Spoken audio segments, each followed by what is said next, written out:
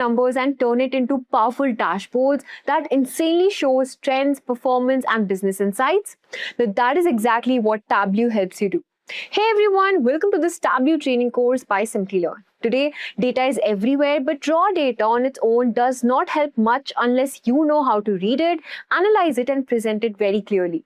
That is where Tableau becomes such a powerful tool. It helps you turn complex data into simple visual interactive reports that are much easier to understand and act on. So in this course, you will learn how to work with Tableau from the ground up. We will start with the basics like understanding the Tableau workspace, creating charts, using drag and drop feature, work with dashboards, and then move into joins, relationship, data modeling, and advanced chart types. You will also learn how to do business style analysis using real reporting scenarios. So this course is not just about making charts, it's about learning how to tell a story with data. Let's look at the agenda for this video. First, we will understand what Tableau is and why it is used. Next, we will explore the Tableau workspace and basic chart creation.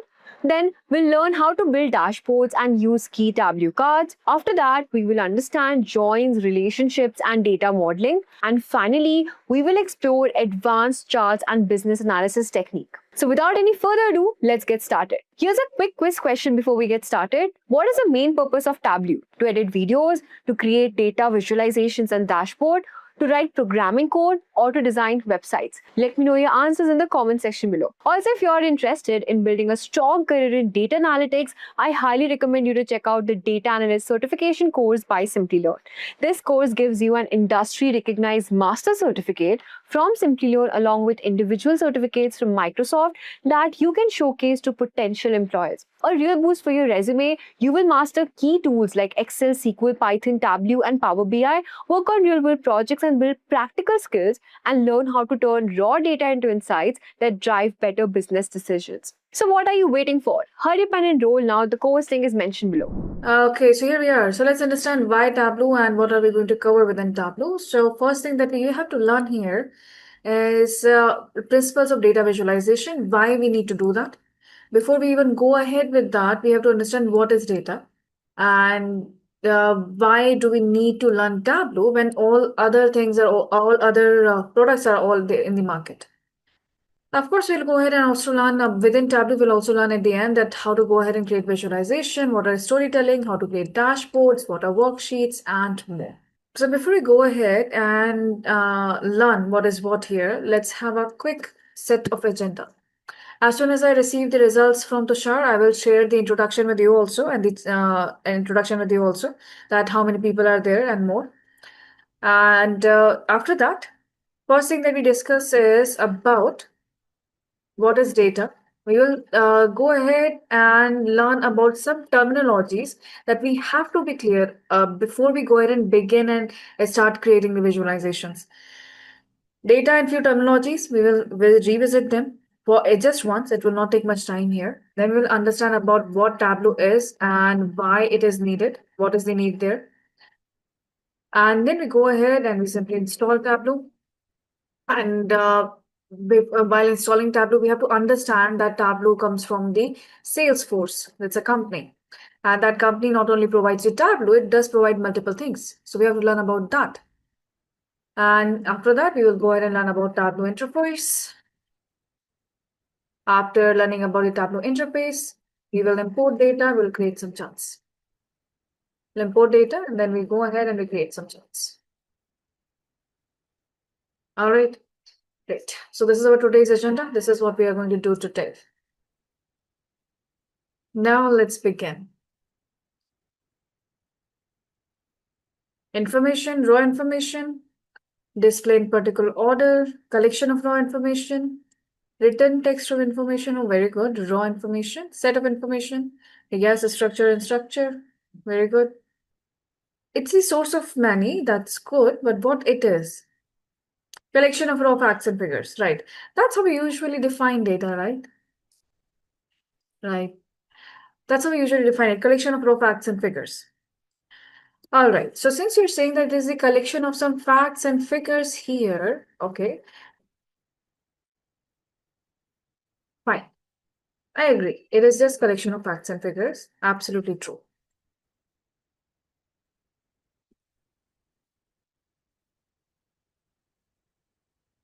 Now tell me here, is this data, everyone? Is this data? Yes, this is data. Absolutely right. But you said data is information. Is it giving you any information right now?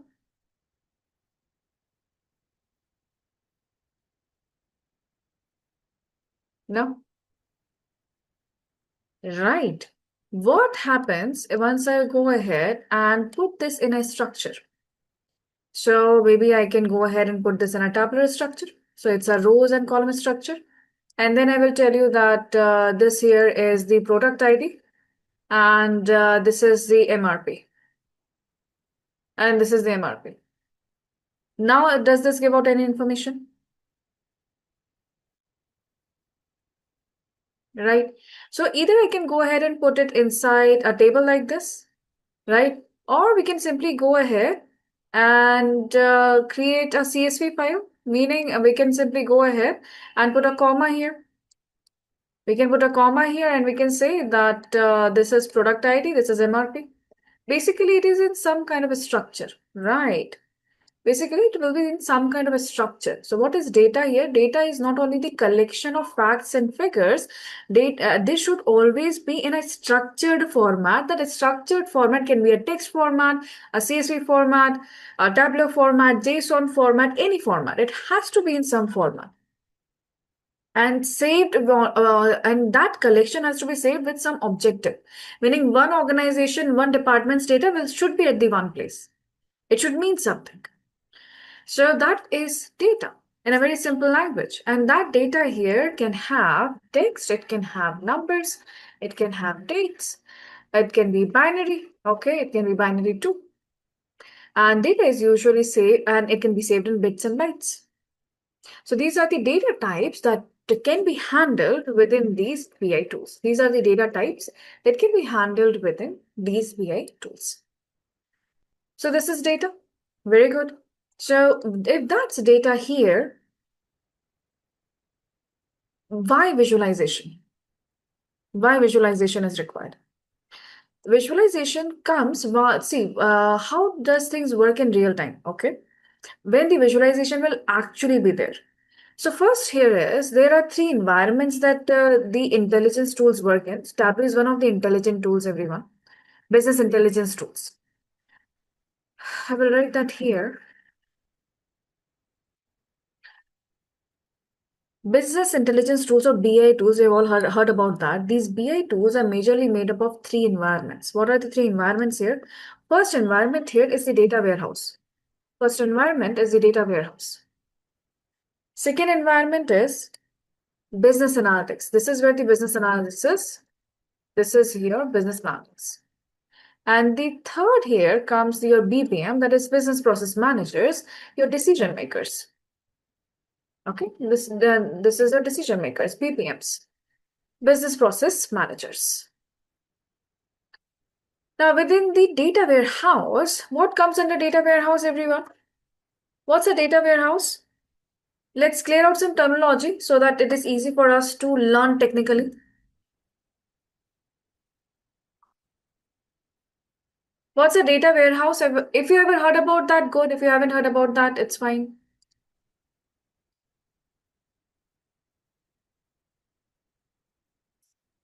What's a data warehouse? It has nothing to do with decision making yet. I'm simply asking about the first terminology here, data warehouse. Have you ever heard about this word? Right, where data is stored. Very good. Right, right. How many of you use Gmail? How many of you use Gmail? You all have Google Drive, right? You save a lot of things in your Google Drive. What is that? So, what are data warehouse? These can be your clouds, these can be your servers. Now, when we talk about servers here, okay, we are talking about huge RAMs, mainframe computers, and these servers can be on-premise or these can be third-party services too, right? So, what is Google Drive there, OneDrive there? These are just hosted on clouds and servers, right? So these are data warehouses. These data warehouses, consider them as a large container. What are data warehouse? Data warehouses are a large container. These are hardwares, guys. Okay, these are hardwares. So they require hardware. So there's a huge container. Inside that huge container, this entire container is your data warehouse. All right. Now, inside this data warehouse, what are they doing? They have multiple RAMs inside it, huge RAMs. Okay, memory storage devices. And inside each RAM, they are holding multiple tables. They are holding multiple tables. And these tables are connected with each other. These tables are connected with each other. Inside each RAM, huge databases are there. So these databases that you're looking at here, okay, this collection of tables is called as databases. And these collections of tables here are held inside a cloud. So what are databases, everyone? Databases are collection of multiple multiple tables which are connected to each other. Multiple tables connected to each other. That is databases. Okay. And data warehouse is just a huge container inside that you have multiple ramps, or a huge warehouse, actual warehouse, okay, made up of concrete. Inside that you'll have RAM, and you will have inside RAM, you will have all databases there. Clear? What's a data warehouse now? Yes.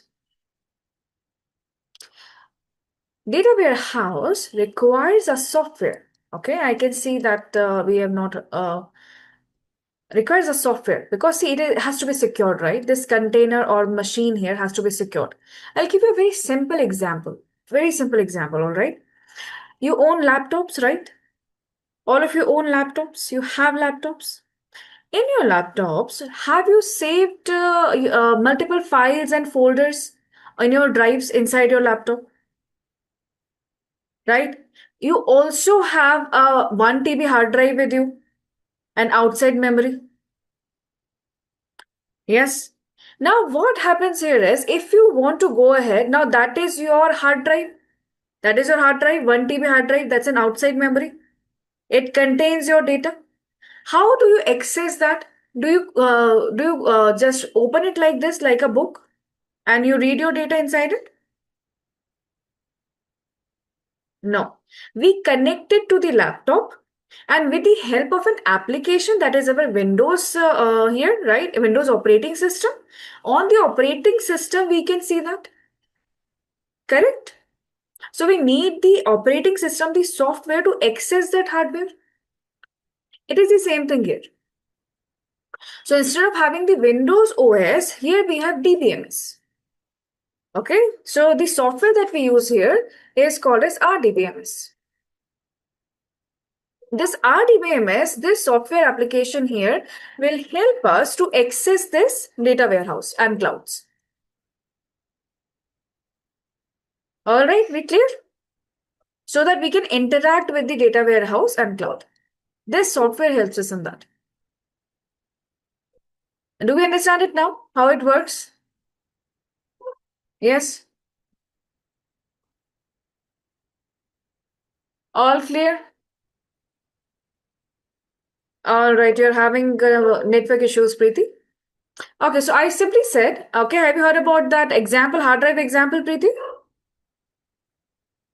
That if you want to access your hard drive, you have to connect it on your computer. And if your computer has that Windows operating system, any operating system, then only you can read that hard drive here. In the similar manner, what software is required here?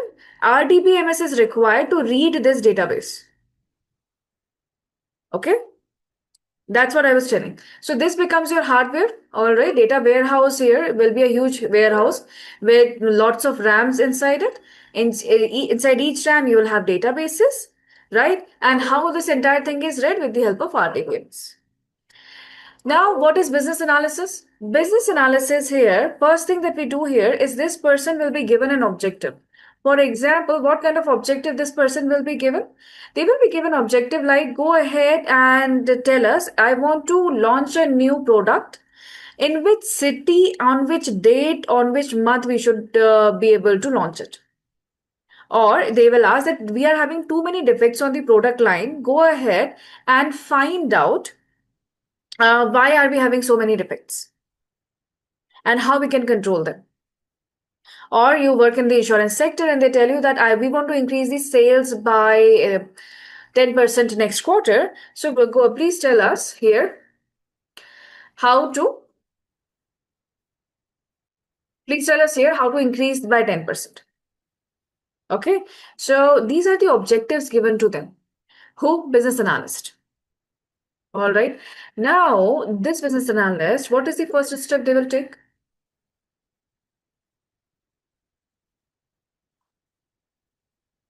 Database management system, relational database management system, RDBMS. That's a different part of a study. Okay.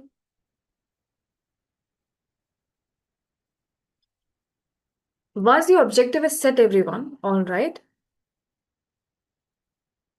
Thank you, Preeti.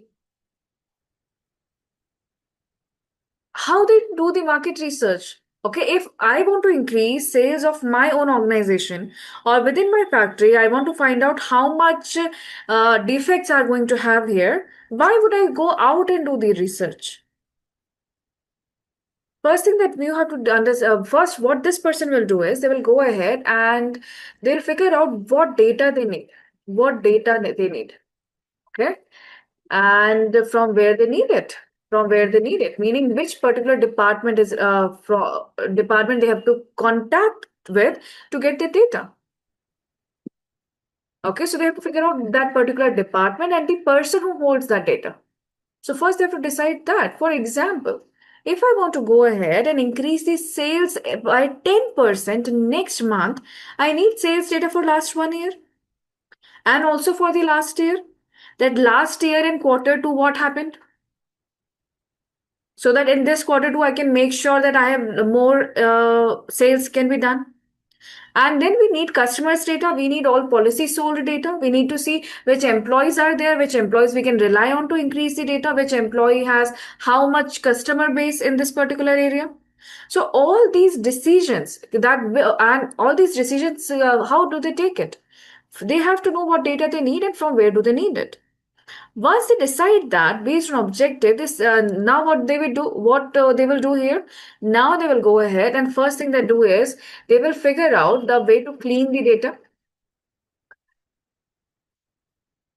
data, and load the data to the software. Any BI software, or data visualization software. Right? So data analysis and data visualization go hand in hand. And who helps this person? Because this person's job is to ask a correct question with the data. This is the person who will decide what, why, and where, and how to implement that any decision that is taken. So this person decides the question and what reports need to be created. This is the person who guide everything.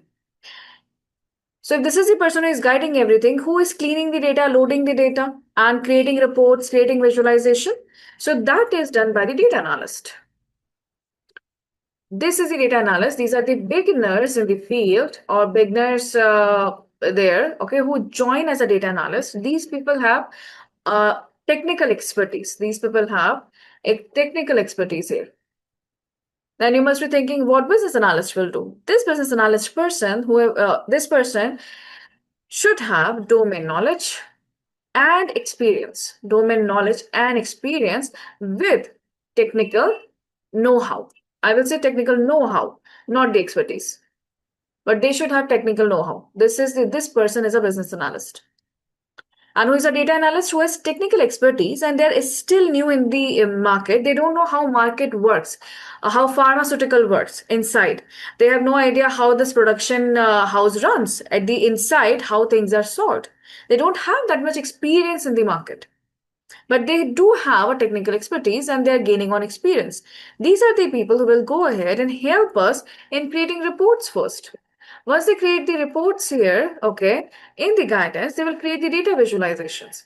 Because only creating the chart is not the key. You have to learn how if this chart is correct or not. Charts are not always correct. Reports and calculations are not always correct. So we need to go ahead and learn reports, and these reports are converted into visualization. We never created direct visualization. We created the report first, then we convert that into visualization. And this is the job of business analyst and data analyst together. However, if you go to a small or medium enterprise, both these jobs will be done by one person. And why we were doing all of that? Why we were doing this analysis, everyone? We bought the data from here. Okay, we bought data into the data analysis software. We cleaned the data, we made the reports. Why? Because we have to make the decisions, but we are not the ones making decision. The decision will be taken by the decision makers, business process managers.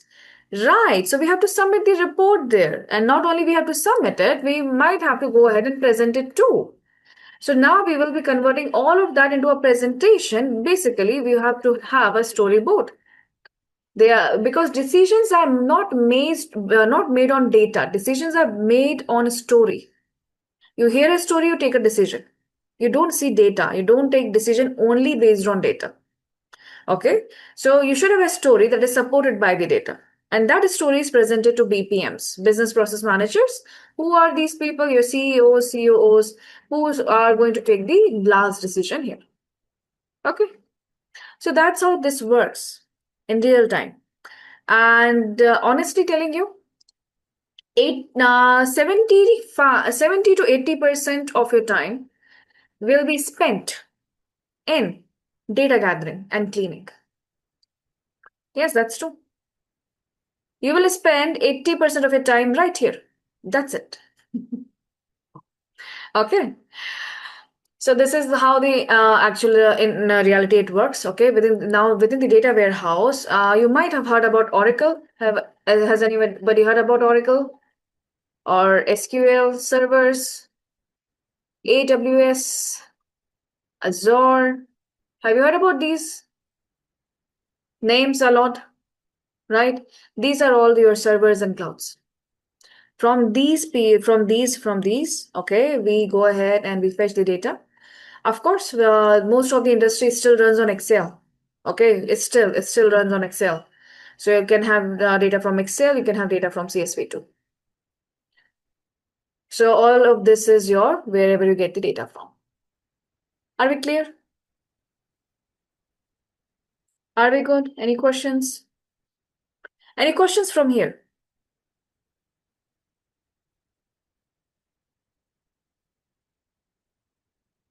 Would you like to take a screenshot?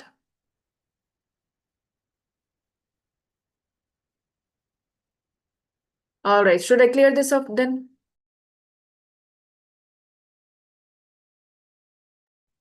Wonderful, thank you. Here we go. Now let's go through now what is data visualization? When everything's said and done, last thing is visualization and presentation. So what is a visualization, everyone? We cannot read data like this. But if we go ahead and present it in a picture, a nice picture, it's a pictorial representation we usually see. And we say that if I create it in a pictorial manner, it will be easy to interpret and it helps us to make data-driven decisions. Completely agreed. Yes, it can help you to identify trends, patterns, outliers, and get more insight rather than just looking at numbers. Now, why that happens? Because your human brain is you perceive the details in that way. Because of that. So, for example, okay, you have been on road, right? Whether you're driving, you're commuting, in any way. We have all seen traffic lights, correct? So, what do you think is better? That turning those traffic lights turning green, red, and yellow, that is better, or they should write properly, stop, go, and wait. Which is more perceptive, colors or text, written text?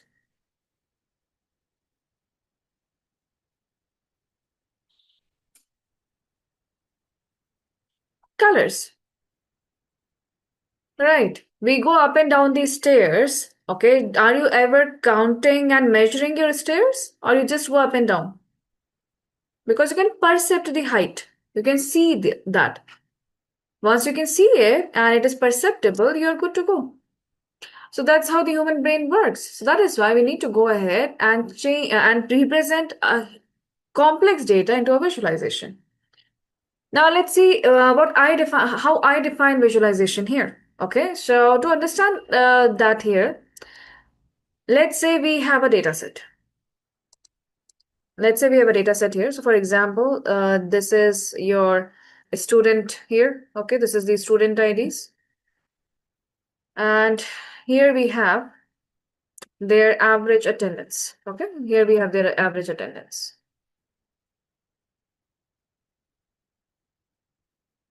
So here are the students. All right, this is their average attendance.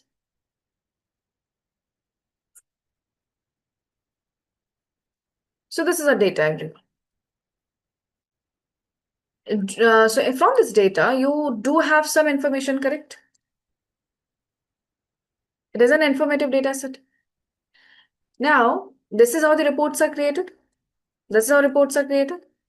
Let's convert this into a graph. How do we convert this into a graph? Every graph is created between x and y axis. We have all studied coordinates in our sixth and between 6th to 8th standards. So we have x and y coordinates. So this is y axis. This is x axis, everyone. Right? And y axis here starts with 0. We all remember that too. Now tell me here what we keep at x axis usually. What we'll keep at x axis here? How do we plot this report here? How do we plot this report here? What should I keep here? Attendance or student ID on the x axis?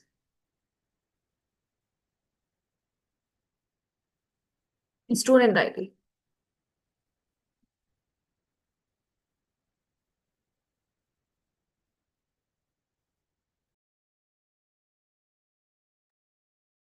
And we keep attendance here on y axis. We keep attendance on y axis. Now, if we are keeping attendance on y axis and here, this is how it will look like. So let's say this is where I'm keeping A, this is where keeping B, and this is the C person. And if this is zero, everyone, then we are keeping here, let's say 5, 10, 15, 20. That's how we create, right? Now it all comes down to creating the chart. To create the chart here, let's figure out the data points. Where the data points will be there? This is A is on 10. So this is A. This is A, right? What we do here, we match. This is A, we go till 10 here, right? We go till 10 here and we will point the data point right there. Done. B is 15. So this is B. We will go here. This is 15. We match it and we place it here. C is 9. So somewhere here it will be below 10. This is C. Somewhere it will be here. So now these are the 3 data points, everyone. We plotted the graph. Now it depends on us. What do we want to do with it? What do I mean by that? Now, how would you like to represent these numbers, these data points on this chart? Do you want to represent them as bars? Would you like to give them a shape of a bar? If not a bar, would you like to go simply leave them here as a circle, a circle as per the magnitude of the value? Will you go ahead and leave them as a circle only? Or maybe you would like to go ahead and represent this as a line. You simply go ahead and connect them with a line. So how would you want to go ahead and represent this? So basically what visualization here is representing a number number via visual indicator, via visual indicators. What are visual indicators? Visual indicators are shape, size of the shape, color of the shape, position of the shape. It can be images and icons too. And you can also go ahead and place them, color them, and size them. So no matter what kind of chart you create, ultimately you're doing the same thing. So technically you're representing numbers via shapes, size of the shape, color of the shape, position of the shape. Or instead of shape, you're using images and icons. So that is data visualization. And when we represent our data like this, it does give us much more insight than just looking at numbers. One of the best examples of this visual indicator definition is the moving chart, animated chart created by Professor Hans Rosling. This chart here, look very closely everyone, look at this here. Observe that here we have lots of circles right here. The x-axis is income, y-axis is life expectancy. Now on this x-axis income here, income increases from left to right. And expectancy life here increases from up here increases. Each of these circles represent one country, one country each. The size of the circle represents population. Position is defining here how much is the income, how much is the expectancy. Size is defining the population here, and the color of bubble is representing which continent they belong to. So there is a lot of information that is going on here, a lot of information. But other than that, okay, other than these parameters, now here at the back, do you see 2019? Go to YouTube and type Professor Hans Rosling chart, and you will see this demographic chart. And this demographic chart moves from, I think, somewhere data they have found from 1800s or something. From there till 2019, it moves. It moves. Every country will move. So this is one of the fantastic examples here. There are more examples. Okay, this data visualization is not new. It goes back to 1700s when the first time the maps were created. Okay, all the geographical maps that you see here, they are all example of data visualization. So what are the tools available here? In market, there are these tools and more. Do you know any other tools that are used for data visualization?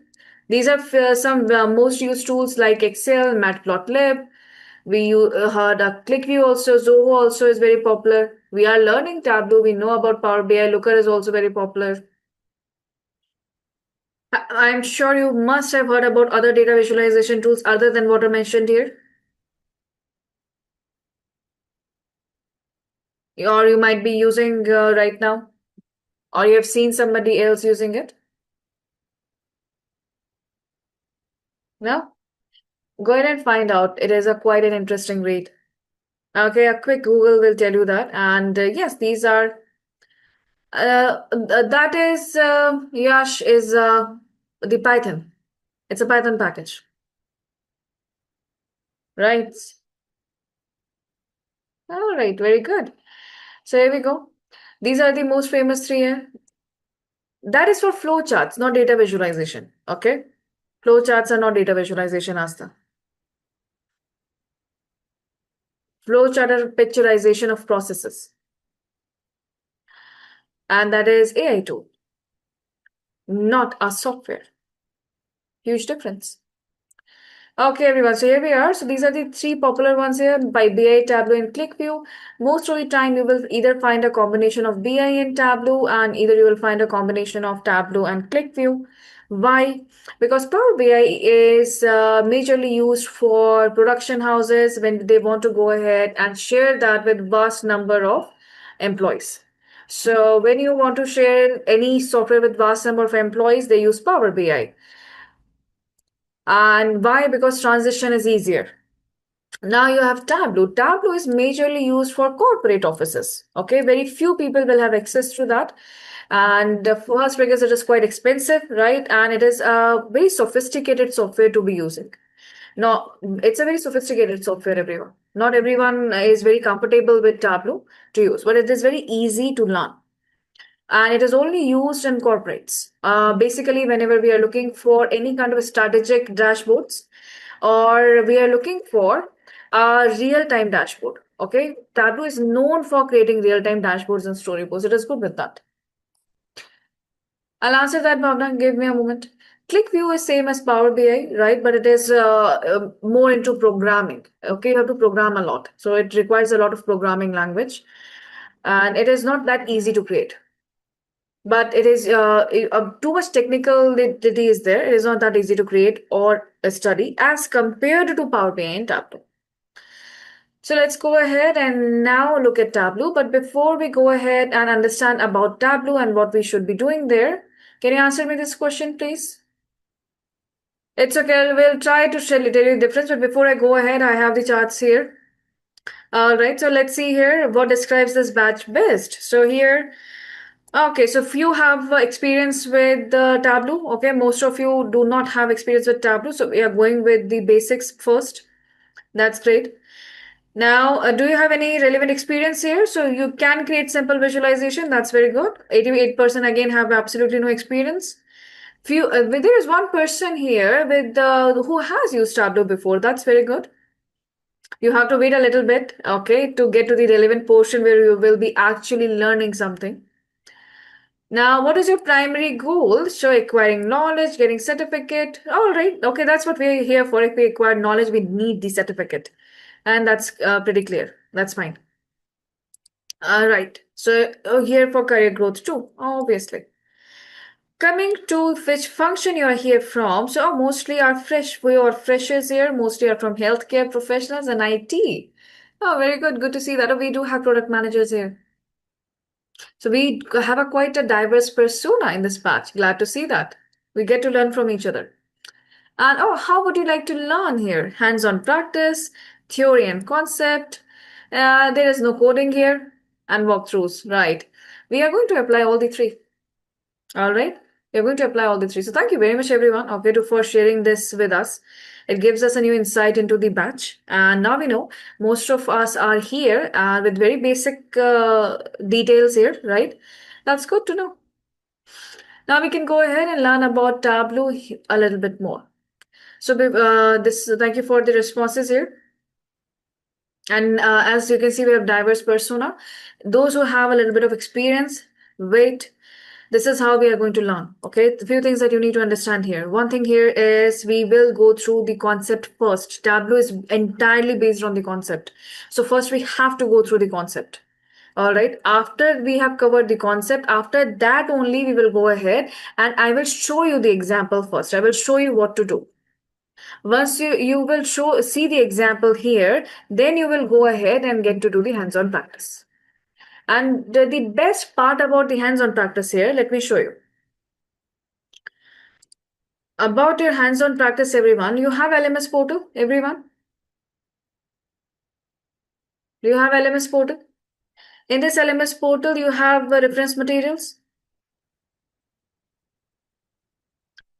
In the reference materials, you have instructor slides.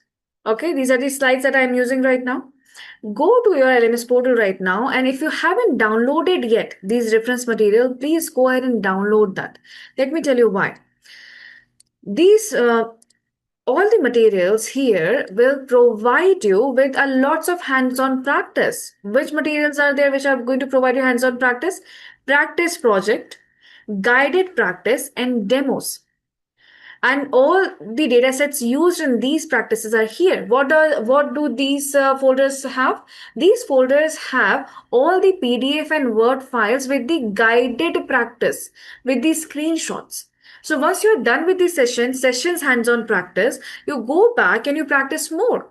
For each lesson, you will find minimum 3 to 5 extra practices for each topic. Okay. So that's what we are, so that much hands-on practice you have given here. So we will practice during the session. We will also practice after the session. That to guided practice here. With the solution and the questions, everything is given there. So go ahead, download these folders, unzip these folders, and explore after the session today. Okay. So is everyone able to see the reference material? May I have a quick confirmation? Do you have the access, everyone? Please confirm.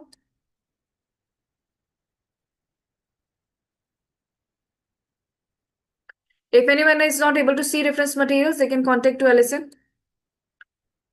All right. Now next here is, are we aware about session materials here? Reference materials are fixed. These are here. Okay. These are fixed. These are here. Session materials are session-wise materials. Okay. This will be updated in after every session, after, before and after every session. So whatever we use in the live session, right? The session materials will be updated for that date. So go into the My Classes. In the My Classes, go to that block, click on the block, you'll find the session material. In the session material, okay, you have link. You cannot click on the link, everyone. You have to go ahead. So here you will have installation. You will have installation, payroll databases, sample superstore. You can download all the three.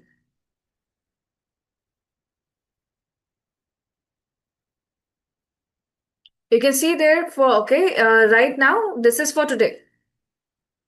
On 11, 12, 13, whatever is required, it's uploaded.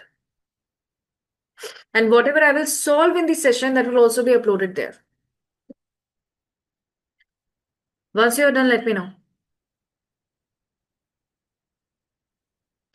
Is everyone able to find session materials? Under the live class, my class.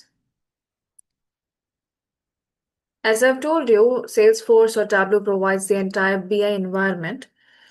So first thing that it provides you here, okay, is your Tableau servers, okay? It provides servers. If you need in-house server, on-premise server, it will provide you with that. There is an online cloud that has been provided. And then you have a fantastic thing that they offer us, that's a public server. Anyone can use that server for free by simply creating their login ID. And they can use their data set and their own Tableau workbooks too.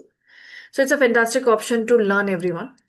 So they provide us with these servers and clouds.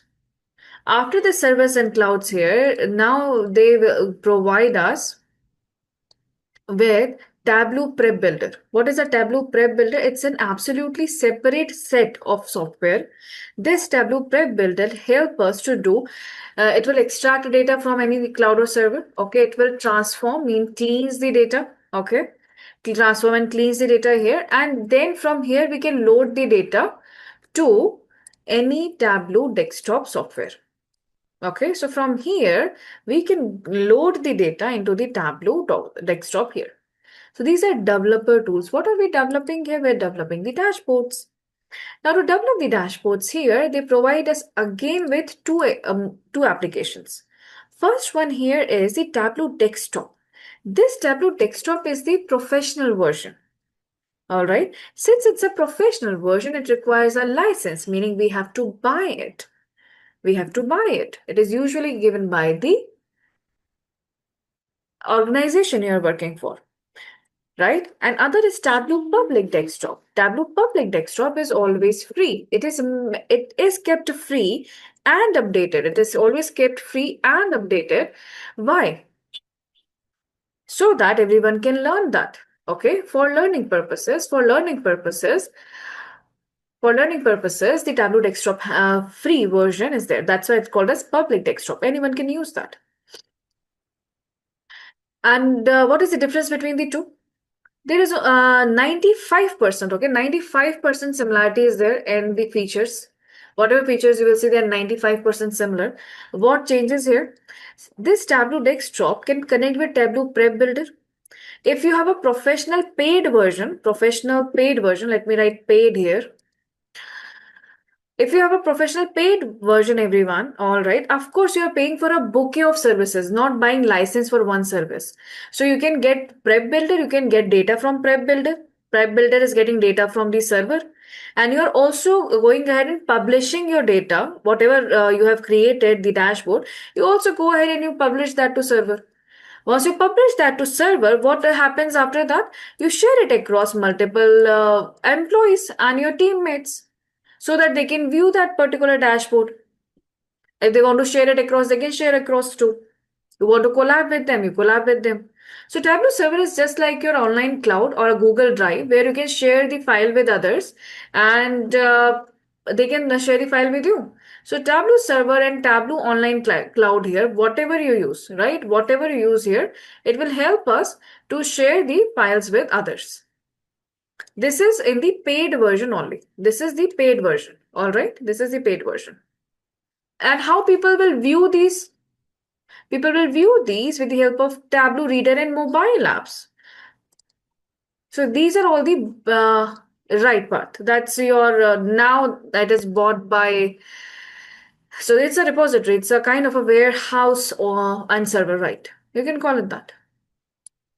It's a you can host there. You can control versions there. So yes, that's a server. We clear? Right? So here, what are we going to work with? So this is reader and mobile application. They can only view the data there. What are we going to work with, everyone? What are we going to work with? Tableau Public Desktop because it's free. And it's meant, it is free so that we can learn about that. The free version, Public Desktop. Very good.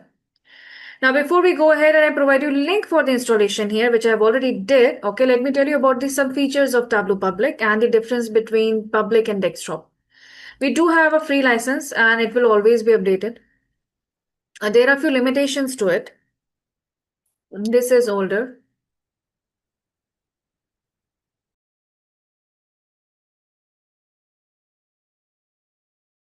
All right, I'm back.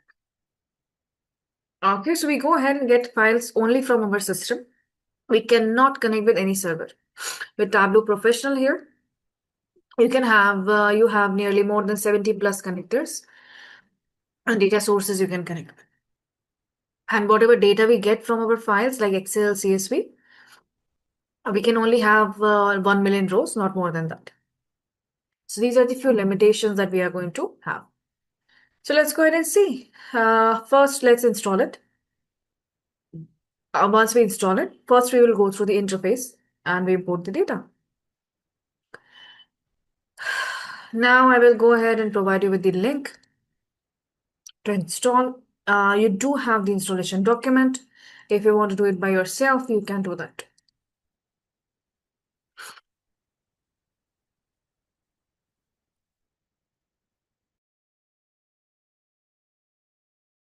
Mm. Go to this link, everyone, that I have pasted here. In this link here, you will find an option. Okay, you can have your first name, last name, any email will do, doesn't matter. Any email you can write here, any personal email. Talking about role here, you can say that you're a student. Okay, that's it. And wherever you are currently, and download the app. Once you go to download the app, okay, let me know. Because once you click on download the app, you will be provided with two options, Mac OS and Windows, right? It usually automatically understands which OS you're using. And Tableau is only available for either Mac OS or Windows. And the Windows should be 10 and above, right? And with Mac OS, it works with selected versions only. So either it will work, I think, with Intel and one is another, I think, Silicon. But in that also, not all the versions will work. So you have to find it out. So let me know how many of you are using Mac. If you're using Mac, can you just type +1 in the chat? Anyone using Mac OS, can you please go ahead and type +1 in the chat?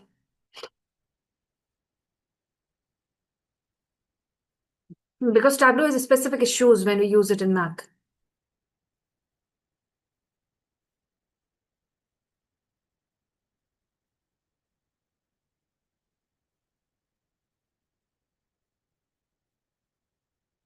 All right, I will ask the question again. Anyone using Mac OS?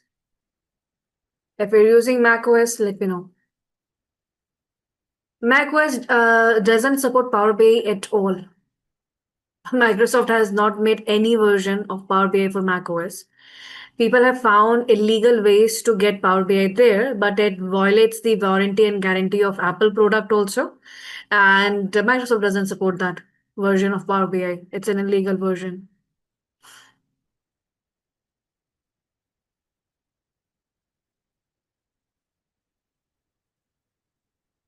All right, so I get that no one is using macOS then. Wonderful. Okay, so here we go. So since we are all using Windows, everyone, once anyone clicks on download the app, would you like to share your screen? Because this is my company laptop, I already have Tableau installed here. Right, but after filling up the details, Ayukta, have you filled up the details, right? So that no one can see your personal email IDs and everything, right? Wonderful. Okay, can you share the screen right now, please? I've given you the access. Oh, yes, I can see that. I can see your screen. Let's go. Yes, very good. Thank you very much. Now wait. Please wait. All right, everyone. Let's look at that. Are you looking at this green color pop-up? How many of you can see this green color pop-up? Quickly use the reaction button. Give me quick emojis of your choice. Give me quick emojis or messages. How many of you can see this green colored dialog box? Yes, very good. Now, if the download has not started yet, you can find the download near here. Go ahead and click on Windows. Right, click on Windows. It's okay, Vanda. I'll help you out here. Unverified download blocked. Can you open the pop-up here? Can you allow the pop-up there?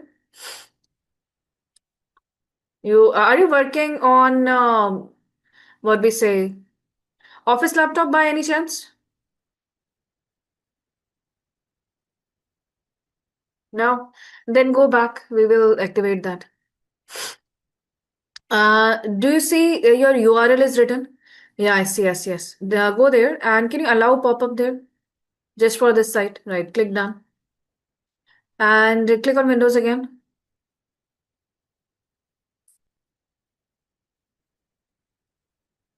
Now go to that downloads. Click on that downloads, please. Let's see. Download unverified file. Click on that. Now it will start download. Melissa, now that depends on an organization. All right, if they have given you the admin rights on your laptop, you can install it. All right. Otherwise, you will be blocked from the admin, and mostly laptops will block the admin rights. Mostly work laptops. So you have to find it out. Go ahead, download it, and try to see if you are able to download it there. And after download, installation will be blocked. All right. So, Sayukta, let this download here. Let me help Vandana here. So, Vandana, why are you saying you're not able to see that green colored one?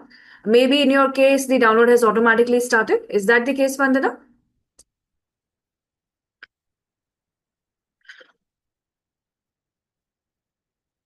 Done? Oh, that's wonderful. Okay. So, once everything is downloaded, everyone, let me know. Okay.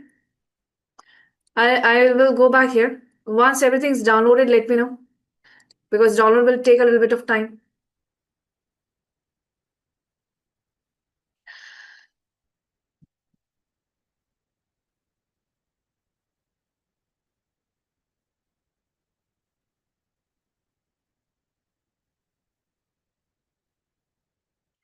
Very good. Thank you for informing. Once your download is done, let me know, please.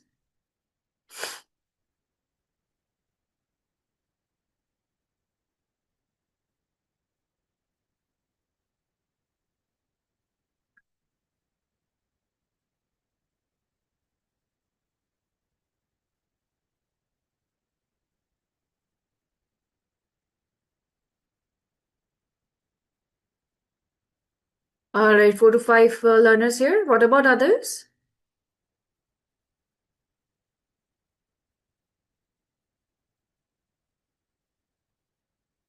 Yes, Preeti, you want to share the screen? Go ahead, share the screen.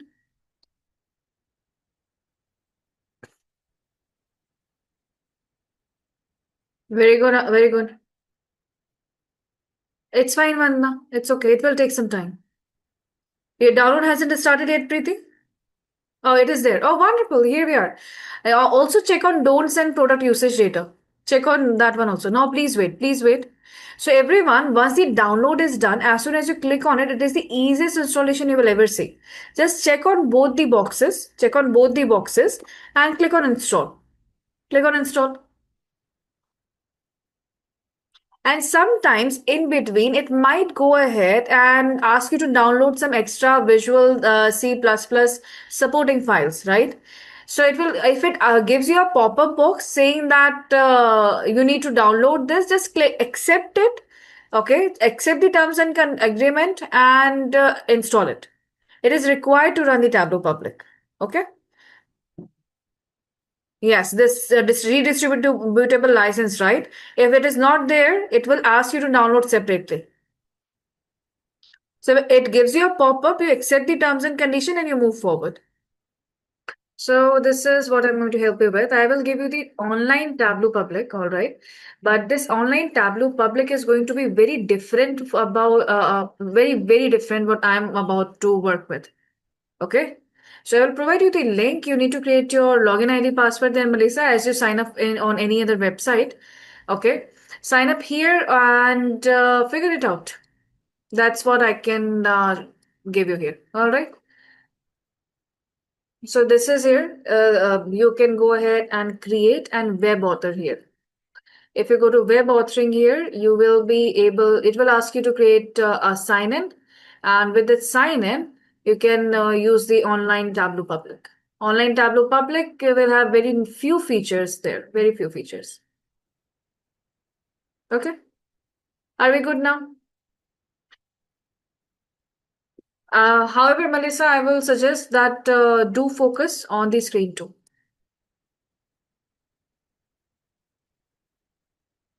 Wonderful. Thank you very much. All right, everyone. So let's go ahead with interface. But before I start with the interface and technicality, there are a few things that I will now establish. Since we are moving into the technical part of it, now I will be slower.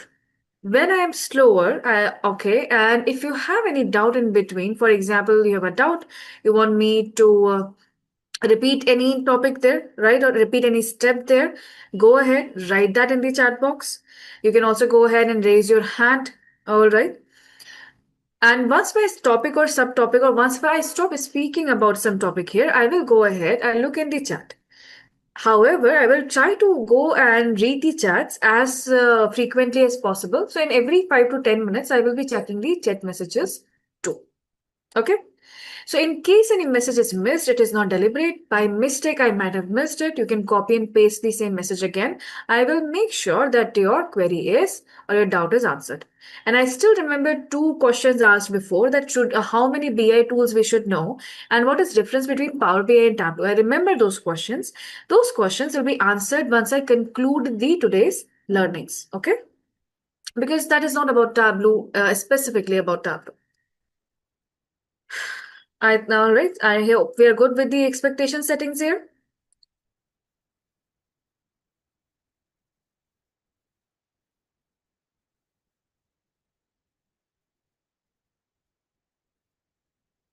All right. Wonderful. Thank you very much.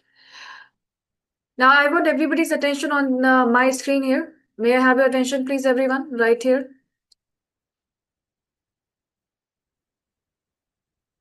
Now within your Tableau public, you this is the first interface. In this interface here, we have file, data, help. This is the menu bar here. And then here we have connect pane. This is called as pane. You can call it panel. Usually it is called as connect pane. After connect pane here, this is the blank screen, okay, where it says open and open from Tableau public. In this blank screen here, once we start working on Tableau, you will see files are saved here in tiles. So basically, this is the recent files that you have visited. This is the recent files that you have visited or edited. Those files will be shown here. And on the right hand side here, this is called as Discover panel. This is called as Discover panel. Okay, in this Discover panel here, you will find all the links to Tableau Public website, blogs, and articles. And all the articles about learning and other web authors out there. So whatever they are doing currently, all the updates you will get here. Okay, so these are all outside links to public website. That is the Discover panel.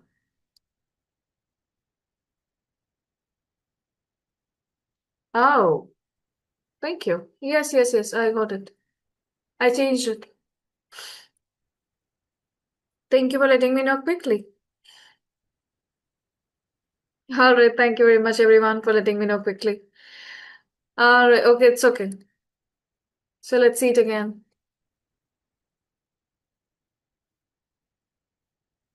So this is here we have menus, everyone. Then we have connect pane. What is this is called as pane here, pane. At the center here, we will go ahead and see recent files.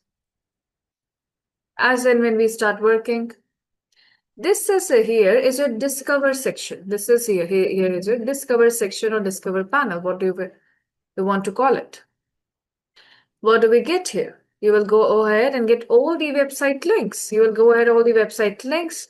Okay, all the public links available there. You'll get the authors link, you'll get blogs about it and articles about it and more. So whatever updates they're having, it will be shown here in the Discover section. So these are the three panels or three sections here. First, let's talk about the Connect section here. In this Connect panel here, as we all can see right now, we are in Tableau Public. Since we are in Tableau Public, we have access only to the files from our system. Now, if you're working in Excel, you can get a text file, any database file, all right, or any other JSON file also can be added. These are spatial and different type of files and formats can be imported right from here. It is giving us the option to get it from a server. What is the server option here? This server option only includes Google Drive, online data, or any website data connector. Depreciated means that they provide the connector, okay, but they don't update it anymore. So now we have these two working data connectors. So if you have any online data you want to connect with, you can use these connectors here. What is a connector? Connector is like a bridge between the Tableau application and your server. It acts like a bridge between the two. It's a small application software. So these are the only options that we have available here in the Tableau Public. Now let's go ahead and connect with the data set. So you all have been provided with a payroll.csv. Do you have that file with you, everyone? Payroll.csv.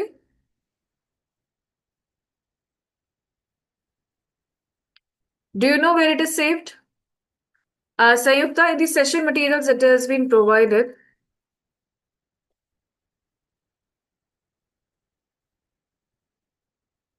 All right, give me a moment. I will share it here also.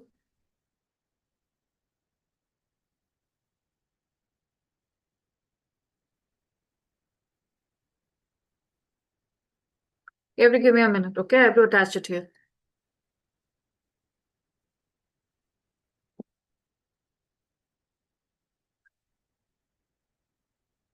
No, Parth, you cannot do that.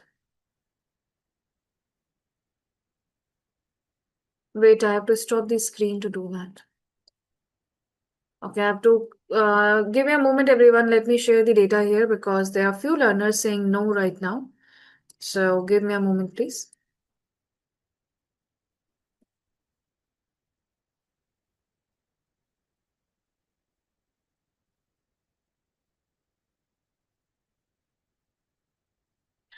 You cannot connect MongoDB here, okay? For that, you need a professional version. Are we good? All right.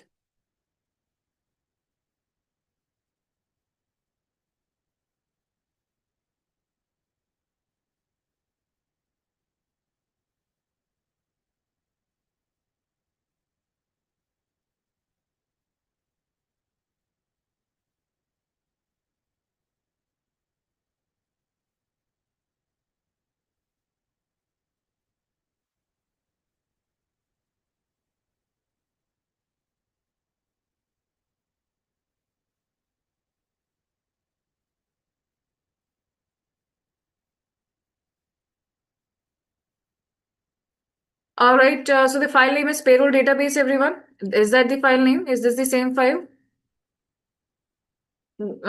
Please confirm that yes, this is the same file we all have access to.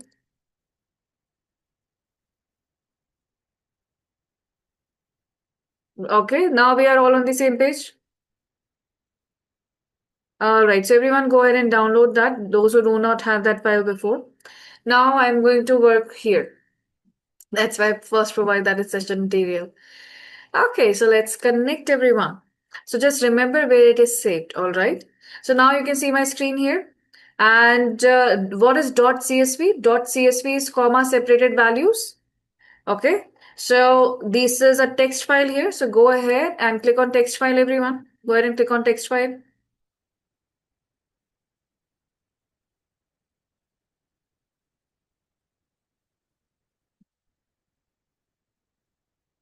Once you're in the text file, go ahead and find your database.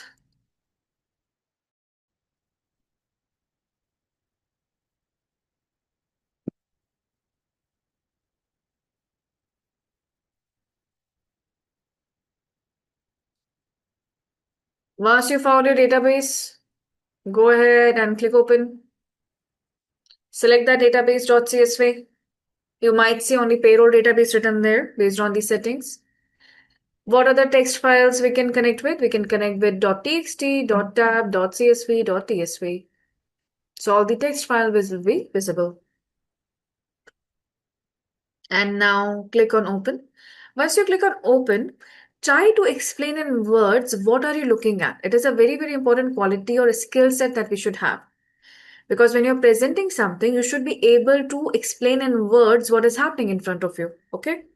So once you click open, try to write in words what are you looking at right now. Observe and write. Okay. I'll be looking forward for your responses. Do you understand the task here? After clicking on open, observe and tell me what are you looking at? What do you see on the screen after you click open?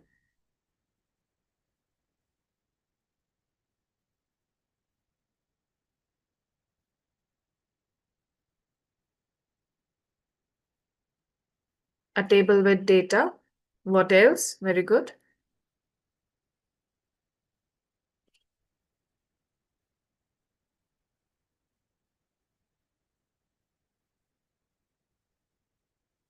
Connection.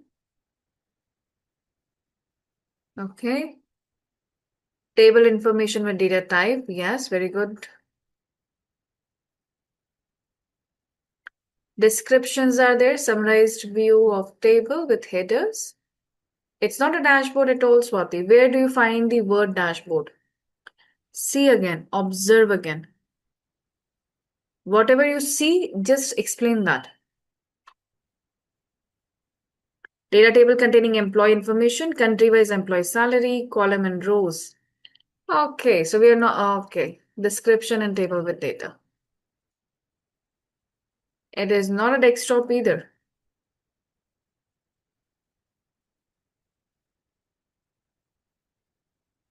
All right, so let's click on open here. Let's explain. As soon as you click on open here, the first thing that we all have observed is payroll database is written here. And the bottom here, you can see the preview, right? What you see here, everyone that is looking at, this is your data preview. Okay, this is just the preview of the data which is saved inside the CSV. And if you find this payroll CSV here, it means currently this data is read by Tableau. Now Tableau is reading your data. This is the first thing that you saw, right? Now I would like your attention here. Currently, where are you? Once you click on open, observe that everyone, you are in data source. You are in Tableau data source window. See that here. So which tab we are at? We are at data source tab here. In this data source tab here, the first thing that we have here is our menu cards again. Then there is an option to refresh your data. You have undo and redo options also there. Now below this, after left and upper corner of quick access toolbars and menu bars, now pay attention what is happening here. This part here is your connections. What this connections is saving here? This connection is simply saving our file path. This is only saving the file path, nothing else. It is simply saving that from where this particular name of text file is saved. It is simply saving the file path. So it is going inside that file path, and now here it is giving us a list of text files. There is a list of text files here. Okay, that inside this folder, how many text files are there? So tell me now, please tell me here, how many of you can see more file names here? How many of you can see more file names below that?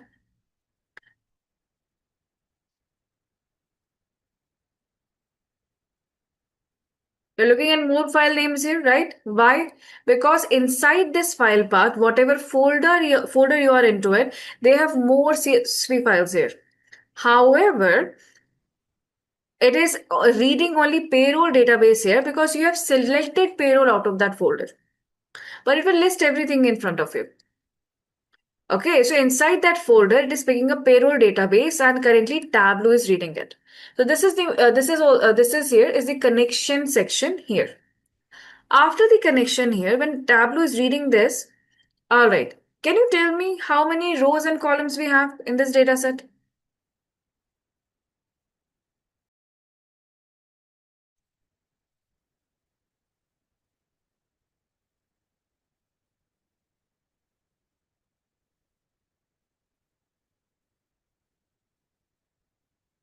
Twelve fields and 20 rows. You found it.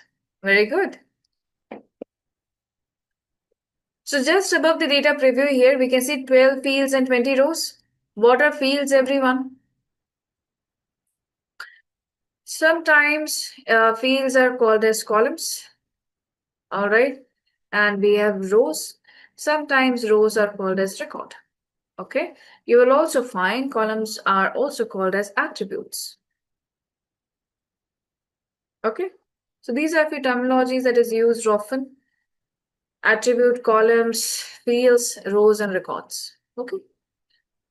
So there are 12 columns and 20 rows. Fine.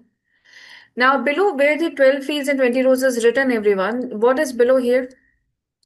Here we know we have a data preview. What do we have here? After you see the preview here, on the left hand side, this area is called as metadata. What's a metadata, everyone? Information about data. Meta means information. Information about data. What type of information about data here? What is the name of your file? Then it is telling you here, what is the remote field name? What is a remote field name?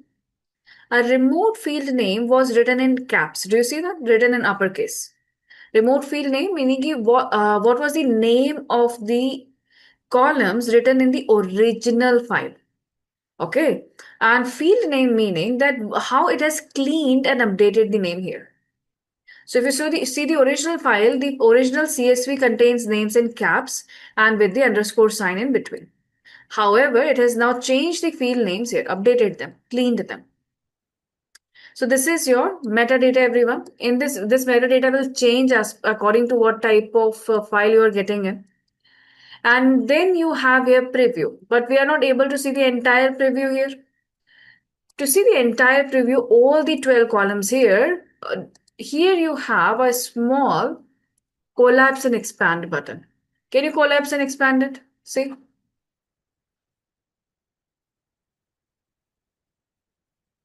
Are you able to collapse and expand it?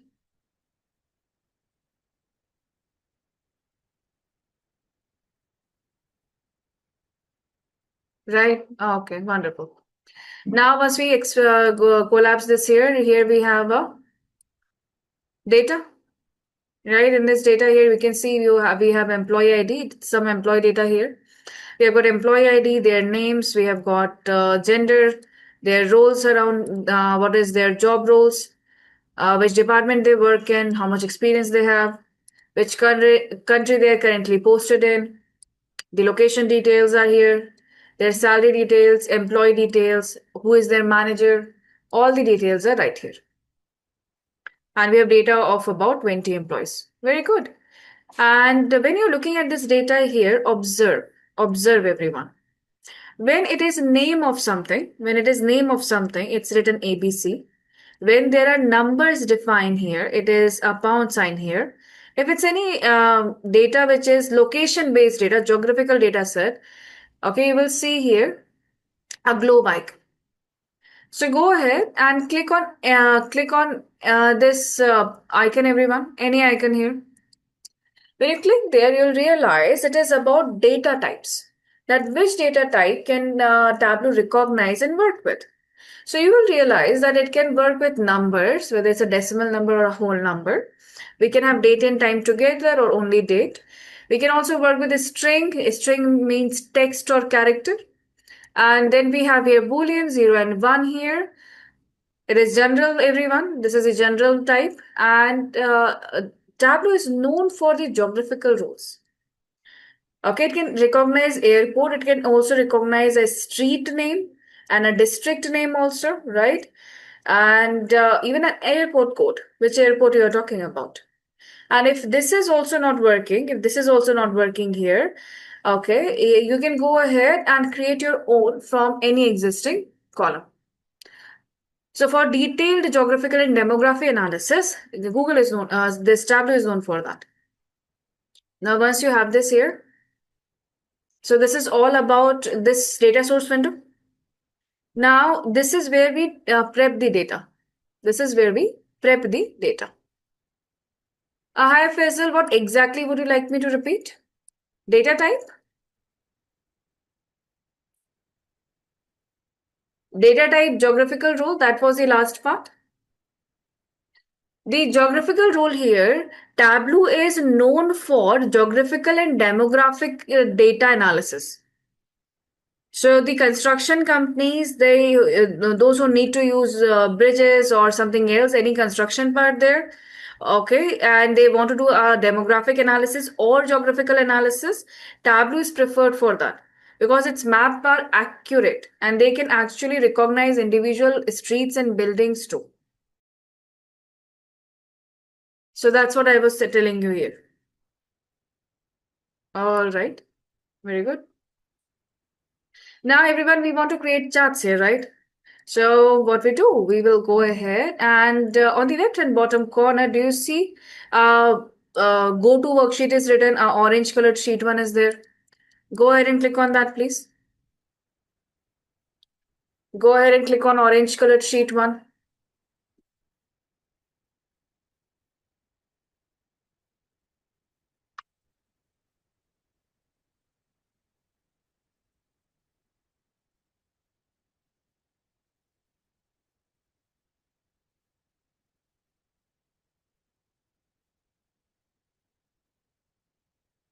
All right, I hope everyone is able to find it.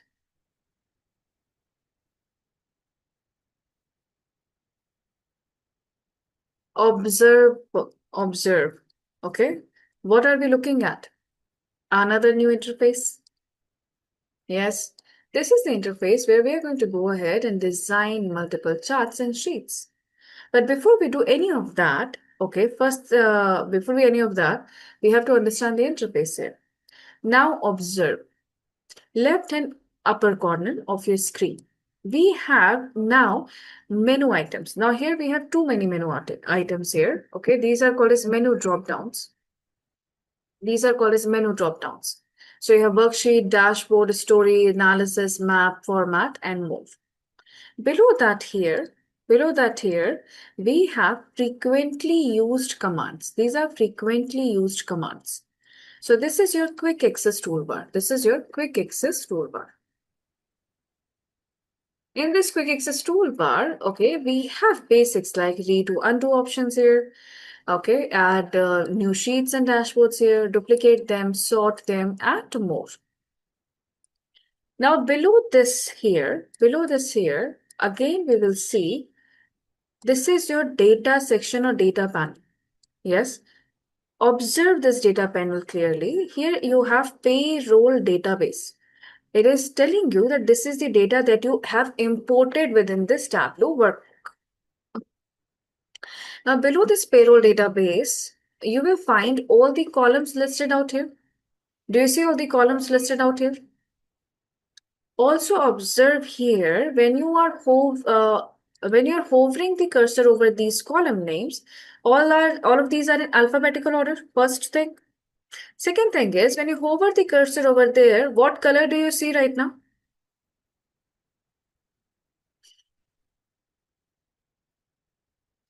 Just hover the cursor over there, over the names of columns here.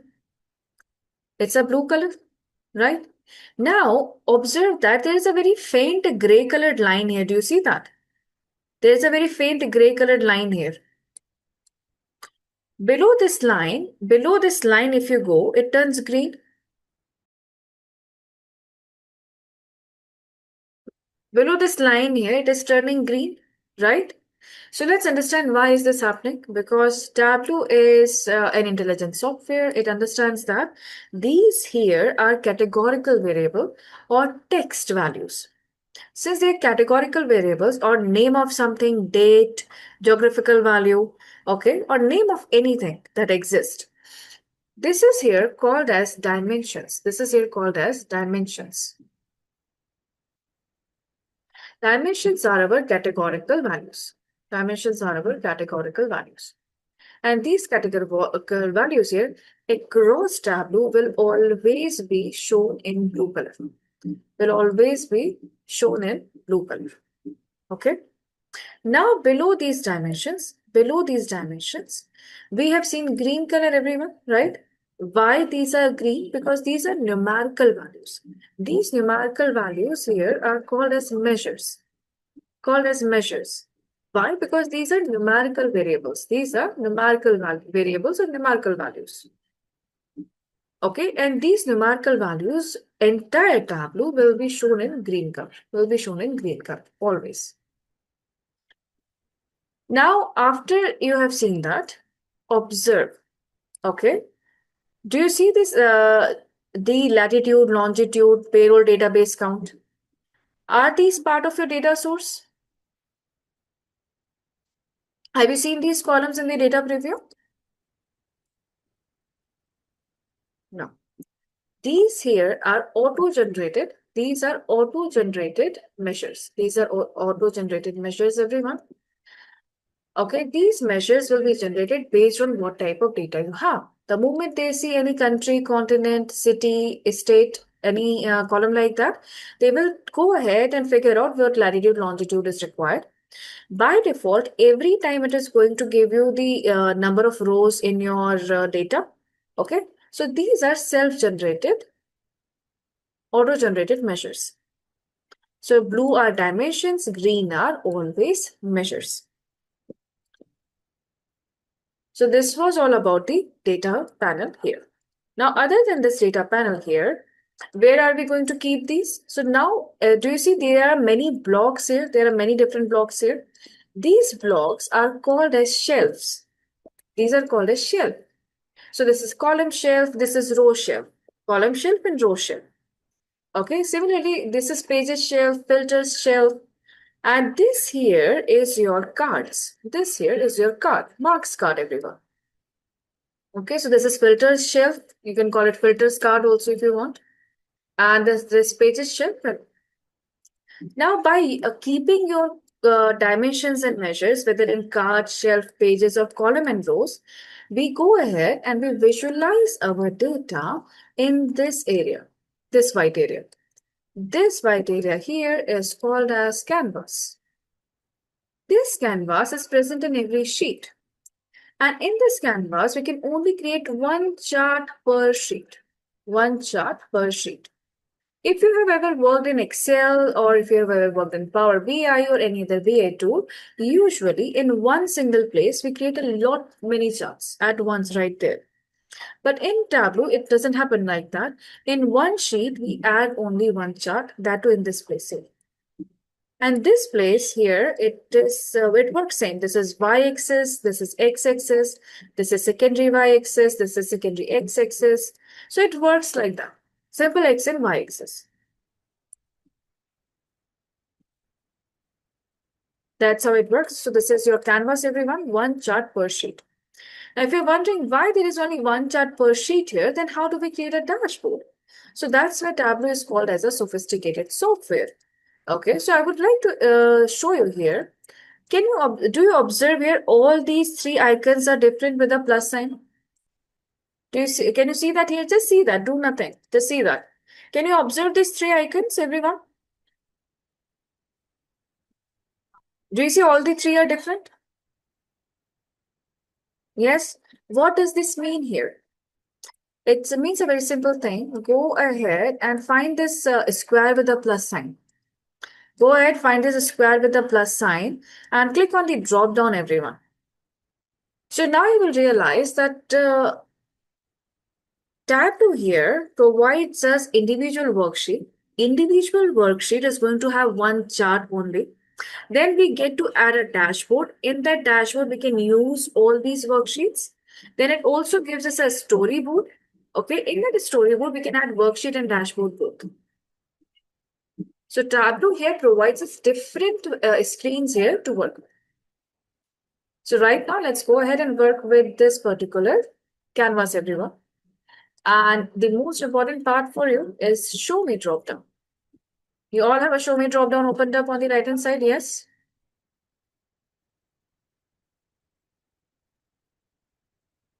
And now remember that I have a 2025 version, right? I have a 2025 version here.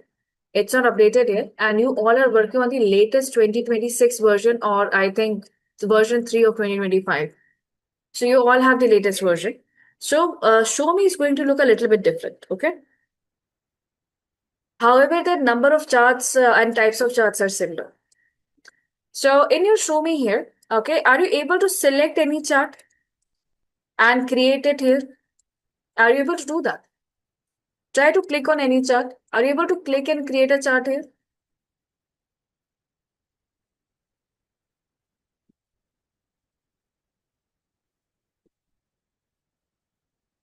Yes. So this is how it works. Okay. If you go to any other tool, I will tell you, I'm telling you the difference now. All right. What happens here is switch off your show me for now. Okay. Why switch off show me here? So that we have enough space to work in. Show me grabs almost 80% of your sheet. So it's better you switch it off. When required, we can open that up. This is why Tableau is called as an intelligent or sophisticated software, because in real time, first you should create a report, then convert that report into a chart. So unless you're not selecting dimensions and measures, it will not let you select the chart at all. And it guides you that which chart is good for this type of report. It will guide you with that too. So this guidance here, okay, these are your visual analytical principles. These are visual analytical principles. And these principles are embedded. These principles are embedded in Tableau software.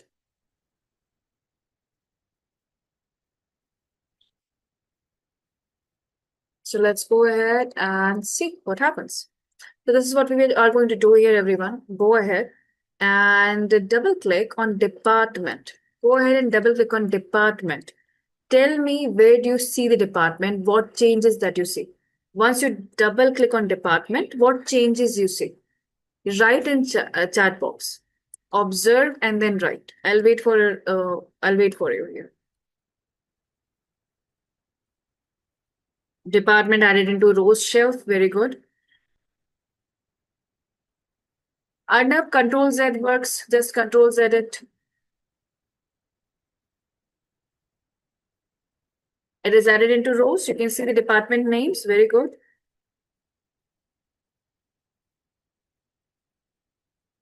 Very good, everyone. So here we go ahead into data pane, everyone, and double click.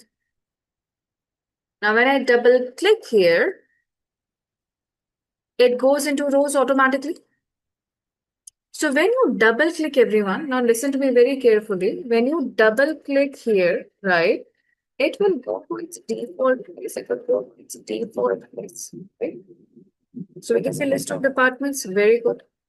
So when you double click dimension, what happened? When you double click the dimension here, its default place is rows shelf.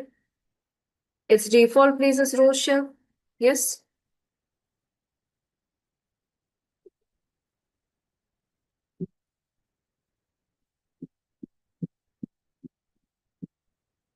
Now, when the department is in rows, it is all written in row wise, correct? It is row wise here. Now go ahead and drag and drop this department into columns and see what happens. Go ahead and do that. Drag and drop this department into columns, everyone. Like this. Drag and drop. Like this. What happened?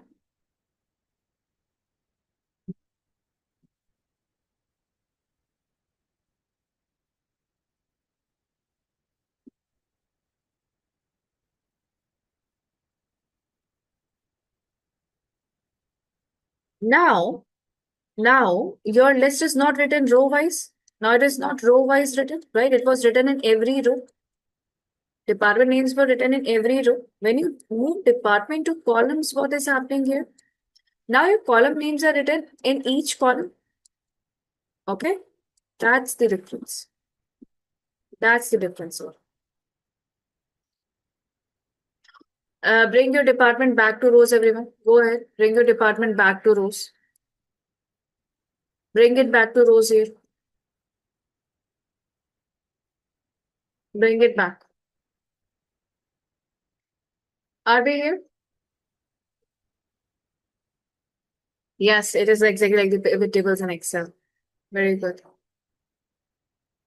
Once you're here, quickly let me know because I'm going a little bit slower so that we can follow along with the technical steps.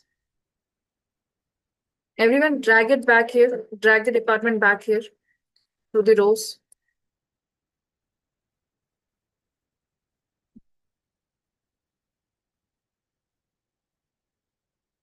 Are we here? Once you're here, please let me know. Once you have bring the department back.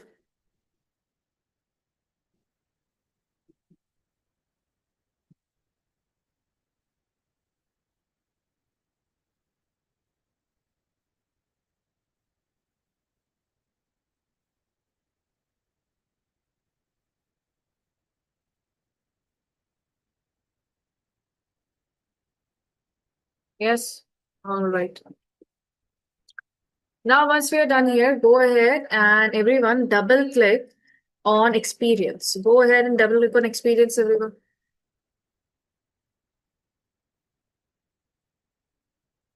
And tell me where does it go? Go ahead, double click on experience and tell me where does it go? What's the default place for measure?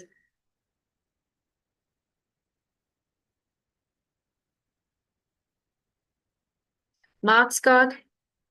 In which card does it go? Under the marks shelf, in which card does it go? There are multiple cards here, color, size, text, detail, tool. It's like one of which card it is going.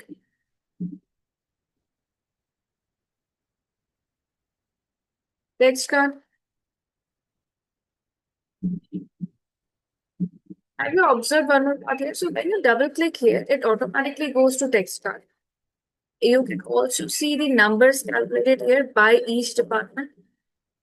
And how is it calculated? Observe that this was just experience, but as soon as it came here, now it is sum of experience.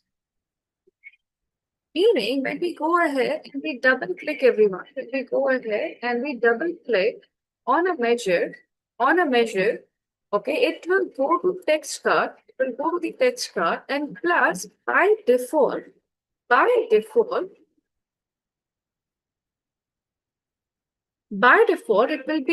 will sum up with any measure that is there.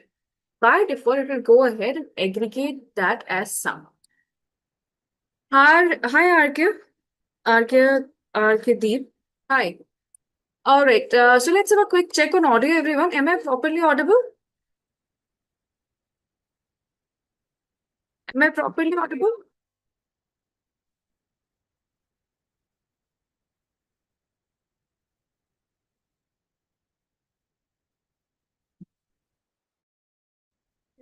I can do it. How about now? How about now? Now it is better? All right. All right. So if it breaks in between now, let me know, okay? Okay. If you are saying this one was better, this one is better. Let me check it on my end. Okay? All right, hello. On my end, I can hear it properly. So let me know when it breaks out again. All right? Right, I'll repeat that one now. It is better now? All right. Okay, great. Thank you very much, everyone. Okay, moving forward here. So, what is sum of sales here? Whenever we go ahead and we add any measure inside the chart, everyone, by default, it will add it up. For example, we have 20 employees here, right? Each employee is working in in one department, different departments. So now, when we want to go ahead and add up the experience from all the departments, this is what the experience we have. So, how this experience is coming up here? By summing it up. So, whenever we add any numerical column here, it will create an aggregated report here. It will add the experience by the each department or any kind of categorical variable we place here. So, that's why it is simply going ahead and summing up the experience. Do we understand this part here? How this plus is coming up? Why it is summing it up? That's how Excel reports are created, right? Very good. So on the same principle here also it will give you a report. Very good. Now once we have a report here, we want to create a chart out of it. Now here I would like to tell you something about Tableau. All right. Go to your show me here and under show me, under show me we'll select a chart, right? But before we select a chart here, I want you to track where this sum of experience will go. Where does this measure go? Okay. So go to show me everyone and click on this bar chart. Go ahead and click on bar chart and observe where does these two are getting replaced. Okay, go ahead and do that. Go to show me and click here.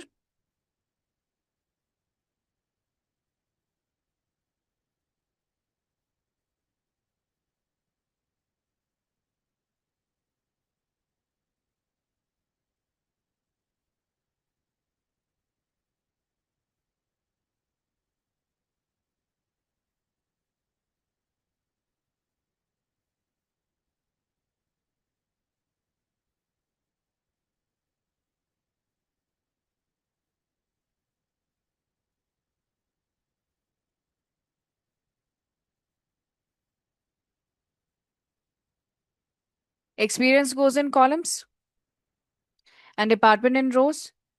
Right, you found out the x and y axis. Very good. Now this is what has happened here. The moment you click on the bar chart here, department will remain in rows, but experience simply from the labels card, text card here, it simply moved to columns. It simply moved to columns, right? What does that tell us here about Tableau? So in Tableau, let me clarify this to you here. In Tableau, this marks card that you see here, okay, this marks card is heart of Tableau. Even show me here utilizes this marks card and nothing else. To create all these different type of charts, only this marks card is used. That is why we will use show me whenever it is required. We will go ahead and we try to master this marks card. Because if we can do this, we can create whatever we want in Tableau. Because in Tableau, these charts are highly customizable. These are highly custom charts here that we can create. Okay, major customization can happen, and it looks very beautiful and informative too. Okay, so this is where we are going to work with. So we've noticed that it has simply moved from here to here, right? And once it is here, you all have identified it correctly that sum which is added in columns, we can see that sum currently is placed in x-axis, everyone. This is the x-axis here, right? And since department is in rows, currently department is placed in y-axis here. Meaning, if you want to place anything in y-axis, you will place that in rows. If you want to place anything in columns, you place that. If you want anything to be placed on x-axis, you place it in columns. Very clear? This is how column and rows work. They recognize x and y axis.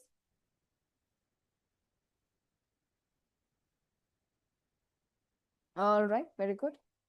Now answer me one thing here. Voice is low for you.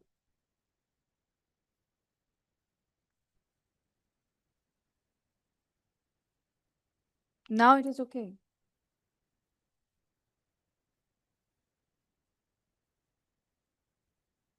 So voice is low for few. Now why is this happening here?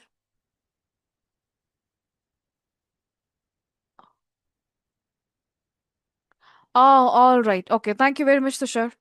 Thank you very much for confirming that. Okay, now I am properly audible, right? Okay, fine. Yeah, what would you wanted me to repeat here? Hi, Asta. Asta, last part was if you will go ahead and put anything in columns, right, it will be added in the x-axis. If you'll go ahead and put anything in rows, it will be added in y-axis.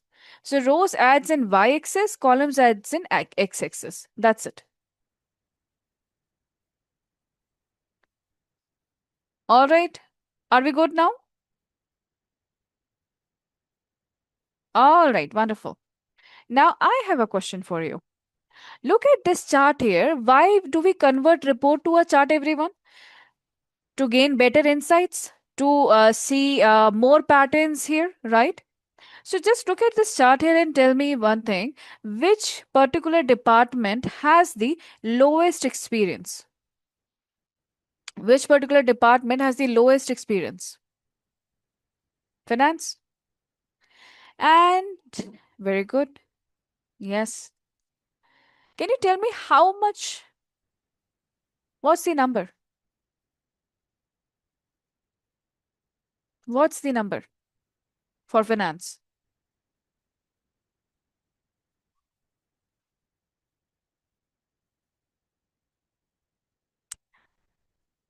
Quite difficult, right? We will try to match it here, maybe 29 or 30, right? Or we hover the cursor over here in 29, right? Correct. Now I have one more question for you. Let's say you have created this chart. You have created this report. You will send it across to your manager. And would you like to add a note here to your manager that if you want to know the number, hover over each bar? Would you like to add that note? That if you want to know the number, go ahead and hover over each bar and look at the number. Do you think they are going to like that? No. Absolutely not. So the objective is to make things easier, right? So we will go ahead and we add the numbers here. The numbers that we add on a chart are called as data labels. Since it is Tableau and in another company, we here call it mark labels. We here call it mark labels, everyone. Okay. So here we call it mark labels. That's it. So these are here mark labels.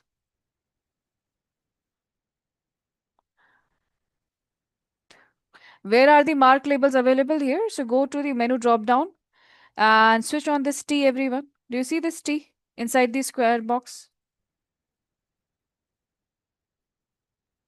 Go ahead and switch on this T. Now, when you switch on this T here, you are able to see the numbers.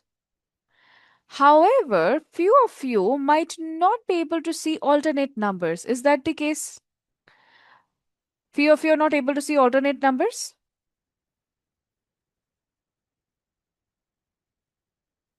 Yes. Now, let me tell you one more thing here. Do you see that this space is also unused right now? We know that we can only have one chart per sheet. So why to not use this space? And of course, we want to see the numbers properly. So now we go ahead where we have switched on the label, right? Just on the right hand side here. Do you see standard drop down? Go to the standard drop down and click on entire view. So basically now we are saying that go ahead and show that chart in entire view. So go and click on entire view.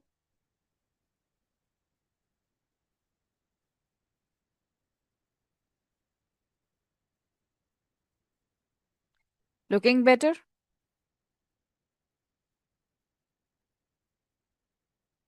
Yes.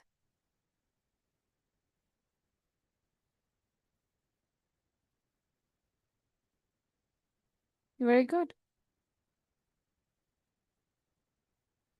Vandana, it all depends on the size of your laptop screen and the resolution that we have set.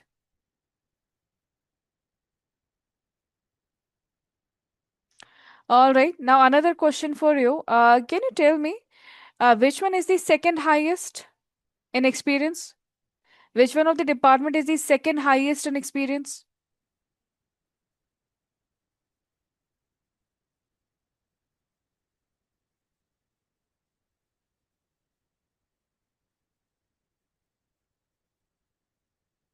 Deceptive, huh?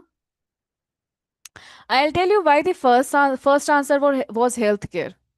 Okay, let's understand human brain, how human perceive anything. When I asked you second highest, first you went off to figure out which one is the highest. So you went here. And immediately when you were coming up to find out, you saw healthcare, which was lower than this. So the first answer was healthcare. But if you scan all the bars, then you will be able to see that this is automotive. It is automotive, right? So rather than this search, find, and rescue, how about we sort them out? If we sort them out, sort the bar out, it will be easier. We can immediately within a second tell us which is the highest and the lowest, or the second highest or lowest, right? So go ahead and sort it out. Where is the sorting option, everyone? Sorting option is towards the left hand side right here. Go ahead and sort. This is your sort ascending. This is your sort descending. And here we are. Yes. Go ahead and sort it. And let me know that yes, you have found it.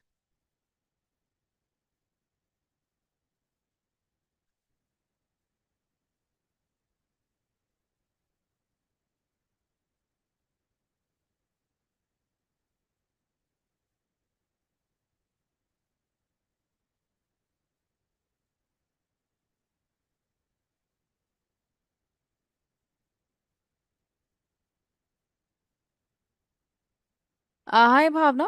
Is it possible for you to share the screenshot? We will reach there also, Ardham. We will learn everything. Okay? We'll learn everything. It's Bhavna, will you be able to share the screenshot so I can see what you have added there?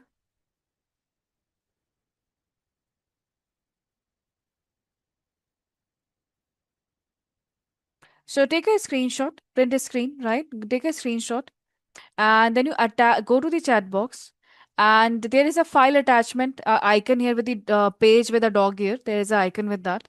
Click on that icon and attach your picture. I'll see into that.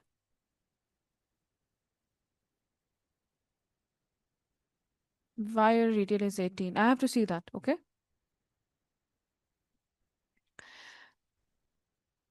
Have you added employee rating maybe by mistake?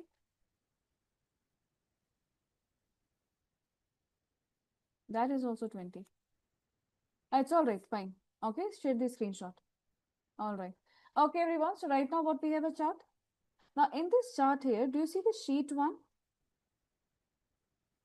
This is the lowest value, Anvesha. This is the lowest value, Anvesha.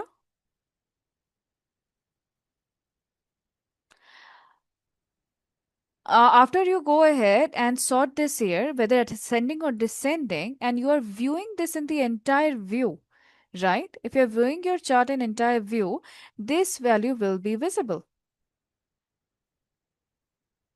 These are the lowest values here. So if you click on ascending, lowest value will be up. If you click on descending, lowest value will be down. Go ahead and check it out again. I have chosen descending order, okay? Yes, thank you, Faisal. Okay, do we have a chart there here? Are we on the same page? Do we have first chart in Tableau, everyone?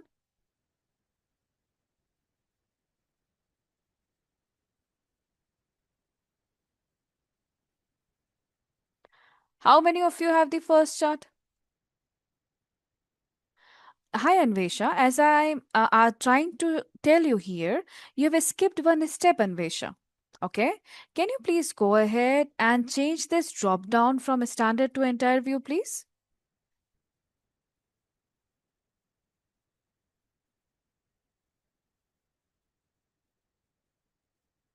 Yes, yes, no worries. No worries. All right. Hey, hi, Bhavna. Same goes to you. Same goes to you. You've added continent also, Bhavna. I've never asked you to add continent in the rows. If you add continent, it will go ahead and sum up continent and department, continent and department. So, of course, the numbers will be different.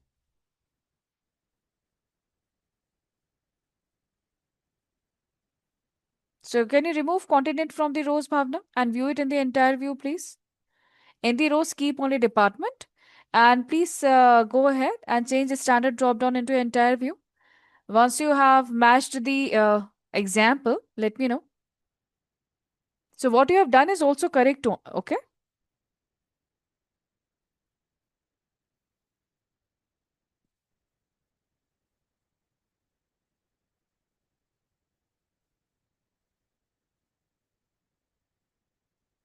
All right, wonderful. Thank you. All right, so we are moving forward, everyone. Stay with me. We are going to learn each and everything in here. I know it seems very basic right now and very slow, but we are building the foundation on day one. From tomorrow, we will be seeing a lot more into it. But first, learn how things work, okay? Now, do you see the sheet one? Have patience. We will see and learn everything, okay? Now, pay attention on the screen again, please. May I have your attention, please? Now, in this screen here, I want you all to go ahead and look at sheet 1. Okay, this sheet 1 here is our chart title. So, if we want to go ahead and give a title to the chart here, we have got a chart title here.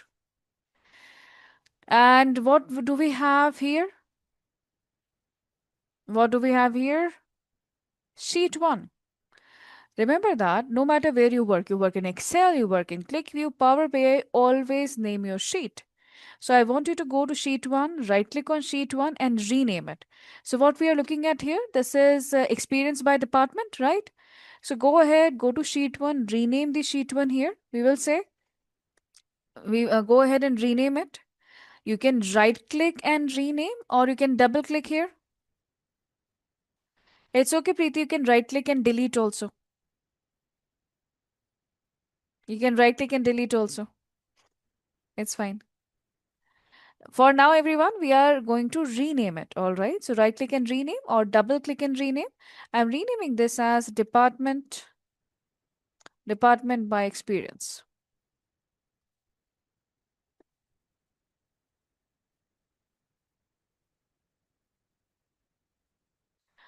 As soon as you rename this here, do you see any changes on your screen, everyone? Once you have double clicked or right clicked here, what changes do you see on your screen once you rename this?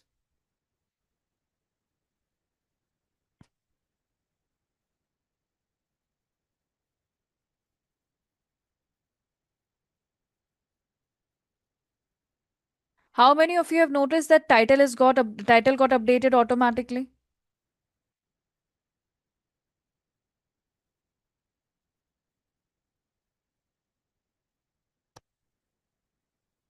Very good. Now let's understand why is it happening? How did that happen? Yes, it changed automatically. Then how did that happen here? To figure that out, everyone, let's go ahead and double click on it. Go ahead and double click on it.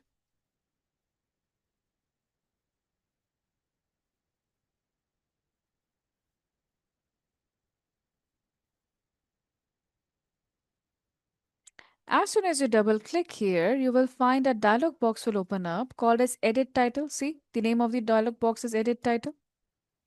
And under this edit title here, sheet name is written here. However, if you see closely, the sheet name is written between uh, angular brackets, right?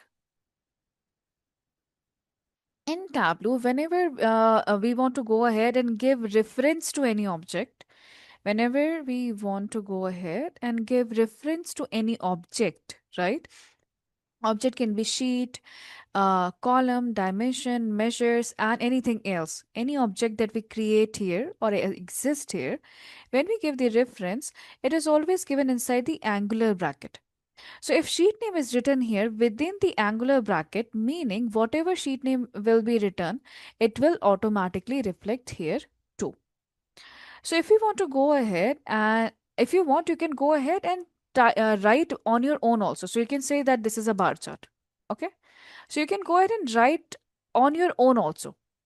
If you want, you can delete the sheet name reference and write only your own name. You can do whatever you want here. So right now, if you click on sheet name, if you want to write something of your own here, you can write that too. Now here also observe we have font styling, right? We have some styles and formatting that we can do here. If you want to do the formatting, step one is to select everything. Yes. Step one is select the entire part here. When you will, how to select it? You can click it inside it. You can drag and drop and select it. Or you can click inside and control A here. Ultimately, once you select it, whatever highlights in blue will get changed. So you can change the font style. You can change the font size. If you want, you can bold it. If you want, you can change the color for it. If you want, you can place it in the middle. Go ahead, format it. Try the formatting, everyone. Make sure it is selected. Once you format this, you will have options like apply and OK. Apply option shows you the preview and OK will save it.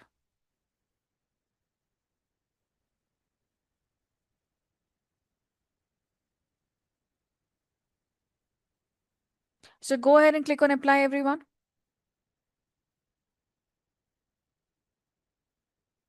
Once you click on apply, you see this here. If you like it, very good. If you don't like it, make more changes and click OK. So once you have clicked OK, everyone, let me know. Once you're satisfied with the title, let me know, please.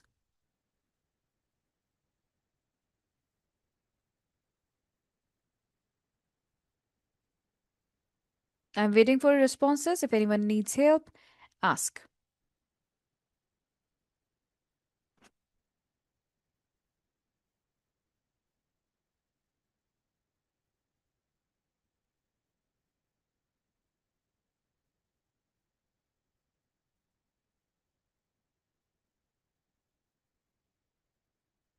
Where are others?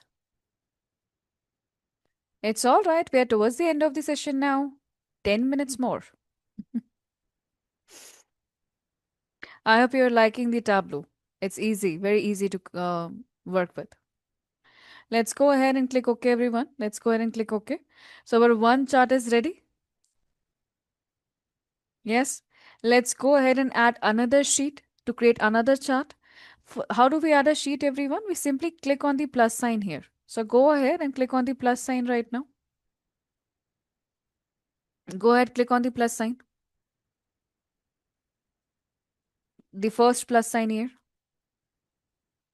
You can also click on this drop down here and add worksheet from here. You can see the shortcut is Control M.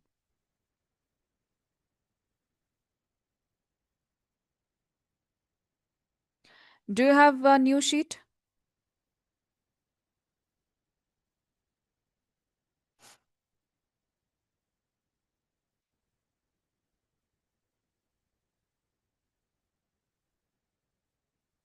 Very good. Now work along with me here. Let's go ahead and drag and drop. This time we will drag and drop country into the columns. So go ahead, drag and drop country into the columns. Do that.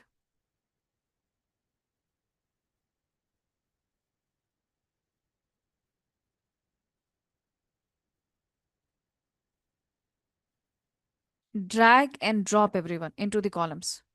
Now we are well, why we are dragging and dropping? Because we want to choose where I want to keep this column, right?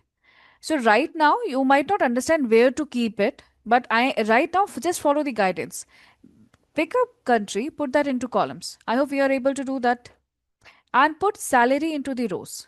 And tell me, what do you see on your screen when you bring salary into the rows?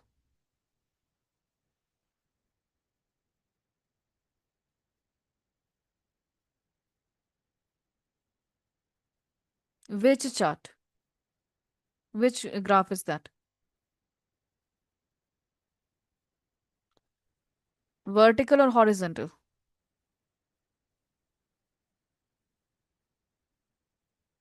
Very good. It's a vertical bar chart.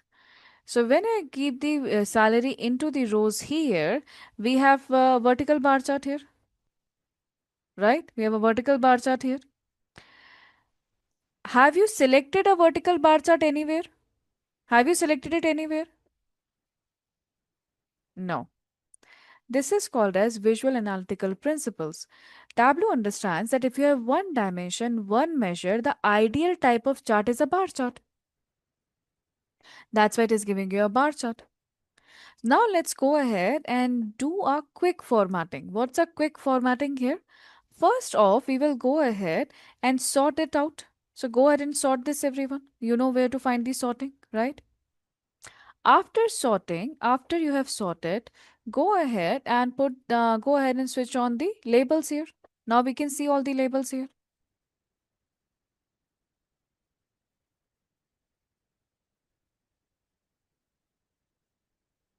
Now what you're looking in front of you is your a simple vertical bar chart.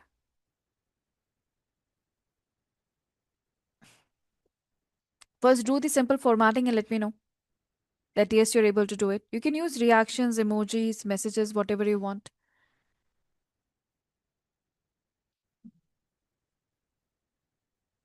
All right, very good.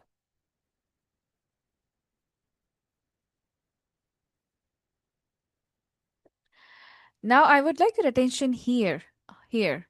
Just before the sort, everyone, just before the sort here, do you see an icon here? Just before the sort, okay, towards the left of the sort, do you see an icon here? This is called as swap axis. Go ahead and click on that icon, please. Just towards the left of the sorting option, there is a swap axis. When you click on it, what do you see?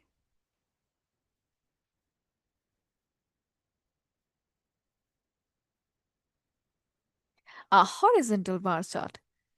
So what actually happened here? Yes, it has interchanged columns and rows. So to change how much which chart we need to create, just to change that part, we can simply swap the axis. So once we click here, okay, nothing happened. Salary moved from rows to columns and country moved from column to rows. Yes? Yes, it is exactly as transposed in Excel. Absolutely correct, Preeti. Go ahead and click on it again. Get our bar chart back. Get our vertical bar chart back, everyone. Swap it. Get the vertical bar chart again. And you're right. Now we go ahead and we rename the sheet. So this is country. Okay, we are looking at salary by country. So let's go ahead and rename the sheet, everyone. Go ahead and rename the sheet.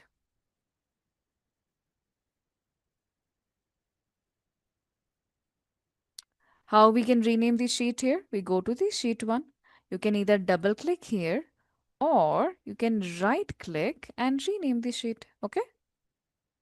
Once your sheet is renamed, let me know.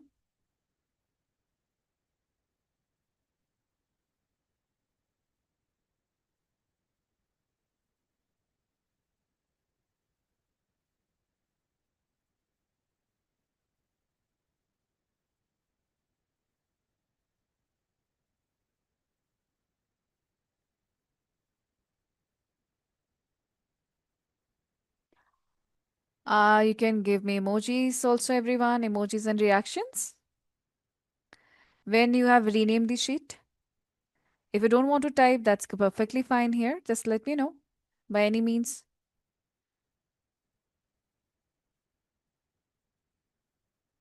Wonderful. Thank you very much. Now, we are not creating these charts here to just leave them right here. Okay. Oh, wonderful. Thank you very much for the reactions and messages, everyone. Now, let's go ahead and save our work in our own system.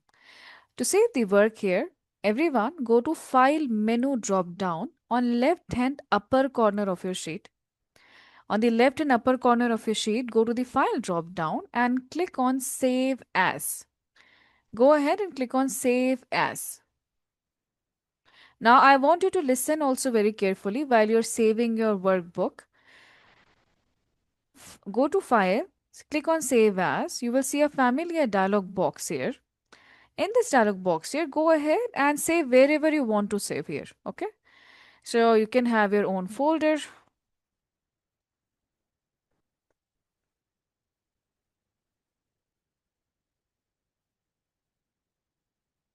Or you can name it as per your convenience. I'm going to name this file as day 1. Okay. I'm also writing today's date here. Now, see here by which extension your file should be saved. So Tableau will give you two options. One is Tableau Workbook, another is Tableau Packaged Workbook. All right. Since we are working in Tableau Public, always save your Tableau workbooks as packaged workbook. I will explain you the reason when we reach to this particular topic. But do remember, save that as Tableau packaged workbook. This packaged workbook will not only save your charts, it also saves a small copy of your data. So no matter whether you have professional version or not, this file will open up in public version easily and it will also open easily in professional version too. Okay. So it's better that, and even if you have misplaced your original file from that particular file path, this will still work. Okay. So always go ahead, go to the drop down and save as Tableau packaged workbook, that is .twbx. Okay. Save as that always and click on save.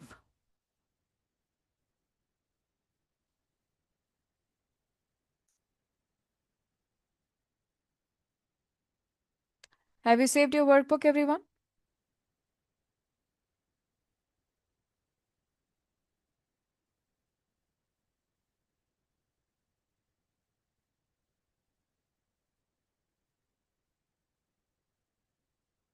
All right. Very good. So let's go ahead and I will also go ahead and click on save here. After clicking on save here, so let's conclude the session for today, everyone. Okay, what we have seen today, what we have learned today. So let's go ahead and see some learnings about Tableau. So you can close the workbook. You can simply go ahead and close it from here. Okay, you can simply go ahead and close it from here. So Tableau will be closed. And let's go ahead and have a quick recap about what we have learned so far, everyone. Okay, so we started with what is data, databases, data warehouse, business intelligence, analytics, data analysis, and more. We understood about the background concept of it. Then we installed the Tableau desktop here. And within the Tableau desktop, we have understood about the different interfaces here. First, we have seen connect, open, and discover.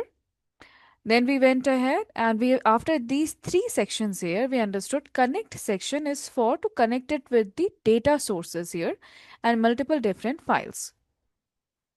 Right? So would you like to answer this question here about the interface?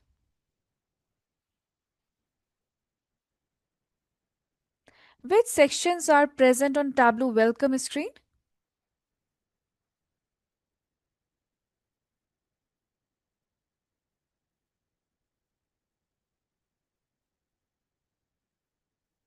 Right.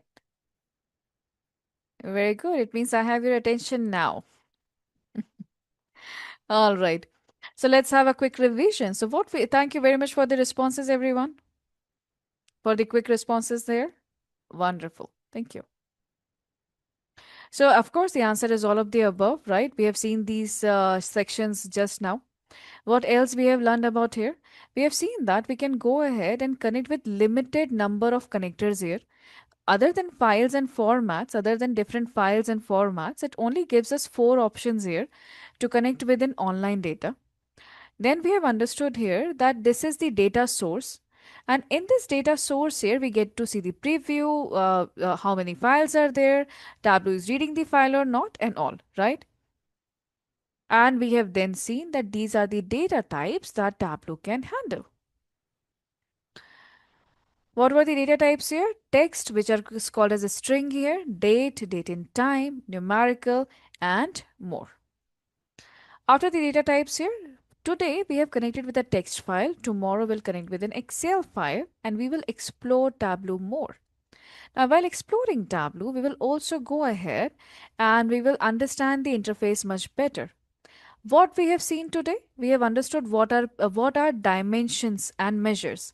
Those dimensions and measures in Tableau are called as blue pills and green pills. So that's what pills are. Green pills and blue pills are dimensions and measures. Then today we have seen what are marks card and what are labels. These are the three basic fundamental elements that we can see on the Tableau sheet screen. I will see you tomorrow, okay, we will learn about legends and all. Today we have seen these three major part and we have learned about with the help of column and row shelf we can add the things into X and Y axis. Now please tell me one thing, if the segment right now is added in columns, which axis will it go? Which axis this is going to go? If we add something in columns, everyone?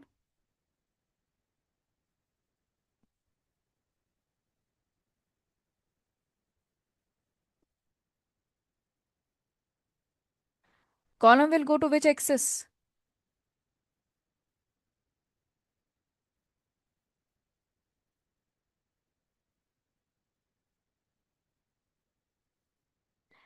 X axis, everyone. Columns. And now the answer is obvious. If we add something in rows, where does it go? Y-axis. Yes, very good. So now we understood here that if we add these dimension and measure pills, right? Because it looks like a tablet. So we can go ahead and create any chart that we want by simply adding it into X and Y axis by using column and row shelf. And which one is the green pill, everyone? Which one is the green pill? What we call green pills here?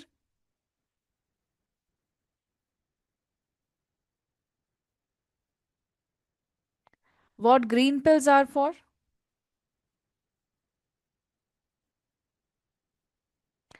Numbers. So what do we call these green pills? Measures. Very good. So measures are green pills, everyone. Very good. And what are blue pills here? Dimensions, and dimensions are categorical variables. Very good. So green versus blue pills. So we have understood what are dimensions and measures. Now, when I will see you tomorrow, we are going to learn, we are going to deep dive into the concept of measures and dimensions. Basically, measures are simple numerical fields. They are also called as quantitative data or continuous numerical data. Dimensions statistically are also called as categorical data or qualitative data. These numerical values generally represent the values where we can do any kind of mathematical calculation on them. The dimension will simply add details into the reports, which is called as either granularity or level of detail inside the visualization. And measures here are basically used for any kind of quantitative analysis or mathematical analysis, right? The examples of measures can be sales, width, height, profit, revenue. Example of dimension is name of anything, name of a person, a country, a department, anything.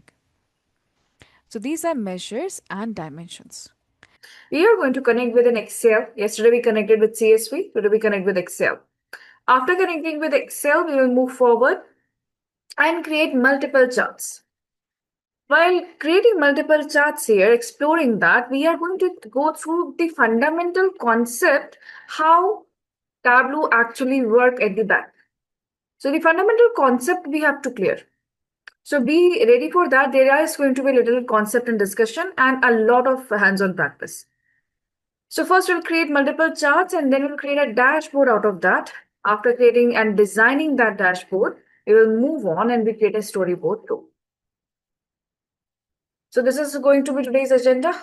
Maybe by the end of the day today, we will have a storyboard, a presentation ready with us. Now, while doing so, I would like to remind you here, I will be going through step-by-step technical steps and the theoretical discussions.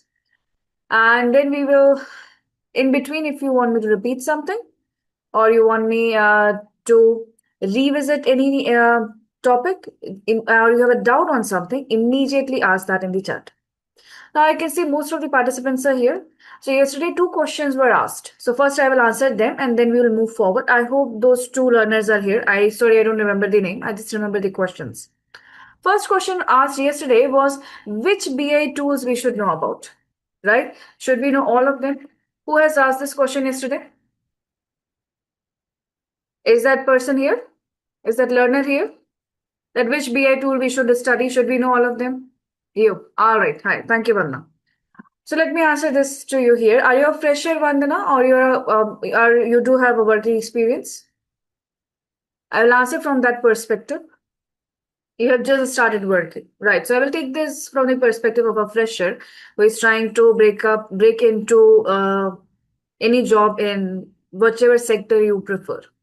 So first decide your domain, okay? In which domain you want to work. It can be marketing, it can be HR, it can be pharma, it can be anything. Why? Because no matter where you go, that's your domain knowledge. That's your domain knowledge. You want to go into finance, you want to go into marketing, wherever you want. That's domain knowledge, right? Now, business analysis is what business you want to go into. Can you analyze pharma industry? Or can you analyze cash flows or outflows? So then you work in finance, right? Great. So that is finance. Business analysis is not a domain. Finance is the domain, right? So since you're in finance, I'm already sure, okay, you already know Excel. But you have to learn Excel on the expert level because now Excel works on array formulas and they've introduced a ton of new array formulas that you should know and work on the expert level because finance in Excel is entirely different than simple Excel. Learn that. This goes out to everyone, okay? And you should know SQL. I'm talking about how to type SQL queries. You should know that. After that, know any one BI tool and master that tool. Know any one BI tool and master that. You can choose whether you want to learn Power BI or you want to learn Tableau or you want to go ahead with Salesforce. There is entire a cloud system there. You want to learn that or Snowflake. So go ahead and fix one BI tool. It can be Looker. It can be any one of that. This is only for data analysis purposes, even if you're a fresher or you're looking for a vertical placement or a horizontal placement. So these 3 are the must. And after that, I will also suggest if you are a little bit into programming, go ahead with Python. Learn Python. At least learn in Python how to clean data cleaning and basic visualization, EDA. Basic visualization, exploratory data analysis. At least know this much of Python. This is for data analysis. Arkadeep, R is only useful if you know about machine learning, applied mathematics, and statistics. Then only R is useful. If you have no idea about anything, right? For example, you are not from a statistical background, and you have no idea about machine learning, mathematics behind it is, or advanced statistics behind it. Okay, then there is no use of learning R. That's why R is preferred by the machine learning or machine learning people. If they are into that applied mathematics, then go with R. EDA is exploratory data analysis, basic data analysis. When you ask here, When you ask what is happening, so this is statistical basic analysis. Okay, so it involves univariate analysis, bivariate analysis, multivariate analysis. So if you know a little bit of statistics, you will know about that. And while I'm into that, learn basic stats. Very, very important. It starts from probability. Okay, go to the central tendency measures and all that. Go through that. From probability to hypothesis testing, to hypothesis testings, and from there till the regression model, at least regression model, if nothing else. If you know this much, you're good to go. They all are. That's the problem. All the BI tools that you see here, all are used. Let me tell you a very clear scenario, okay? Very clear scenario. A company makes a software, okay? Their marketing team sell that software to small, medium, and big enterprises to whomsoever they can go ahead and target. Once that BI tool is in use, they want the people to know that BI tool so that they can be hired. Okay, Sayukta, I have read your message and visual. Nothing is popular. It is all about who is buying what. Let me give you a very clear scenario. All the big enterprises that you will see, they will always use 2 to 3 BI tools. 2 to 3 BI tools. No one is using only just one. And they use combination of 2 to 3 BI tools. Why? Because there are different departments and there are different needs. There are different requirements for that. And every BI tool will go ahead and cover some different requirements. So none of the tool is very popular. If you want the popularity right now, currently Snowflake is on boom. It is mixture of everything. It is mixture of data warehousing. It is mixture of visualization. It is mixture of SQL. It is mix of everything. That is what is popular right now. Okay, so for example, let's take an example. Big companies, big companies here will use a combination of it. For example, okay, that I have seen people doing here. Power BI is given to production and factories. So whoever is working on production plants and factories, they are using Power BI. Okay, and everyone working in the major corporate office corporate office where all the CEOs are sitting and process managers are sitting there, okay, managing the HR and all that. Corporate office is using Tableau. That is the major combination that you will see. Major combination. If not Power BI, they're using ClickSense. And they're using both. If there is a digital marketing or something, right? This is what it goes like.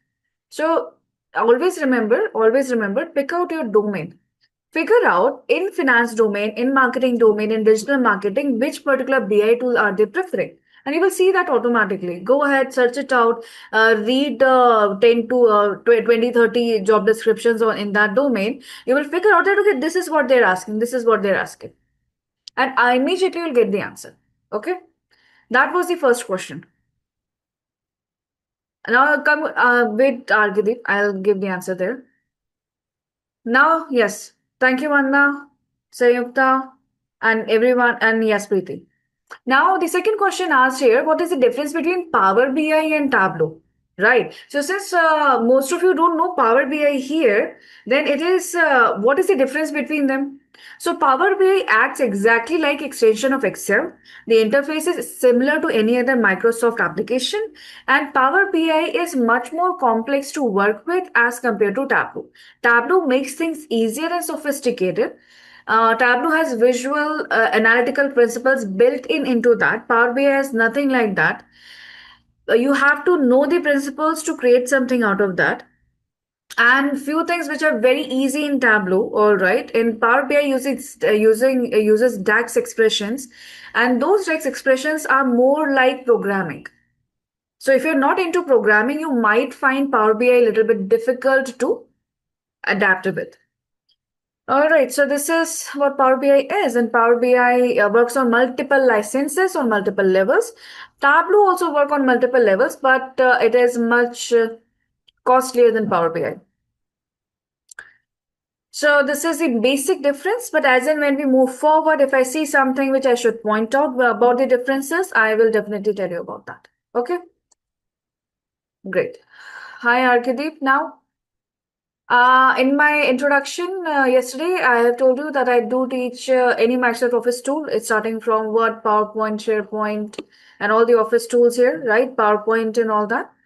And with that, yesterday, as I told you, I do take Tableau and Power BI and SQL. I do work with Python and R, but only on the machine learning side and on the consultancy basis. I don't teach that. All right. Thank you, Ardeep. Are we good now? Shall we begin with today's agenda? Is there any question that I missed yesterday? I don't remember who asked this question, the difference between them, but that was the answer. And as and when we move forward, I will keep sharing that with you. Okay? All right. Now, are we good? Shall we move forward? You can use reactions. All right. So I've shared the sample superstore file with you. This file here has already been uploaded in the session materials, and this is the Excel workbook that we are going to connect with today. So let's go ahead and click on Microsoft Excel. So open up your Tableau Public here. We click on Microsoft Excel, and here we will see a familiar dialog box. In this familiar dialog box, go ahead and find your sample superstore wherever you have saved it. Select that and open that. And now, once you click on open again, tell me, what do you see on the screen? Try to explain in words. Observe and explain. Okay? Just click on open and first observe and explain what do you see on the screen. Prasant, because you need to click on Microsoft Excel. If you click on text file and try to get Excel, you might have an error. And plus also share what do we say? A screenshot here. If you share the screenshot, it will be easier for me to understand what is the error, okay? So the usual error that we get is by mistake we click on text file. That is the usual mistake I usually that I see here. If it is not that, please share the screenshot and I'll help you with that. Okay, Prasad? Will you be able to share the screenshot?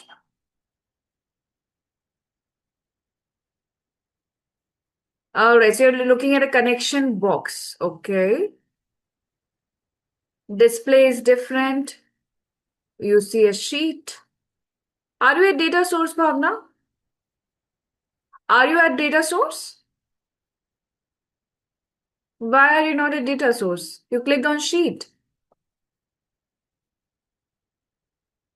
So you have to connect with Excel, select sample superstore and click open. That's it. You don't have to click anywhere after you click open.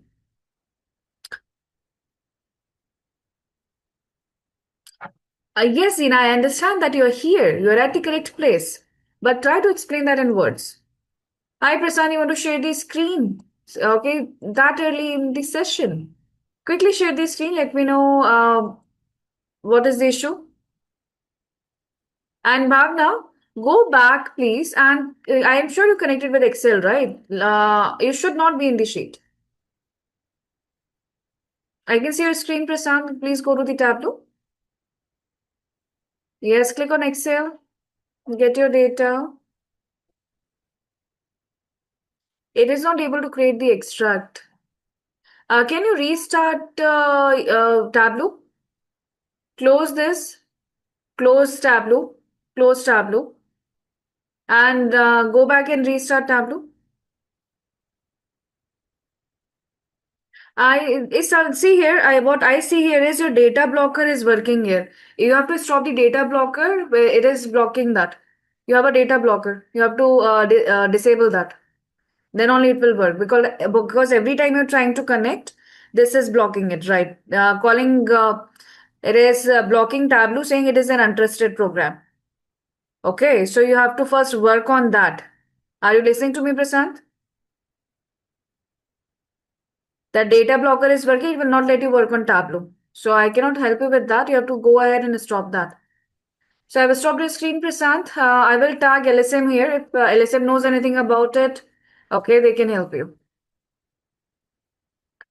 Okay, so we are moving forward, everyone. Thank you very much for your patience. I know you have been patient here and clicked on open and are still waiting for the explanation. So thank you very much, everyone, for your patience. Now we begin here. Right. Yes. So you are not in the sheet, Bhavna. You are at the correct place. Let's understand here. We are all here. Now let's observe and see. What do we remember from yesterday? We remember that on the left hand side, we can see connection file path. Inside this connection file path, what do we have here? We have total 5 objects. What it is telling us that inside this particular Excel workbook, we have these 5 objects with us. Okay. Now, and for the first time here, yesterday we had a data here, right? Today we do not have a data. Remember that, and unless your data, you can see the preview here, it means Tableau can read your data. If there is no data, it means Tableau cannot read your data because this left hand side here is just the information about your file, that what does your file contains. It is just the information. Okay. So if we want to go ahead and let Tableau read the data set, we will bring orders into the white space. So either you can drag and drop, or you can simply go ahead and double click on orders. Go ahead, double click on orders, everyone. We can see clearly here, it says right now that Zina and Krishna here, everyone who is saying 100, listen now, let's understand. This is the information that we have here, that there are 21 columns and more than 10,000 rows, correct? These are more than 10,000 rows. Then what is this 100 rows here? So we are confused with that. What is this 100 rows here? 100 rows is a way of saying that I am going to show you preview of 100 rows. I'm going to show you preview of first 100 rows. First 100 rows. That's it. So by default, it will go ahead and show us the preview of first 100 rows.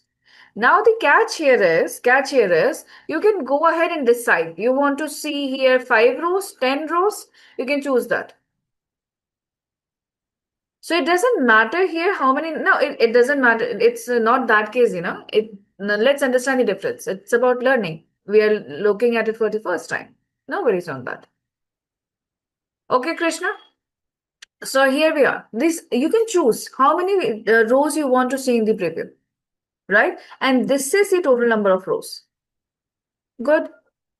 Now here, let's understand what kind of data it is. Remember that without understanding your data, you cannot simply drag, drop, and create any chart. So let's understand our data set. I'm going to keep it back 8 to 100.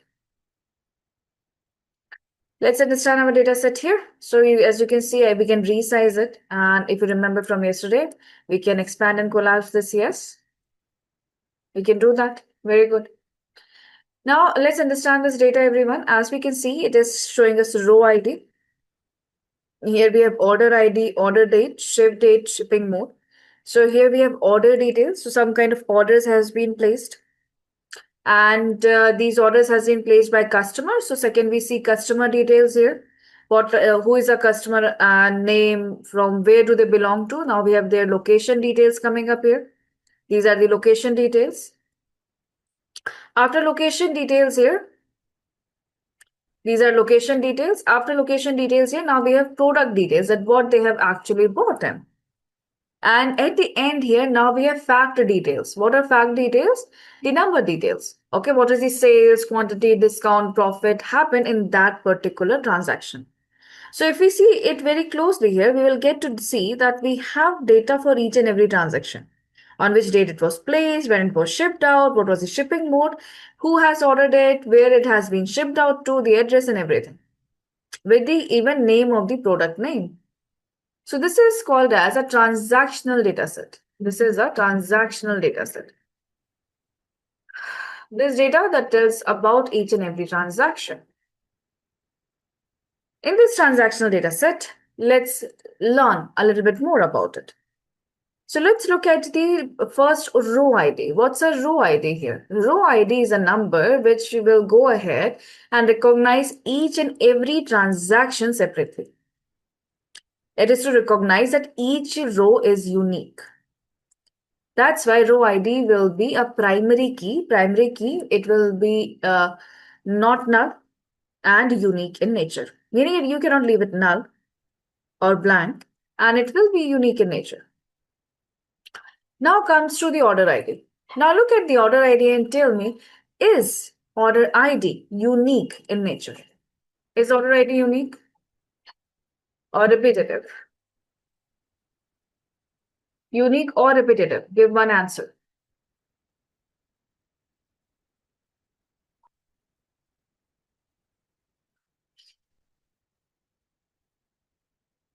Have you looked into the data? First 5 rows. Just look at first 5 rows. Observe. The first basic skill set you need is observation. Observe, read, and observe. Right. Look at this. Here, you will see this is order ID, right? But you can see the order ID is repeated again. You see few unique ones, but again order ID is repeated here. Order ID is repeated here. Why? Why order ID is repeating here? Is entire data duplicate? No. Very good answer there, Zina.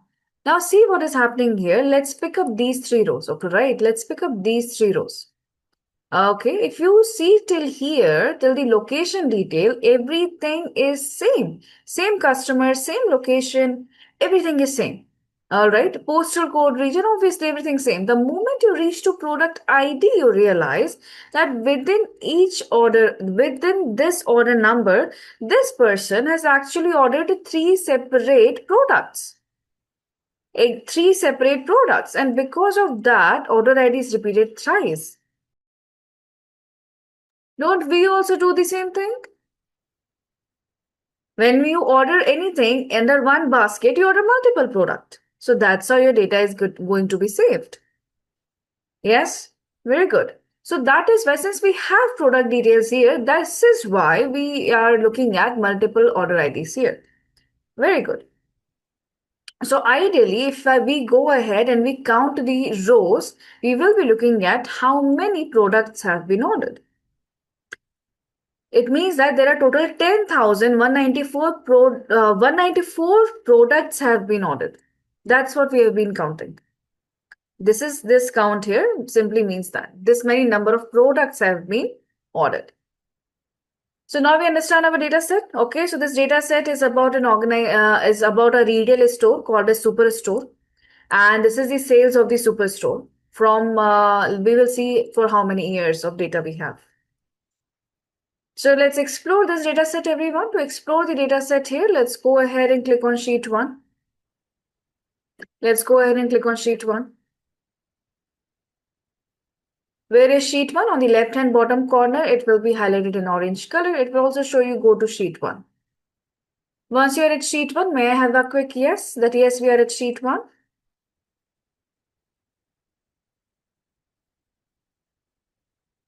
Yes. All right. Now I want you to go ahead and can you go ahead and create sales by category report?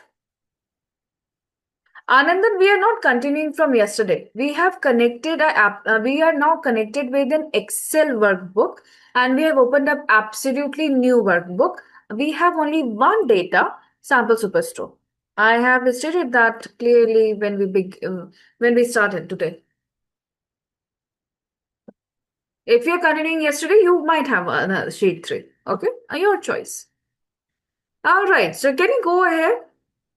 It's fine, Anandan. Just make sure you stay at the same dimensions and measures. Okay? You can still move forward. No worries.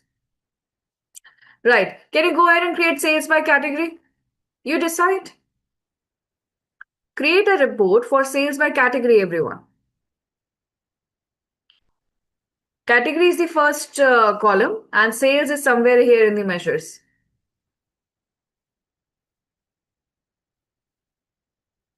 Created by yourself. We remember from yesterday, right? Oh, you're not there. Zina, then wait, please. Just give me 2 minutes. Okay, let them give a chance. So, Zina, since you were not there yesterday, I would like to remind you that observe, Zina. Do you see these all are blue in color when you hover the cursor over that? Right? These here are called as dimensions. What we call them here?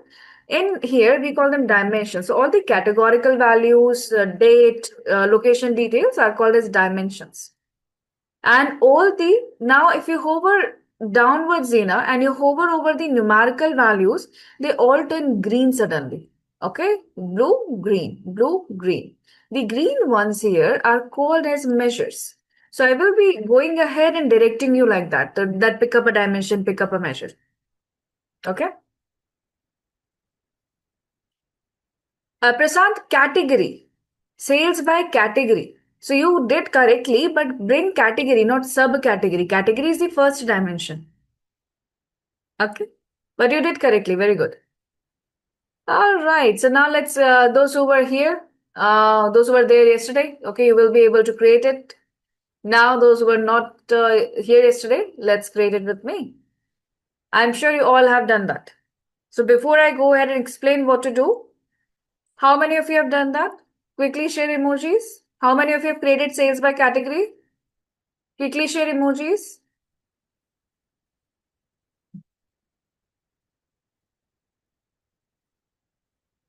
Very good. All right, now tell me which category has the highest sales?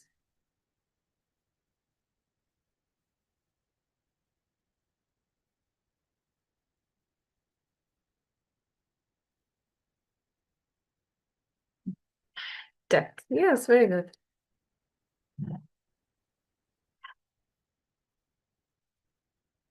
Very good. Thank you very much. All right, so this is how we do it. Okay, so either you drag and drop or you double click. Double click will take it to the default place. So right now, double click on category. Simple double click on category and it will take you to rows here. Once we have added category, we will scroll down, find sales, and this time we drag and drop sales into the columns. This time we drag and drop sales into the columns. Yes. Now, after we drag sales into the columns here, we will do the basic formatting that we have learned yesterday. We will sort the data, we will switch on the data labels, and we view into the entire view.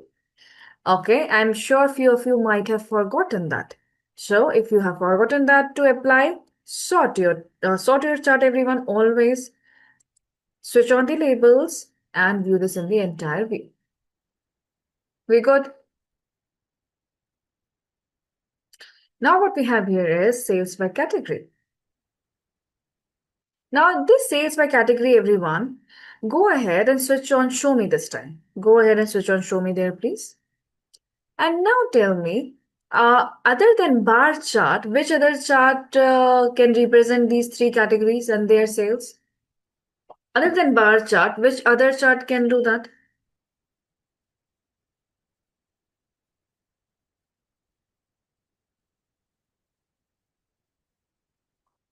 If you agree with Anvesha, can you leave emoji replies on that message?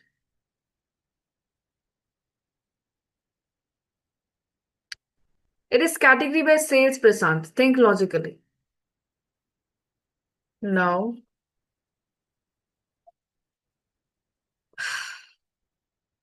Line chart is only created when we have one time series at least. Even if you hover over the line chart, Tableau will tell you the same, that get at least a date column. Because you cannot create a line chart when there is no date series or there is no time series. Tree map is not the correct way to view it because we do not have multiple categories. Histogram is created only on one column and its frequency. You cannot create histogram on one dimension and one measure. So there are a lot of things there. A pie chart is the correct way to go. Okay. So let's go ahead and click on the pie chart. So open up Show Me and click on the pie chart, please. Every chart name that you're taking, right, you have to decide on that which chart we should create here. Every chart has an underlying principle and how human mind perceives it. So go ahead and click on the pie chart. Why do we create a pie chart? Pie chart can be created when you have 3 to 5 slices to be shown. So click on the pie chart. Is this the output you were expecting out of Tableau?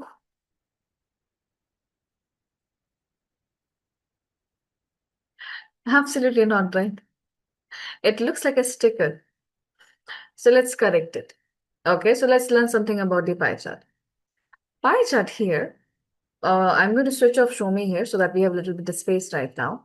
Remember that, everyone, pie chart is created only to show percentage distribution, always percentage distribution.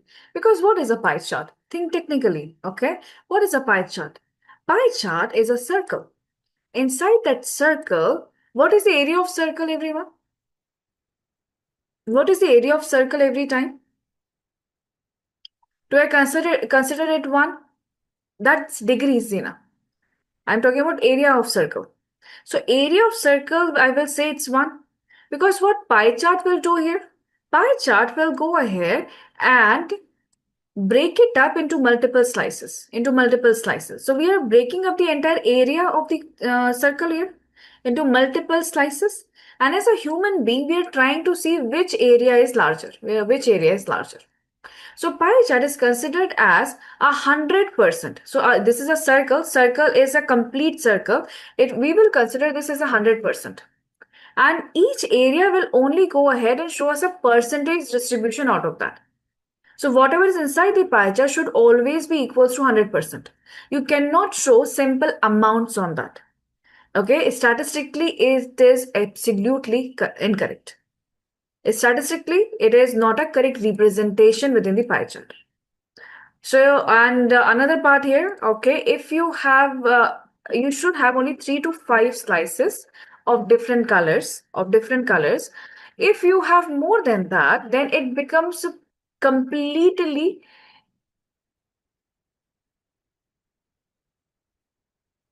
indecipherable for the end user. Okay, I'll show you the example later.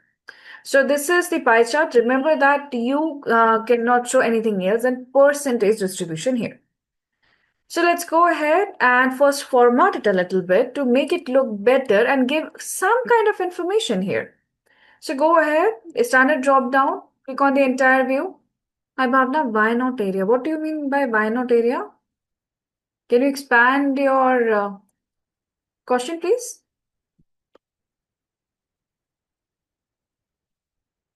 Go ahead, click on the entire view.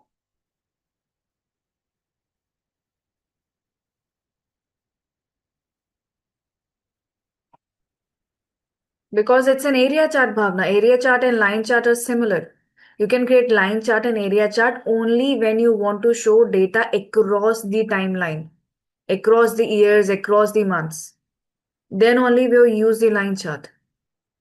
Pie chart, we want to show which category has done the highest sales. All right, everyone. Click on the entire view. Click on the entire view here and switch off Show Me drop down. Switch off Show Me drop down. Do these 2 tasks, everyone.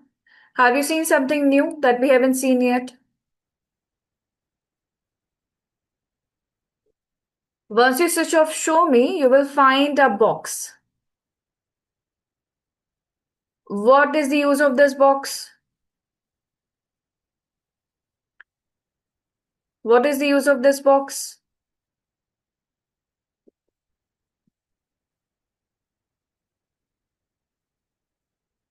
Very good. What about others? What do you think? What is the use of this box? Yes, it indicates what is what with the help of the color. And what do we call this? Very good. This is called as legend, everyone. This is called as legend. Legend will always appear. Legend will tell you that what color indicates what shape indicates what. So it will tell you the details about what indicates what. Very simple. Very good. So let just look at this particular pie chart and tell me, okay, just look at the pie chart and tell me which category has the lowest sales. Can you look at this pie chart and tell me which category has lowest sales?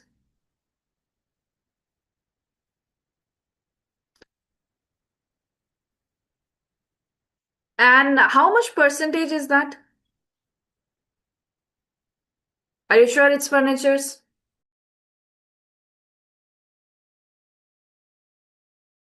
Now let's understand here. If you go ahead and hover over this here, hover over here, then only you will be able to see the difference between these two areas. Correct? Right. Why? Because as a human being, it is quite difficult to see the difference between areas like this. This is why we need to label it. Absolutely right. So first let's label it properly. To properly label it, everyone, we will go ahead and bring sales again and bring sales into the label card. Go ahead and bring sales into the label card. Another way to label it. Go ahead and do that, please. Yes, office supplies. So let's figure it out. Let's see it out here. So everyone, pick up sales again. Put sales into the labels card. Do that. And when you will do that, suddenly you will realize that how Show Me has created this pie chart. Show Me has created the pie chart by simply using the marks card. Have you observed that? Within the marks card, it has selected pie. Okay, it has added category into the color card here and added sales into multiple different types of cards and created a pie chart. So if you know how to use this, okay, we don't need help. Now, do we see the sales here? Sales amount, everyone? Do you see the sales amount? Yes. Now, we have to convert the sales amount into percentage. How do we convert this into percentage? Go to sales, do a drop down, go to this T sum of sales. Remember that if you will go ahead and bring it to labels, it will show you by the icon, okay?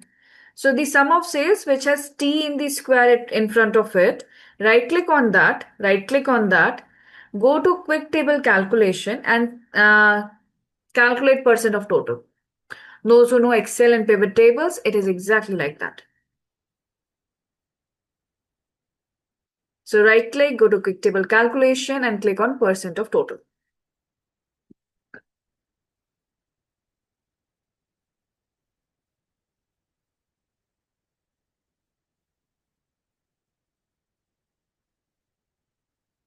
Now tell me which category and how much percentage.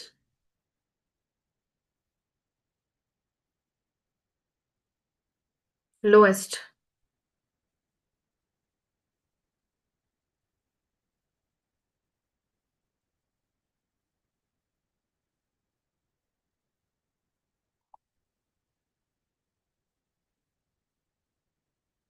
Yes, very good.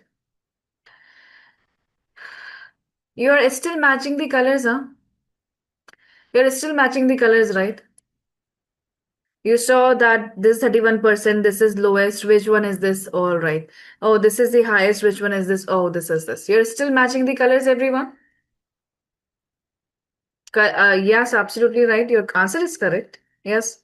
So why not write these names also here? Why to match the colors? Let's write names also here. How do we write names here? Any guesses? How do we write names with the number?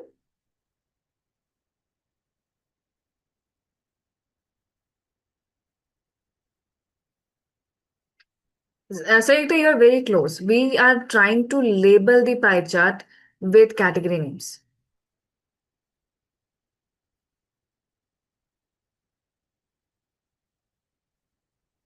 Very good. Yes, label. So bring category into label, everyone. It's okay, Anandan. Anandan, go to the. Do you have sum of sales in the labels card? Do you have that, Anandan? You right click there, you go to quick table calculation and you click on percent of total.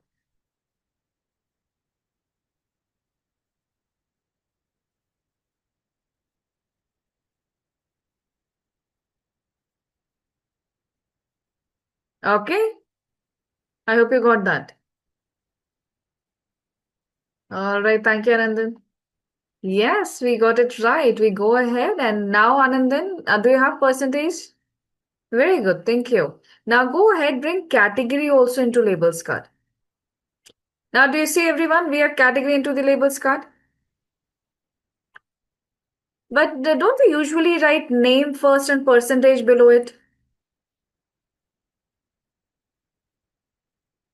How do we do that? We want to keep the names first and then the percentage. How do we do that? Any guesses?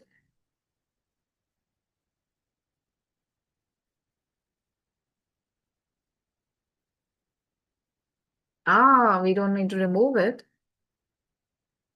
Yes. So the concept is clear, okay, but we don't need to remove it. We can simply drag and drop. Remember that entire Tableau works on drag and drop.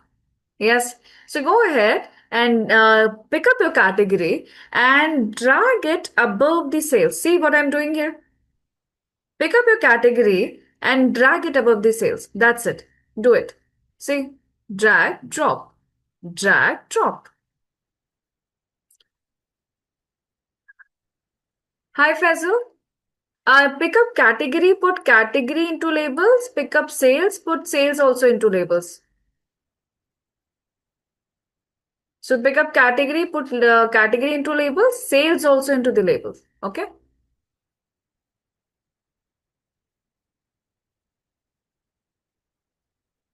Faisal, are we good? Once you're able to do it, let me know. Got it? Wonderful. Thank you. So this is the pie chart, everyone. Okay. Simple pie chart here. Everyone, do you have a pie chart? Any all clear? If you have doubts, you want me to repeat something, please ask.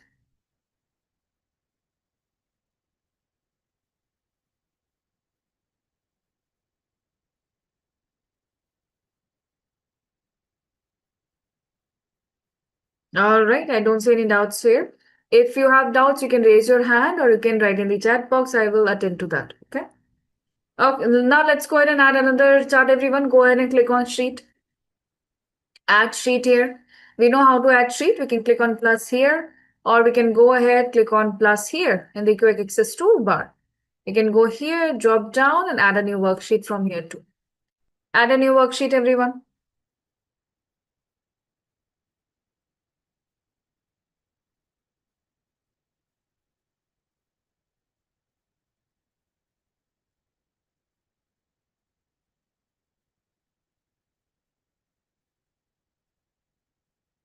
Now, once we have added a worksheet,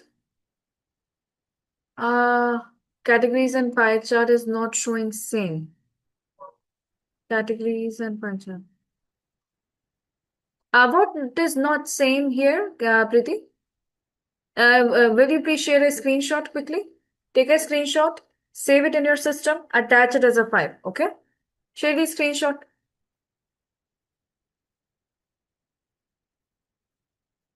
Okay, so we are in the sheet 2, everyone. Now in the sheet 2 here, we know now how a simple dimension and measure works. For the first time, let's go ahead and see how does a date works in Tableau. Go ahead, see order date here. Bring order date into the columns. When you bring order date into the columns, tell me what do you see on the screen. Again, observe, try to write your observation. Type by yourself. So how many years of data we have?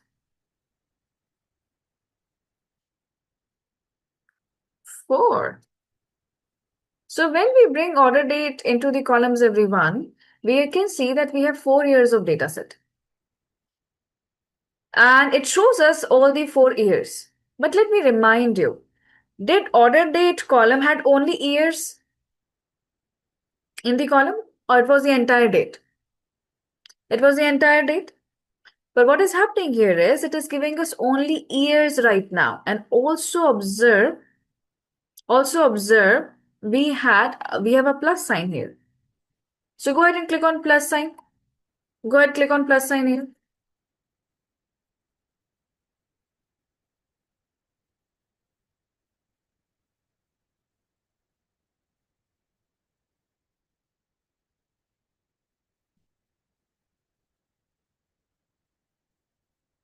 When you click on plus sign here, you're getting quarters for each year. Very good. So what is happening here? Let's understand this part here. Date, one date, is made up of multiple date parts. What are date parts, everyone? Each date has day, okay, that is, you have day as a part, and then you have got weeks, months, or okay, so week, months, quarters, and years. In the similar manner, the time also has time parts, which is hours, minutes, and seconds. Okay. So this date here is date and time, both are natural hierarchies. Since both are natural hierarchies, BI tools can easily identify them and separate them into multiple distinct levels of hierarchy. Okay. So since it is automatically there and it understands that it's a hierarchy, we are good to go. Okay. This is why it is bifurcating the date. It is picking up extracting year, quarter, month out of the date itself. This kind of picking up of date is called as, now currently this is acting as discrete date here. Why discrete? Because every part of the date is considered and used as separate dimension. Separate dimension. Why do I say that it's a separate dimension, everyone? Do you see it is blue in color? And there are two separate blue pills, meaning you can use both of them as two separate dimensions. You can keep one at column, one at rows, one at filter. You can use them as separate dimensions altogether. This is called as discrete. This is called as discrete dimension. All right. Go ahead and click on plus here again. Yes. Click on plus here again. Another date part is revealed. Now each quarter is separated into months here. Now we click on plus again and we see day till day. Now each month and each day is also shown here of all the 4 years. Yes. So this is the hierarchy. This is the natural hierarchy of the date. And currently these are 4 separate dimensions. You can use them wherever you want. How do we remove it? How do we remove it? Simply go ahead, click on minus sign of the month. If you will click on minus sign of the month, it will go away. Bhavna, I'm looking at it. Preeti, I'm looking at it. Give me a moment. Okay, and then go ahead and click on minus here. On the quarter, it will be gone. You click on minus here, it will be gone. So step by step, it will be gone. Okay. If you want it to remove altogether, just click once on minus, all will be gone.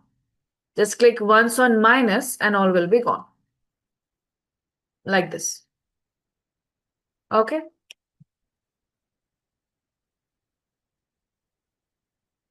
So right now we have here.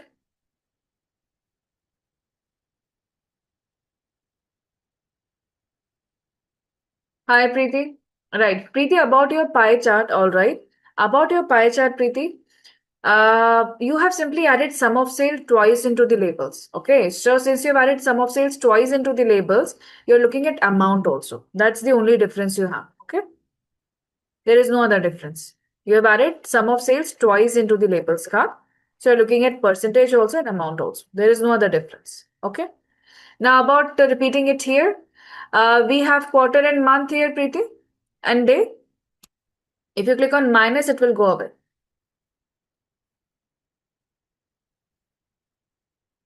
And how to add this year? Simply drag and drop order date into the columns. It automatically gives you only year. Okay. Go ahead and do that.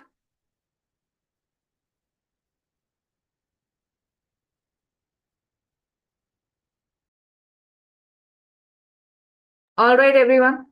Stay till month. Everyone, go ahead and expand till month, year, quarter, and month. Go ahead and expand till month. Now, what if we don't want quarter? We only want to see the reports for year and month. How we can get rid of quarter here?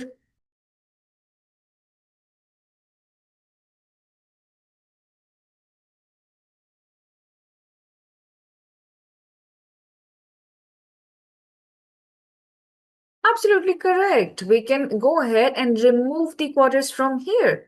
We can simply go ahead, right click or drop down and remove it from here. Or if once you get habitual with the interface, you can simply drag and drop it out. You can simply drag and drop it out. That is also removal. So whichever you are comfortable with, you can, for the beginners, okay, go ahead, right click and remove. Right click and remove, everyone. So we don't have to always use in the sequence. We can simply go ahead and remove it. Right click and remove.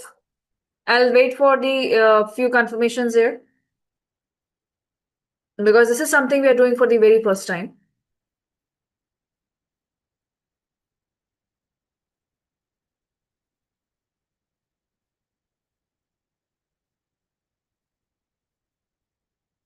All right, very good. Now go ahead and bring sales in. Go ahead and bring sales, everyone, into the rows.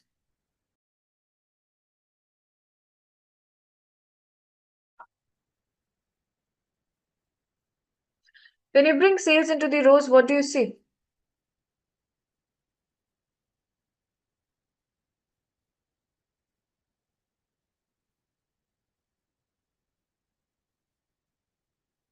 A line chart.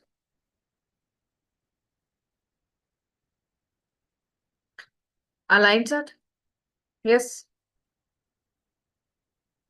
Did you ask it to create a line chart? No. Now, what do we learn from this? That if you have one line, if you have a number, a numerical value, and you have date or any date part there, all right, or any kind of date or time series value there, you should always create a line chart. This is the correct way to represent it, that over the time what is happening. This will help you to look at trend and seasonality patterns here. So tell me here, what kind of trend there is? Uptrend or downtrend? Is it going upwards? Sales is going upwards or downwards?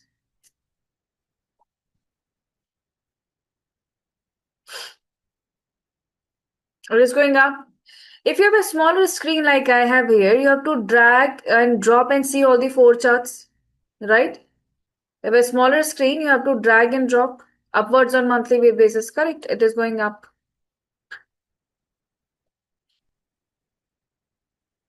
Very good. And every month it is going up. We can see that. Very good. So let's format it a little bit. In the formatting of a line chart, listen to me very carefully. We never sort it. We never add the labels. There's a simple reason behind it. We want the end user to look into pattern of the sales. We don't want them to look into this is was the number that it has achieved. We want their attention towards the trend of the sales. Second part is why we don't sort it, because we want it to be sorted in the natural order of the month, quarter, or date. So we never sort it by any numerical variable. It will always be sorted in the timeline. So we in the formatting we only view this in the entire view. Now look at this chart here, and can you give me two insights, everyone? Give me any two insights about this chart. Give me any two insights about this chart.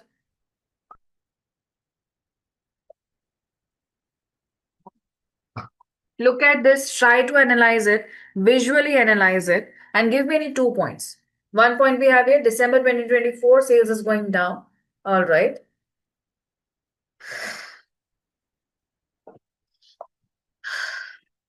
Give me two insights as you would write in a PowerPoint slide. That's what we are looking. That's what we are looking at, yearly and monthly basis trend. So what is happening here? November sales at its peak. Yes, very good. Yes, very good observation there, Anandan. Last quarter sales are up in all the years. Yes, absolutely correct.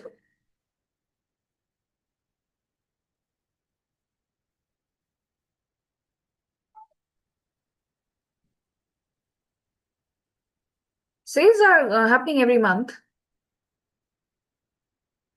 Yearly sales goes up. Okay, so we can see here yearly sales is going up, going up, going up. All over the year also sales has went up. Okay, we have seen that too.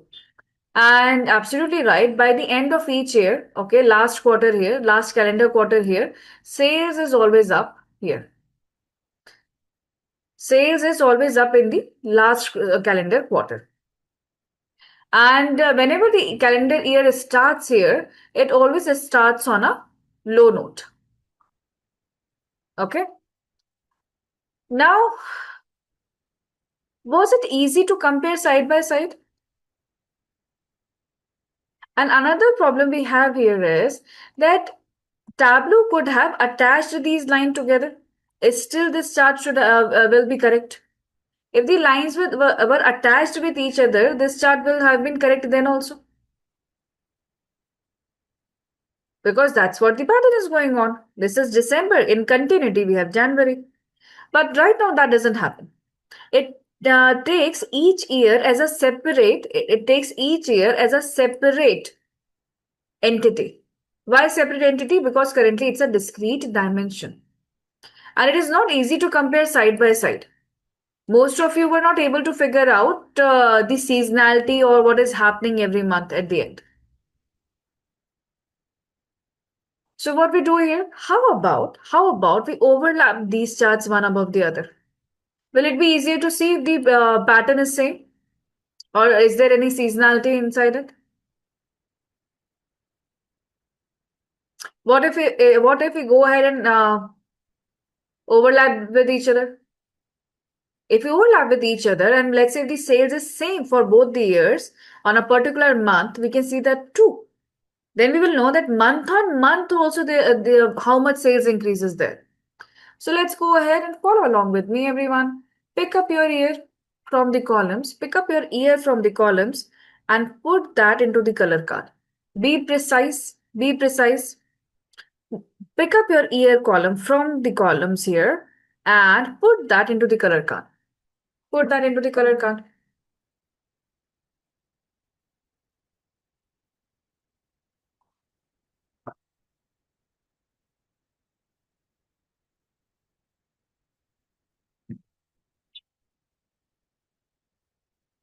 Now, what are we looking at here is now see how easy it is to figure out. Do you see here? It looks like there is an uptrend here. However, if you go ahead and look at the first 3-4 months here, there is actually not much increase in sales every year. Is there any increase that looks like a very good increase in last 4 years in sales? If you look at the first 4 calendar months here, is there an exponential increase in sales over 4 years?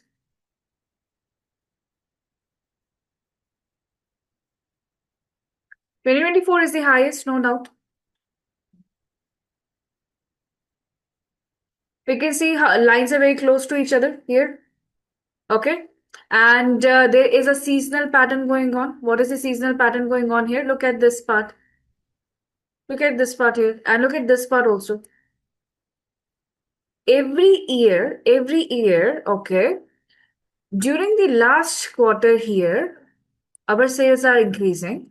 And in January, February, and March, it follows the exact same pattern every year. Here also it is following the exact same pattern every year. Why this pattern is called seasonal pattern here? Because it appears every season in the same months. What can be the reason of increasing sales during these months? Just general common sense question.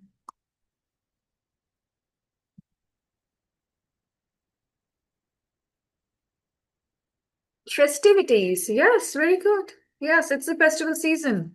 It's a holiday season. Yes, very good, Preeti. Now, why is that? And now, very good. Correct. So we have festivals going on. People are buying stuff there. And in January, why the sales goes down? Because now they've already spent out. Now they're only buying what is necessary. And for the other entire year, they're saving up again so that they can buy during the festivities here. Yes, every organization. That's true. So now we can see the trend here easily. Now we are able to understand it that, oh, because of the festivals it is happening here, because we can see it clearly. Because yes, because people they know that people want to buy stuff. And to attract them that buy from our company, they offer discounts. They still have a markup on that. Okay, so what we are looking here is a trend. So what we are looking at here, we looked at a trend, everyone. When we are looking for a trend, we are creating a line chart. Well, when we are creating a line chart, we have understood few things about it. That right now, date here as used as discrete dimension. It is used as discrete dimension. So date is a dimension technically, but here date is used as a discrete dimension, meaning each date part is considered as separate as a separate dimension. Okay, separate column or dimension. This is a very important concept, everyone. Very, very important concept. Okay, please remember this and understand this. Go ahead, rename your sheet as trend. If you want to copy paste this, I have shared it in the chat box. You can go ahead and copy paste the message from there. Keep this as your notes.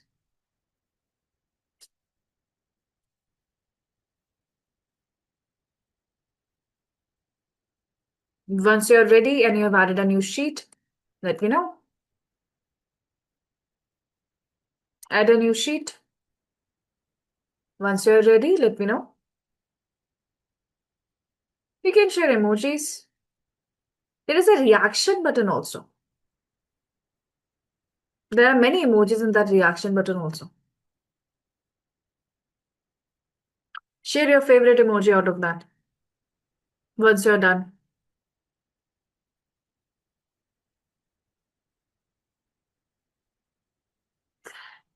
Who likes coffee there? I think that's a coffee mug. I like that. Oh, yes, this one is nice too. Okay. Those who are done, let me know by any means you like.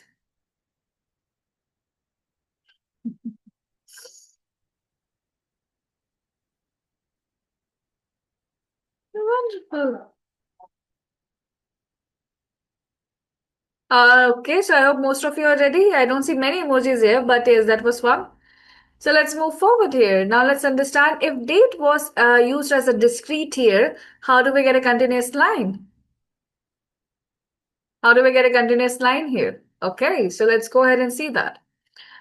So let's go ahead and bring order date again. Let's figure out how do I get a continuous line, not a broken line, like we saw in the month. Thank you very much, everyone, for participating and interacting here. Okay. Now let's bring order date into the columns. Okay, we will have again year. Fine with that.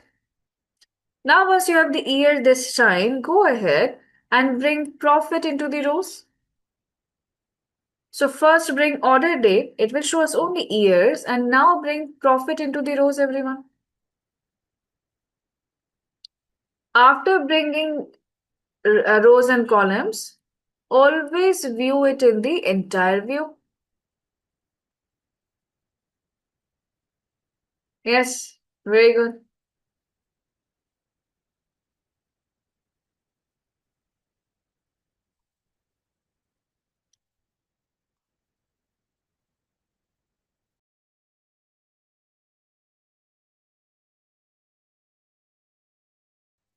Now we are aware about this. If we click on the plus sign here, we will have a broken line, right?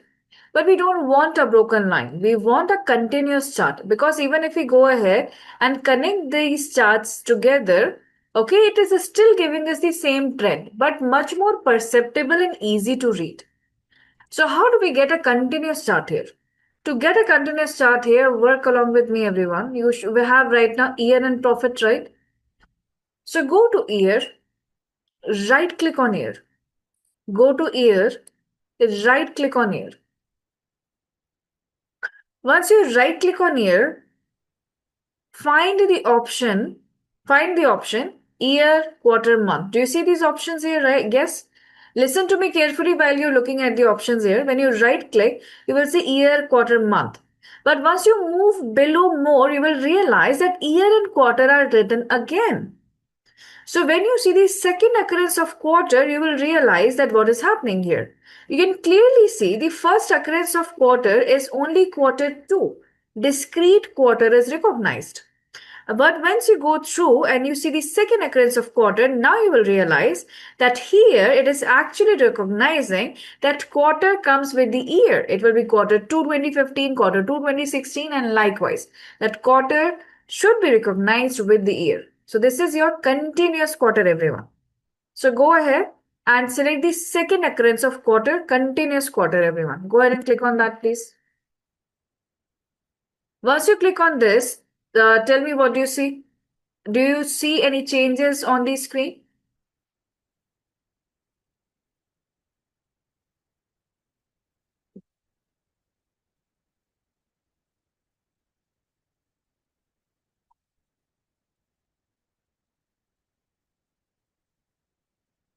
What is the color of what is the color that you see in columns for the pill? It's a green pill or a blue pill?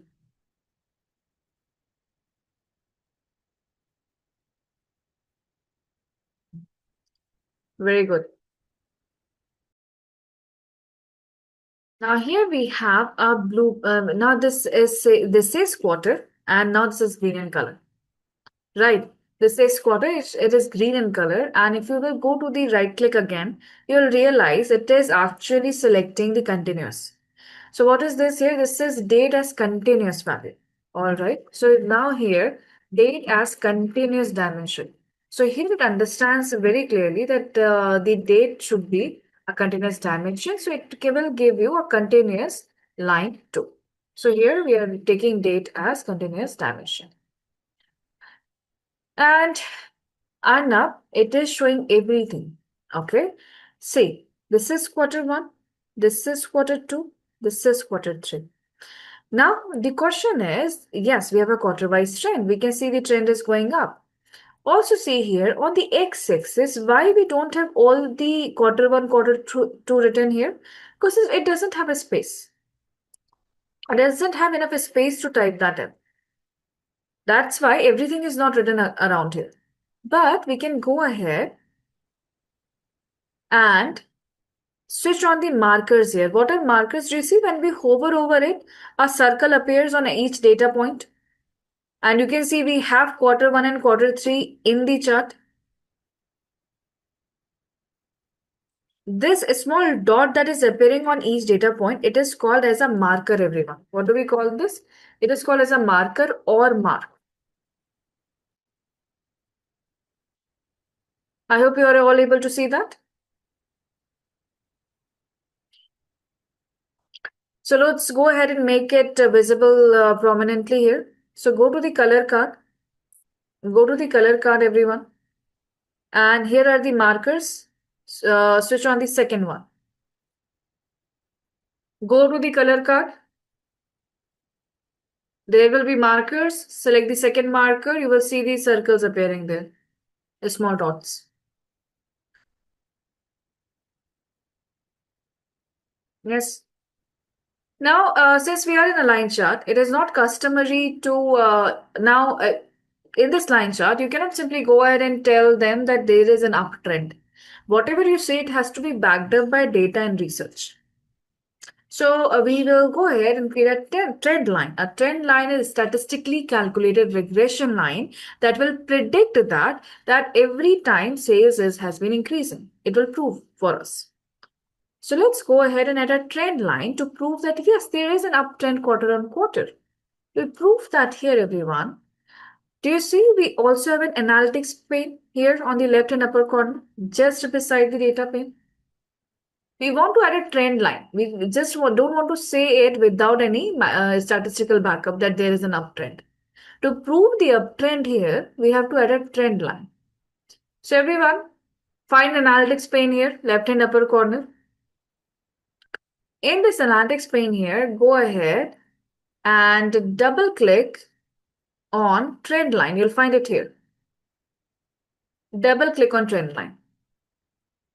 Once you double click on trend line and you can see that, let me know. Choose your interaction option and let me know. I'm looking at reaction and messages both.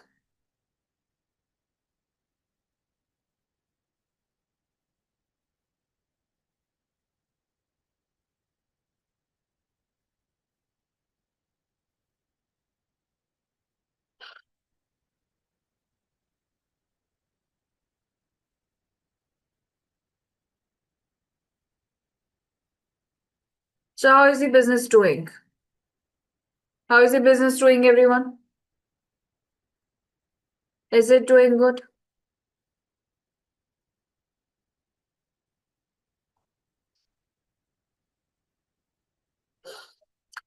There is an upward trend. Okay, there is an upward trend. All right, so go back to data, everyone. Remember to go back to data. Very good. Thank you for the responses here, everyone. Let's go back to data here. Now in this data, okay, we can clearly see the line is going up here. This is the minimum, this is the maximum. We are good with that. And since we want to show the uptrend here, it is customary that we should not be showing the numbers, because if we go ahead and show the labels, everyone, all right, the end user is completely distracted and looking at the numbers, and they simply forget that line is just to show the trend. So what if we only show the minimum start number and the end number? That we can show. We will not show every number, but we can show this was the starting value, now this is the end value. Okay. So how to do that? To do that here, go ahead and switch on the label, everyone. Switch on the label. Switch on the label here.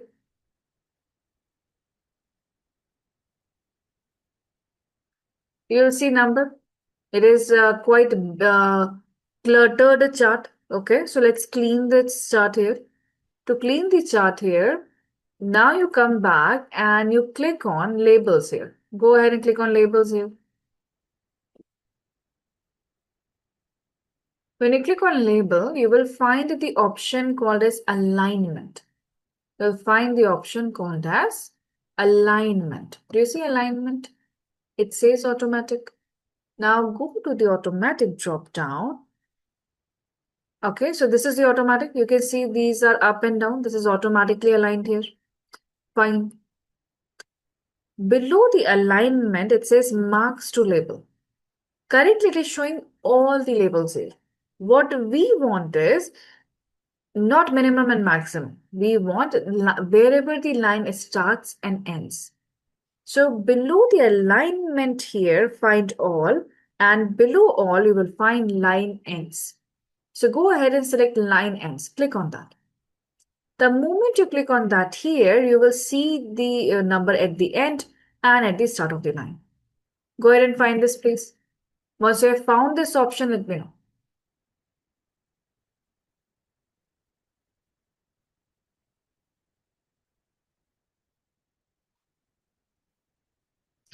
If anyone is having difficulty finding this option, you can let me know that too.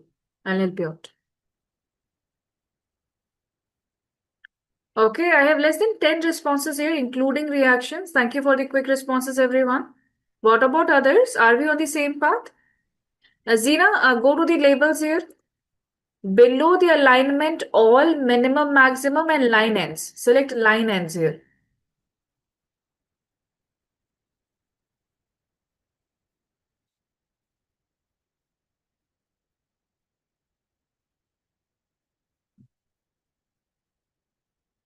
Very good. Thank you very much for the responses, everyone.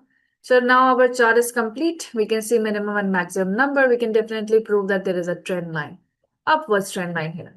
So now here we have seen quarter-wise trend. So this is quarter-wise profit, everyone. Okay, so we have seen quarter trend for profit. So let's rename our sheet here. That will come later, Zina. That will come later. can also see difference between the quarters. But all will come when we learn about more into calculations. Right, today we will be simply going with fundamentals and little bit of designing of the chart.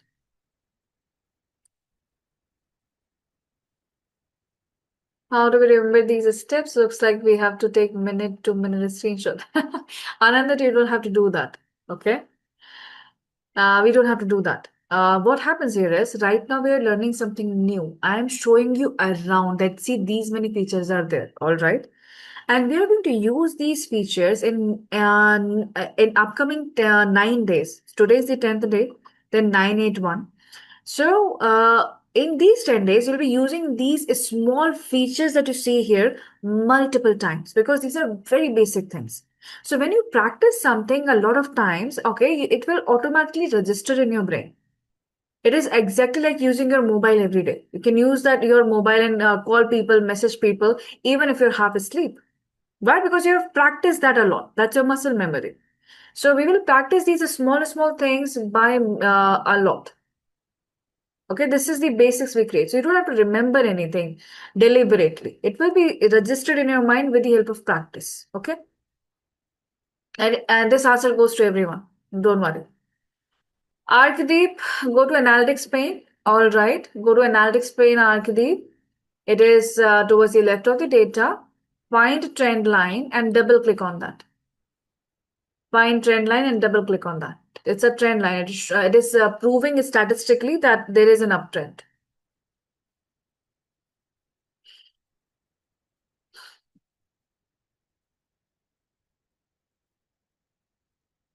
We good? Oh, for that. Okay, markers. All right. Go to color card and switch on markers. These are called as markers. Correct. So go to color card and switch on markers. All right. Thank you. So we are moving forward, everyone. Thank you very much. And practice will make you remember everything. Don't worry about remembering something. Just enjoy it. It is quite interactive. Okay. Don't worry about remembering something. So click on plus again. We add one more sheet here. And what we are interested in now, we have seen by category, over the timeline sales, over the timeline profit. So let's go ahead and look at sales by state because we do have country and continent. A lot of data here, right? So let's go ahead and let's look at sales by state. And for that, we will use show me this time. So work along with me, everyone. All right, go ahead and find a state and double click on a state. Go ahead and double click on a state because you want to see sales by state.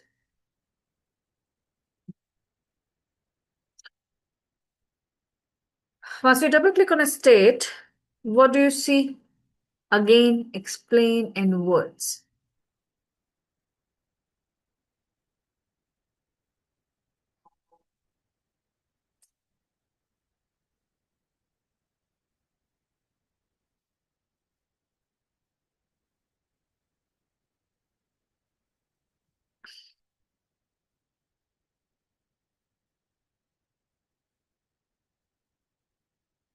A word map.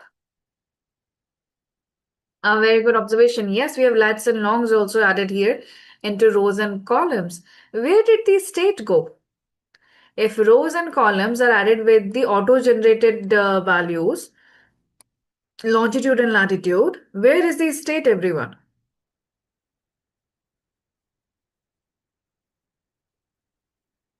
We added the state. Where is it? It is in the marks card detail. It is in the details card. Look at that. It is in the marks card here. But you are looking at the entire world map, right? You're looking at the entire world map. How many of you are looking at the same output as you can see on my screen? Yes. All right. So also go ahead and look at one thing here. So go ahead and look at show me here. In the show me, you have two type of maps here. In show me, we have two type of maps here. So let's go ahead and select the second type of map. Let's go ahead and select second type of map. When you select second type of map, does that make any difference here?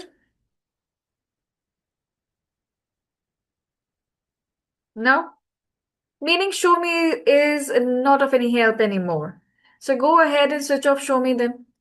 Switch off show me. Go ahead, switch off show me. The moment you will switch off show me, you will realize it is actually saying 59 unknown. What is that 59 unknown here? If you hover the cursor over that, you will see it is writing that there are 59 values that have unknown geographic locations, meaning it cannot identify, and that's fine, Zina. It can be 10, 59, something unknown, right? Yes. So currently it is not able to recognize those state locations here. So go ahead if it is 10 or 59 because you are on a different location. Okay. So let's go ahead and click on 59 everyone, or 10 unknown, whatever unknown you have here, because we're at different geographic locations. You will realize it now. So click on edit locations. After unknown locations, edit locations.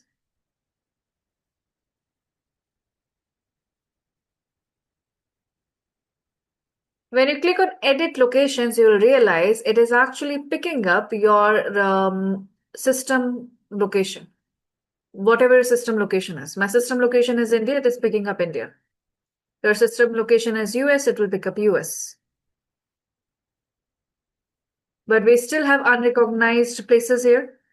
Why? Because our data is not necessarily going to have only one single country or region. It can have multiple country or region. So what do we do here? We'll ask it that do not pick up the country name from the system. Go ahead and pick up the name from the field. So go to the drop down and ask it to pick up from the column country or region, because there can be multiple countries, not just one. So go to the drop down, click on from field. Now you will see that we have two countries here.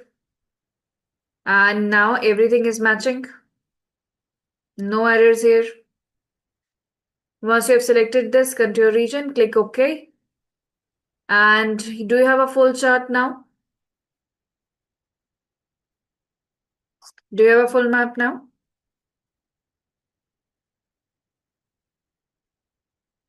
Where is country? Where is country added? Very good. Where is country added? Same as a state into the details card. So what did it do? It simply picked up the country and dropped that into the details card. That's it. Details card, everyone. Okay, be specific. Be specific. Remember the specific details. Read them properly. It is in the details card, right? Marks card is fine, but it's general. It is in the details card. That's the correct answer. All right, very good. Now go ahead and what is which visual indicator we can use here? Which visual indicator we can use here to indicate sales? We need a visual indicator to show sales value, everyone. To show sales value. Which visual indicator we can use here? What are visual indicators? Shapes, colors, size of the shape, position of the shape. Which visual indicator is present with this map? There will be a 15 minutes, there will be a 10 minutes break, Zina, now, in next 1 minute. California, very good.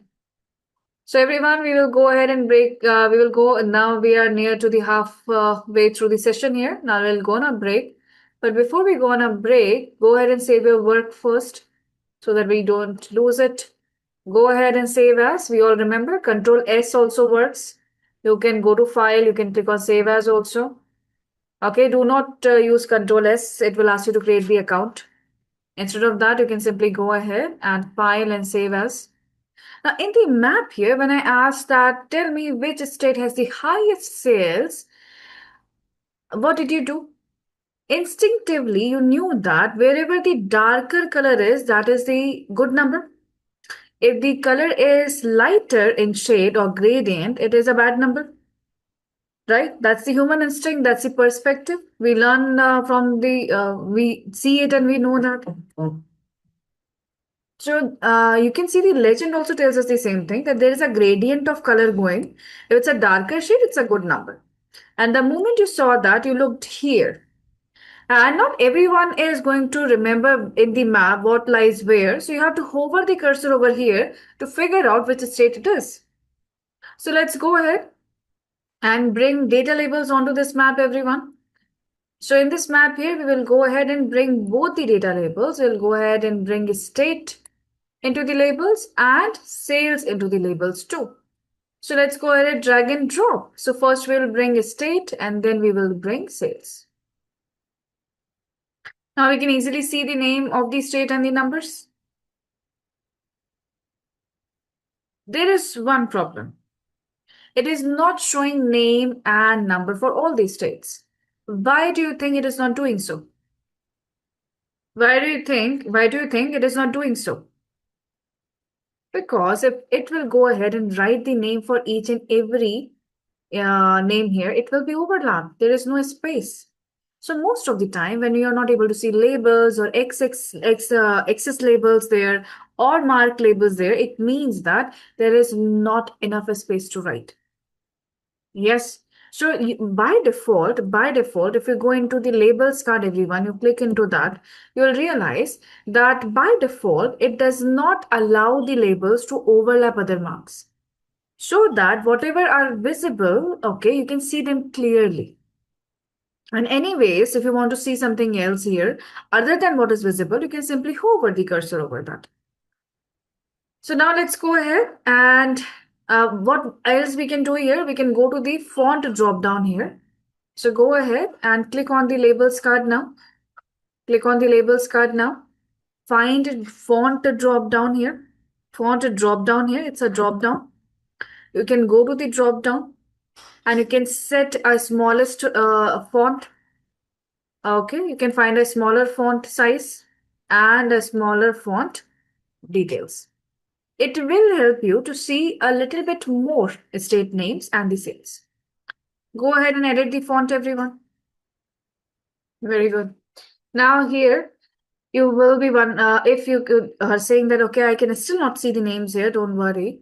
Okay, when it goes to the presentation mode, we will be able to see that. Where is the presentation mode? Do you see a TV icon here? Do you see a TV icon here? Go ahead and click on that. This is the presentation mode, everyone. So you can present it directly from the Tableau. You don't have to actually go ahead and create a PPT out of it if you don't want to. You can simply present it from here. Go ahead and click on this TV icon. Once you click on it, are you able to see all the names of a state and numbers clearly? Yes, very good. But now we can see it clearly, meaning if you go into presentation mode, we don't have to worry about the labels anymore. If we have added the labels, it will be there. Now we need to add one more sheet and create another chart. How do we go back? To go back here, you can go ahead and press escape key from your keyboard, or you can go ahead and click on the function key F7 on your keyboard. Or on the right hand bottom corner, click again on that icon here.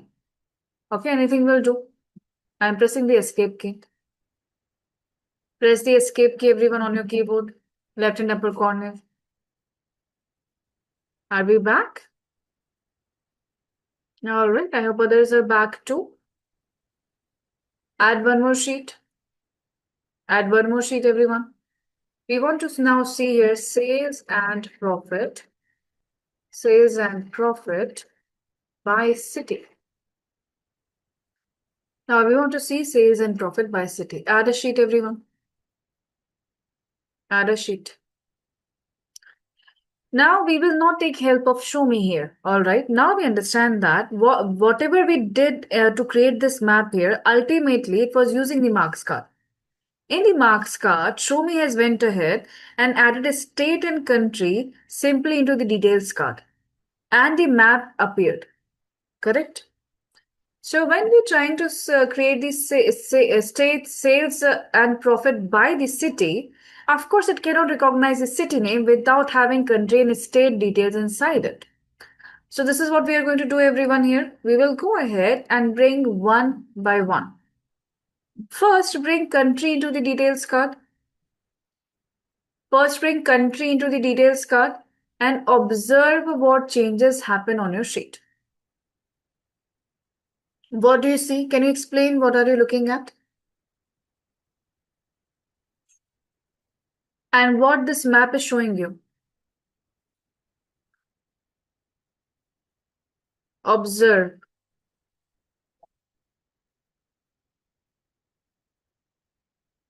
It is not showing cities yet. It is showing you. Do you see these two bubbles? Do you see these two circles, everyone? Yes. It is showing us that showing us US and Canada. So it is showing us that these are the two countries that are available in this data set. That's what it is showing with the circle.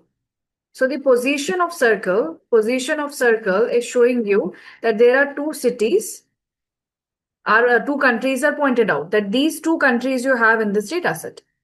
Position of the circles is showing you that. Now in the similar lines, go ahead and bring a state into the details card.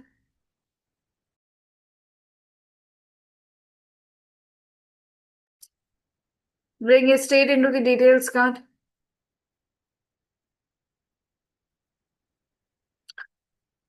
Now you clearly see here that position of all these states are visible now. Position of all these states are visible. Now let's bring city. Bring city into the details card.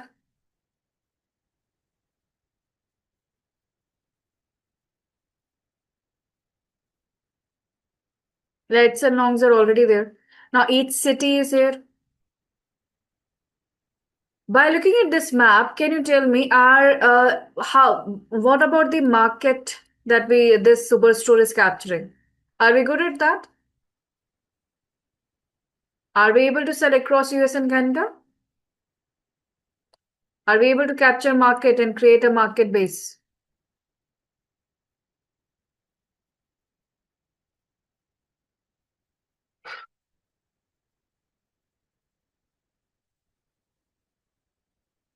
These are the cities. All right, so we are looking at a map right now. Each circle is representing a city, position, right? Okay, so now we have a circle. Circle has two qualities. Okay, circle has two qualities. We can use two visual indicators out of that. We can use size of the circle and color of the circle. We can use size of the circle and color of the circle. Okay, so we also want to see sales and profit. Okay, so please tell me with which visual property or visual indicator we should go ahead and represent sales numbers, size or color.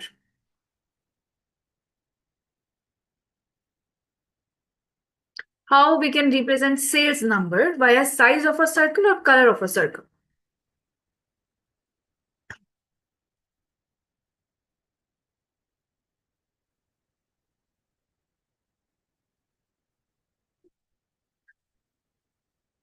Bhavna, can you share when you're sharing a screenshot, share the entire screenshot so that I can see what you have selected here.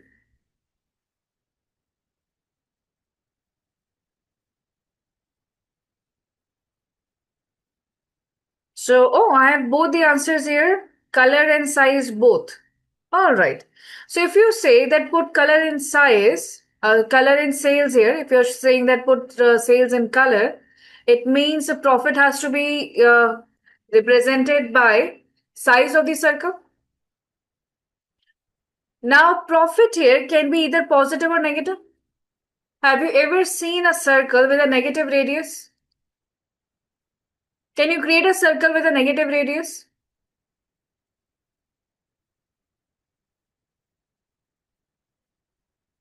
Negative diameter? No. So this is what happens here, everyone. Okay, since profit can be positive and negative both, we will go ahead and represent the profit via color. We'll go ahead and we represent the profit via color. And we represent the sales with size. Okay. Why? Because sales is always positive. It is always going to be positive. So it will, with the size of the circle, it will show the magnitude of sales value. And profit here will be, it can be positive and negative both. So we will show it by the color.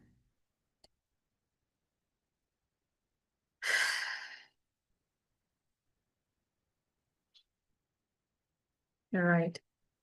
So you did selected something else, Bhavna. Okay, so everyone go ahead, pick up sales. Bhavna, you go ahead and go to show me.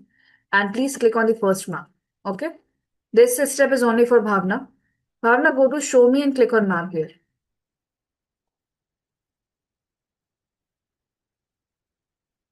And everyone else, go ahead and pick up your sales. Put that into size card. Pick up the sales, put that into size card. The moment you do that, have you observed something? Bhavna, follow along. Put sales into the size card. Have you observed something here? Once you put the sales into the size card, your bubbles have vanished. Your circle have vanished from the view. Yes. What does this here? Right. Size of the circle has changed based on the magnitude of sales. So you can realize here, okay, read this properly. The legend is out there. It is telling you the smallest circle means only one order has been placed in last 4 years, because this data is consolidated of all the 4 years. So this smallest dot means the only one order has been placed. So we were thinking that it was able to capture the market. In reality, it was not. So go to the size here, increase the size a little bit more. Go to the size card, increase size a little bit more, but that doesn't help much. We can still see many small circles like a dot, meaning only one order has been placed from those cities.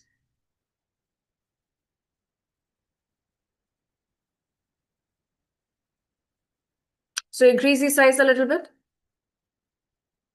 After that, bring profit into the color card. Now bring profit into the color card.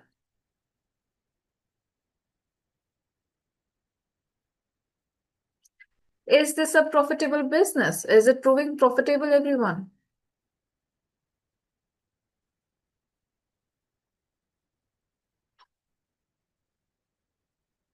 What happened?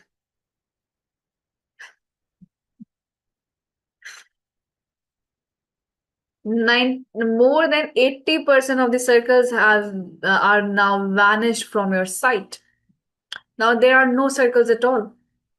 Let me tell you the reason for that. Okay, let me tell you the reason for that. Look at the legend of sum of profit here. Okay, you can clearly see anything less than 0 is the shade of lighter orange here. Anything positive is shade of blue.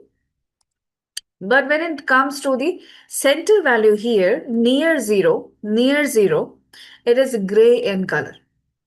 And the background of the map is also gray in color. That is why most of the circle currently are vanished from your view. But they are there. Okay. So how do we make them visible? To make them visible, everyone, go to the color card. Go to the color card. In the color card, go to border. Okay, so there are two options, border and halo. Halo is the ring around the circles. So we don't want any kind of ring around the circles here. It makes it blurry. We don't want blurred circles. So we switch off halo. So go to the halo drop down and select none. After selecting halo as none, we go to border automatic drop down and select a little bit darker border. Select a little bit darker border. It will make these circles appear. Okay. So go ahead to the borders drop down, make the darker border, and you will see circles will appear. Very good. Now here, let's go ahead and look at the pattern also here. The orange shade that we see is too light to even figure out whether it is larger loss or a smaller loss. So we go to the color card again. Go ahead, go to the color card again and click on edit colors. When you will click on edit colors, your screen and my screen is going to look different. Okay. I'll update my Tableau. Okay, I have to get it done by the IT team. So it's all right. So you click on the edit colors. Okay, your interface and my interface is going to be different. So once you click on edit colors, a dialog box will open up. All right. In your dialog box, go ahead and find out the same option called as palette. It will be the first automatic drop down. Okay, you can easily find that.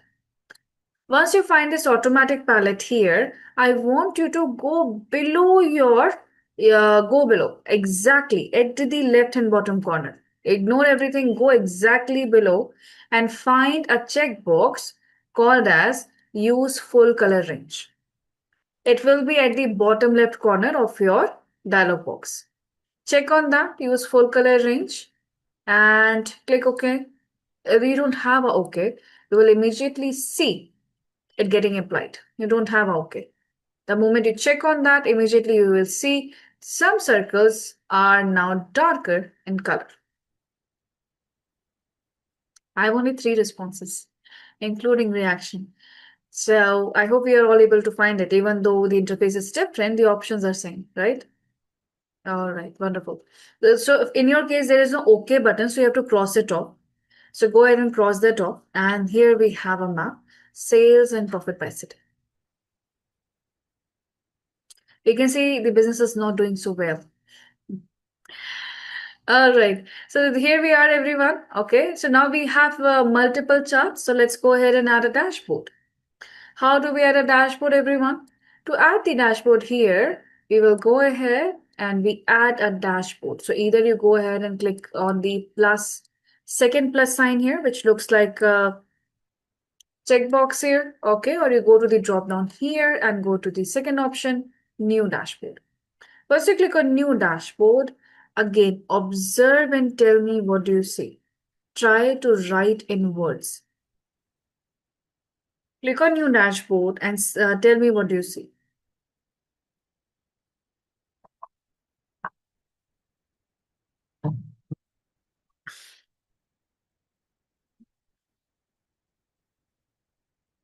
Very good, Swati. We can see all the worksheets. Very good.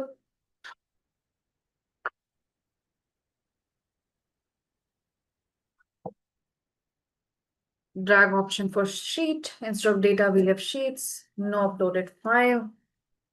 All 5 sheets. Right. So we all can see the file and the sheets. Yes, uploaded file name is not there anymore. Very good. Good observation.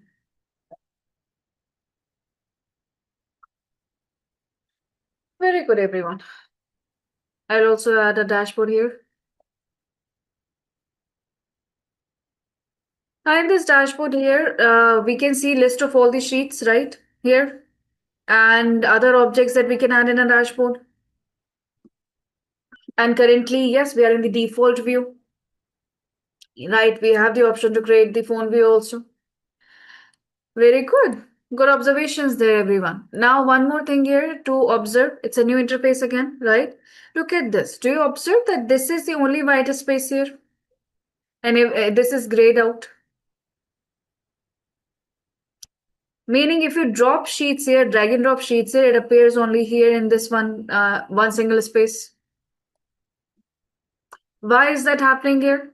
Because of size, absolutely right. So do you see the size drop down, everyone, here? This is the size drop down here. This size is fixed by default. So let's go to the drop down, click on the drop down. And in this drop down, it is giving us a range of dashboard size. We don't want to fix a range here. It's quite small. So we go to the drop down of the range. This is where we get to know that there is a fixed size dashboard we can create and we can also keep it automatic. Fixed size means if you create a fixed size as 16 by 9 screen, someone wants to view in their tab, which is quite smaller in a screen, okay, they will have a difficulty of looking at it. So best way is to just keep it automatic. So let's go to the drop down here and let's make it automatic. What happens when you click on automatic? Automatic means the dashboard will resize to fit any screen it is displayed on. Easy for us to design also. Why it is easy for us to design? Because now the entire white space is within your laptop screen. As per your laptop screen, okay, they will resize this dashboard. We got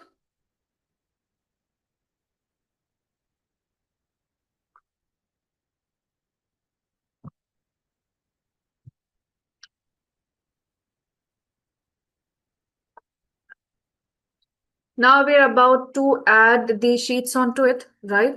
So this entire space will create a dashboard. To add the sheet here, everyone, you can either, there are two ways to do it, okay? First, let's go ahead and double click and see what happens. So let's test this out here. Go ahead and double click on sales by category.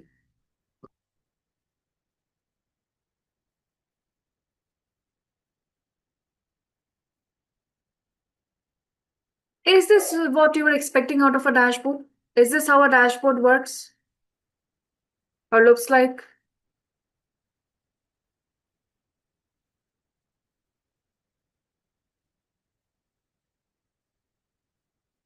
Go ahead, double click. Tell me what happened.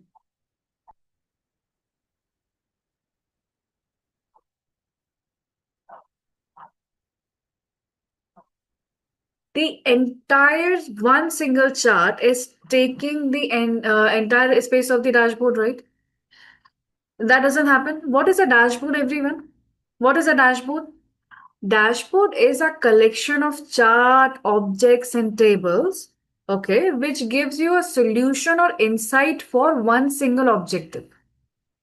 That is a dashboard.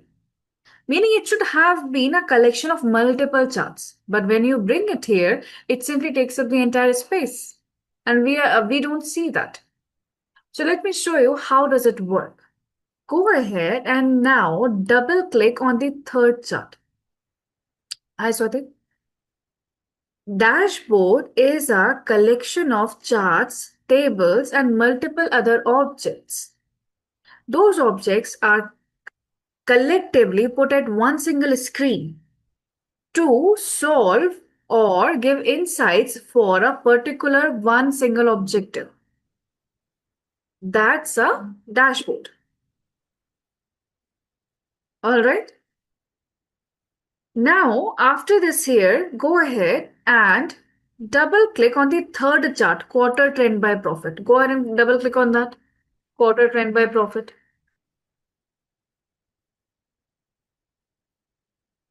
You will realize that now it is automatically dividing the screen into two parts, meaning we are doing good. It understands what a dashboard is. Yes. Now it is in two parts. Very good. Right now, when you double click, it is taking its default position, right? Now we know that from yesterday that if we want to go ahead and choose our own space, we can drag and drop also. Correct? So everyone, I want your attention on the screen, please. May I have your attention, please? Come back to the screen. Come back to the screen here. Is everyone here looking at the screen? I just want to show you something and then you can go back and do it on your own. But you need to see that first, okay? Great. Glad to have your attention here. Now let's see what I'm doing here. I am going to pick up sales by state. All right. See here, left click, hold, and I picked it up. And I'm moving here. The moment I am here, do you observe wherever I move my cursor, there is a certain part of the dashboard which gets highlighted in gray. Are you able to look at that?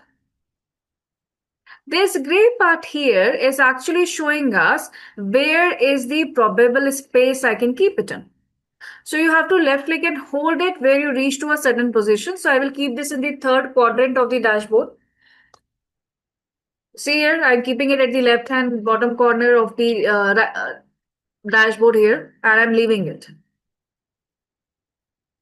And it automatically gets placed up here. All right, in a similar manner, I will pick up sales and profit by city. I will place it in the fourth quadrant of the screen. Here. Go ahead and do that. Drag and drop. And if accidentally you drop it somewhere you don't want it, Control Z, everyone. Control Z is your friend in Tableau. It works.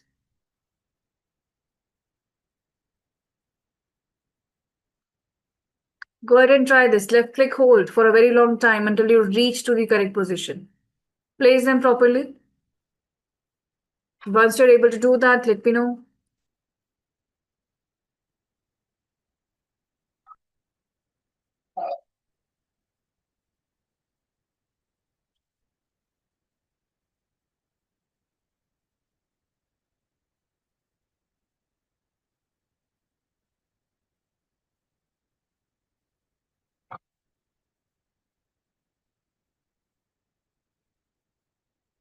Very good. I hope everyone else is on the same path too. I'm just waiting for 10 seconds more. If you are facing difficulty, ask please.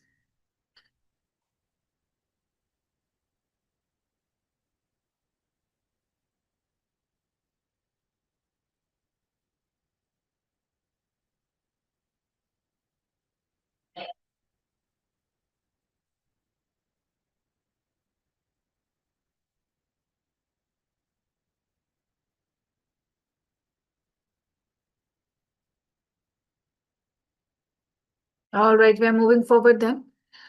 Also observe right now, everyone. Do you see whichever chart is selected? Okay, you can see a gray colored box on top of it. You can see a gray colored box here. Whichever chart you select, there is a gray colored box, right?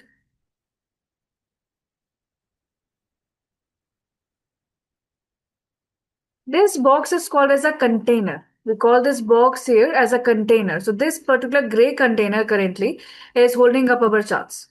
Also observe there is a dash lines here, right? If you hover the cursor over these dash lines like this, it converts into a double-headed arrow where you can choose to resize them. Okay? So you can hover your cursor over the dash lines here. It converts into a double-headed arrow. There you can go ahead and resize the charts.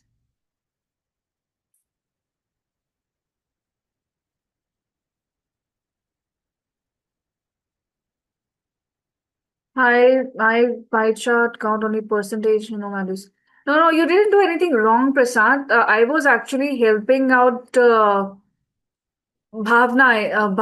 or I don't remember the name correctly, who has asked that they are not able to view it properly. So they accidentally added that amount there. Okay, so that is why amount is visible here because I was solving one of the doubts. So everything is correct only. Yes, I know that. Zoom was glitching. I have to reshare the screen.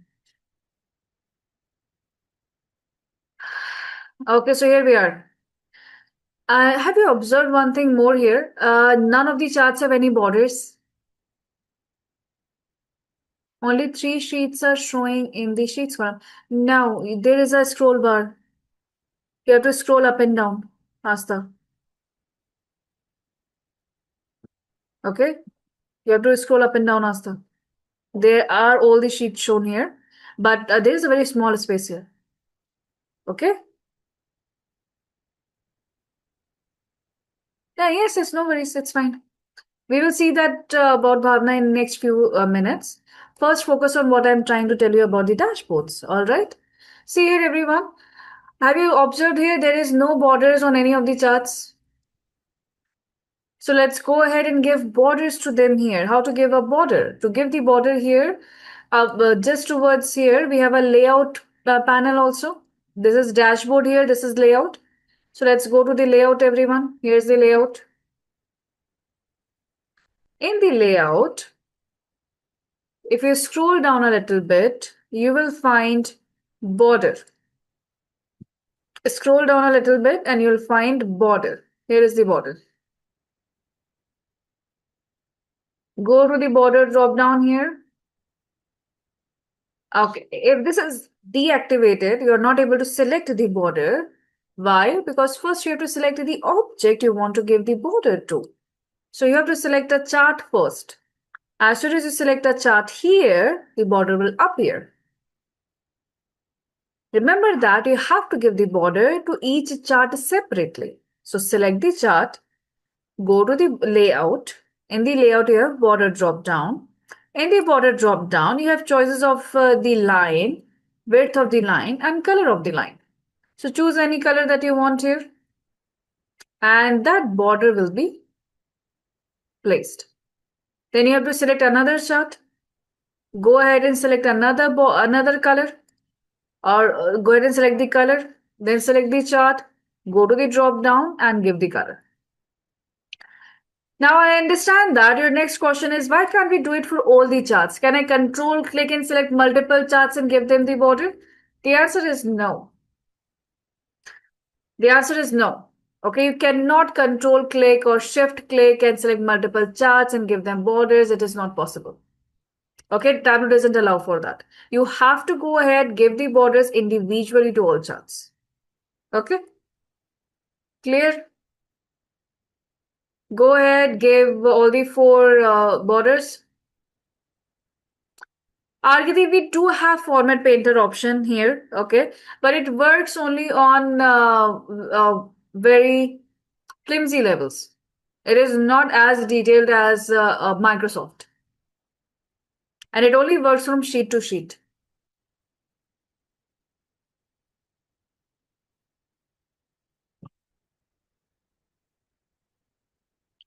We have given the borders. Okay, now let's go ahead and look at the chart titles. They are too big for to be in a dashboard. So let's go ahead and format them too. To format the chart titles here, we have to go to the dashboard menu drop down. Okay, go to the dashboard menu drop down. In the dashboard menu drop down, go ahead and select format. Go ahead and select format, everyone.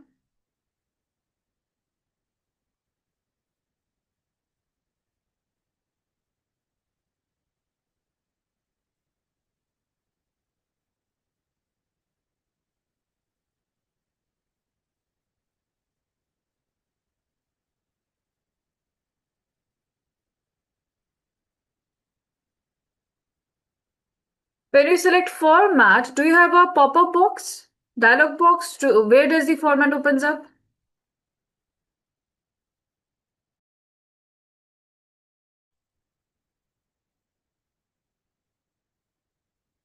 Right here, overlapping our dashboard panel, right?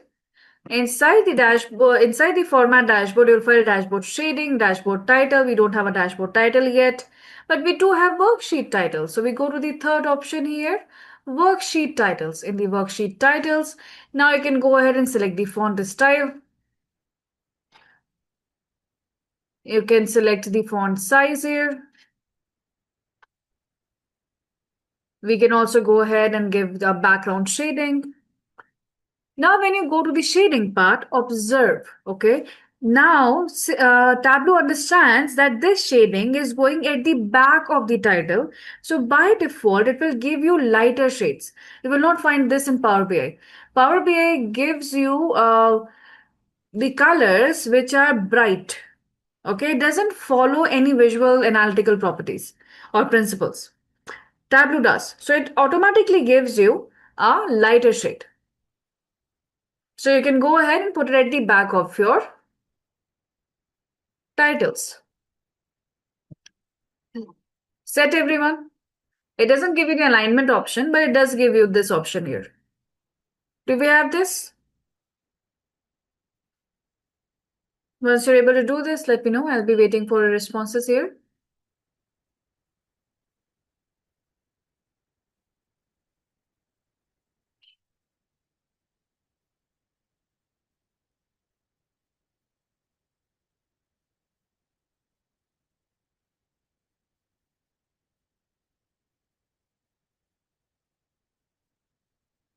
Once you're done, okay, there is no OK button, so you have to simply cross it off. Cross it off and get our original panels back. Simple double click. Double click. It opens up edit title. Oh, you were not there yesterday. This sheet name is the reference, right?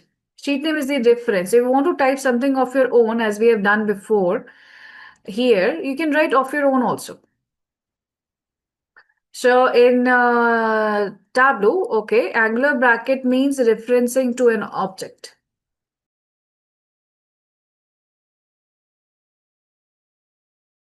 All right, got it. Thank you. All right, so here we are. We are back here. We go back to dashboard here, everyone. Now, have you observed right now in this entire dashboard? Don't worry about that. It will be included. Stay with me, please. You don't add everything into the dashboard. If you create 35 sheets, it is not required to add all of them in the dashboard. You add in the dashboard what is required. Okay, I will show you how do you create a story. Not everything goes into one single sheet or one single screen. All right, so in this dashboard here, everyone, do you see there is a white space? We are not utilizing that. It makes no meaning. And now all the legends that we had, all the legends are added on the right hand side. All the legends are added on right hand side. As the end user, okay, will they know that which legend belongs to which particular map or sheet? No, we know that. So one thing is very clear, okay, this legend belongs to this part. Okay, these both the sales size one here, they belong to our first map and this belongs to the second map. Now there is one more issue. Do we need to visualize all the legends here? Do we need to show all the legends here? For example, is this required anymore? Is this required anymore? Because we have already written the names here. So do we need this legend to tell which color is what category? A minute, Anandan. Is it required anymore? Since we have written the names here, okay, we don't need to tell them which color is which category. So let's get rid of that. Go ahead and cross it off. Go ahead and cross it off, remove it. Select it, container will appear, remove it. And whatever changes you do here on the dashboard, okay, so let me show you that. It doesn't change anything here in the chart title. But if you'll make any changes inside the chart, it does affect your charts. But chart title, not affected at all. Removed category. Now let's talk about the sales. Is this particular size legend, is it going to help you to find out how much sales something is representing in this map? Is it helping in any way here? To determine by the size how much sales is there in amount. We don't need it. Delete this too. Delete this too. Now we are left with two legends here. This we need because we have to tell them, okay, these are sales colors, these are profit colors. And this is the maximum sales, minimum profit, maximum profit. Now I want everybody's attention on the screen once you have removed the top two legends here. May I have your attention on the screen, please? Confirm by the emojis that yes, you're looking at it.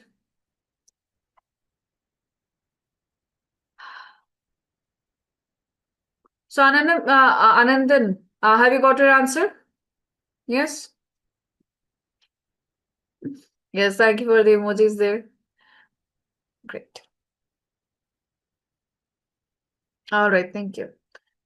Okay, so let's look at here. If we want to go ahead and we want to place the sales legend with this particular chart, if I try to move it, okay, so I will pick up the handle of the container, and if I try to move it, it moves it as a tile. This is called as tiling. right? Because it is grabbing a space and disturbing the entire part. We don't want to move it like that. We want to go ahead and overlap it on the chart. We want the overlap to happen, correct? We don't want to disturb our other charts here. So we don't want it tiled. We don't want to add as a tile here. We will go ahead and make it float over the chart. So select your sales legend. You will find the drop down, which is a more options. Go to the more options and simply select floating. When you select floating, tell me, what do you see? Do you see any changes?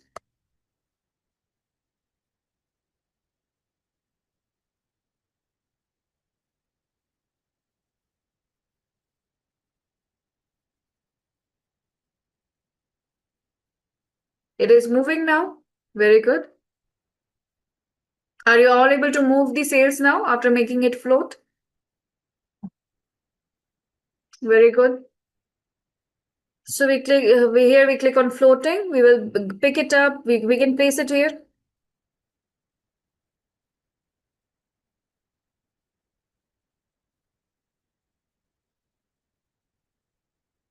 Place it on top of it. Now we can do same with here also. We can do same with the profit legend also. Right? We can go to the drop down. We can make it float. And we can place it on this map here.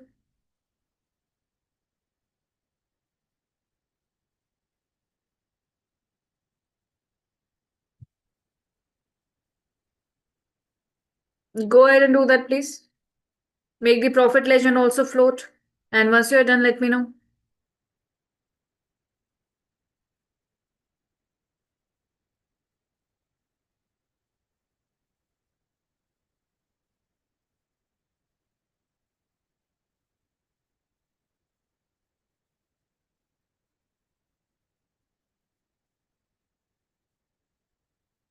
We're able to do it, right? Very good. So I'll also go ahead and click on floating here. I'll also go ahead and click on floating here. Here we are. Okay. Now we can place it wherever we want. Now tell me one thing. Why we were making it float? So that we can use this white space. Even though we have removed them from this white space, are we able to utilize that yet? Zena, this is profit. Okay, select it. Do you see a drop down there? More options? Are you able to see the more options? Go there and simply select floating. That's it.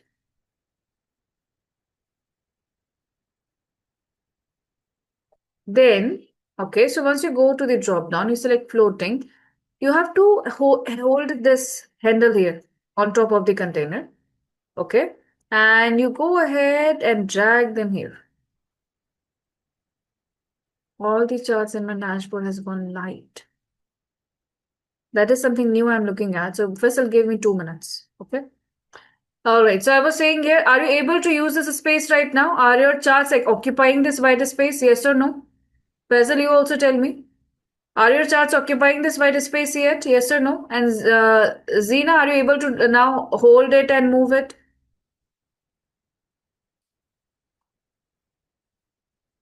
Done. All right. I will tell you, Anandan, where have you missed? Okay, everyone. So go ahead and click on the white space. Go ahead and click on the white space. When you click on the white space, do you see another container? But this another container is blue in color. Observe the difference. If you go ahead and select any one object or a chart, it is gray container. But when you are clicking on a white space, you have a blue container, right? This blue container is called as a vertical container. This container can hold multiple objects inside it. So blue container holds multiple gray bordered objects inside it. So all these legends were getting automatically added inside this particular container. Even the charts that you're looking at here, they are actually held inside a huge big blue container. Do you see on my screen right now? So these are by default here. By default, they are added here. So now this white space is occupied by this empty container. We don't need this container here, so we go ahead and we cross it off. So what did you do, Anand? Then by mistake, okay, you have made this entire container floating. Because of that, your sales and profit are moving together. That's why I specifically said to find and observe that it is gray in color and they are moving individually, right? So this is what you're supposed to do right now. Go ahead and move them individually. Okay, Anandan?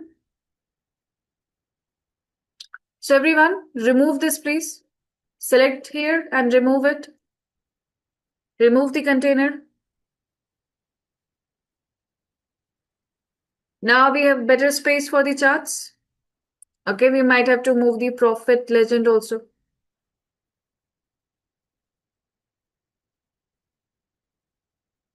Is your dashboard ready?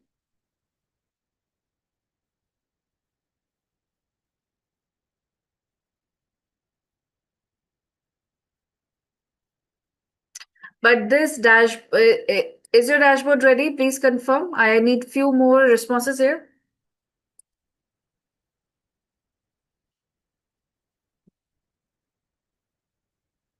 Those who have given the response, thank you very much. I hope others are ready too.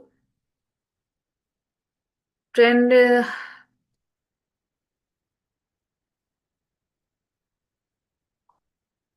Whatever we have done so far, have you followed that? That's my question. Okay. Yes. All right. Now here, now we have a static dashboard. It is a static dashboard right now, everyone, right? Now, in this static dashboard here, these charts are not interacting with each other. These charts are not interacting with each other. What is meant by interacting here? Meaning, if I go ahead and click on technology slice right now, okay, are the other charts changing and telling us only about technology? No. So what happens here is, I'm sure you all have seen moving dynamic charts that if we click on something here, it will go ahead and Faisal, just click on the white space. Okay, by mistake, okay, you have suddenly filtered them out. Okay, so just click on the white space, it will come back. Everything else is fine with your chart.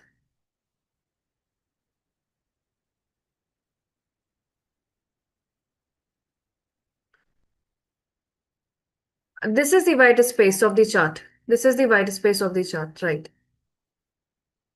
Anywhere here, here. Try to click on there once. Can you click on this here? Can you click on the slice again?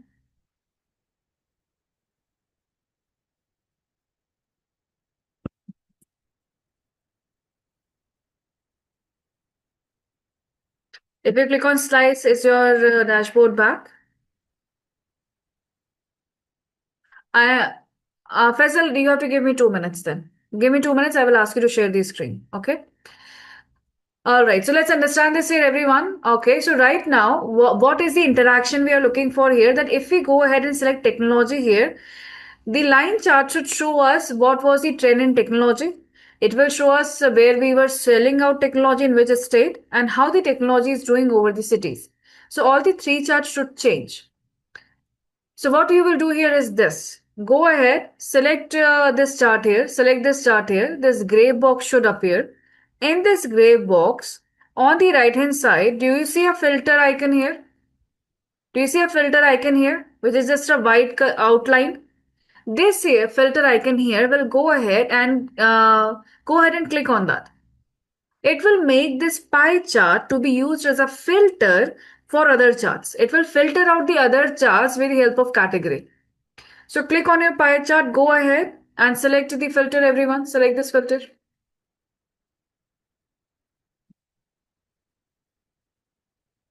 Once you have clicked on this filter, it will turn white in color.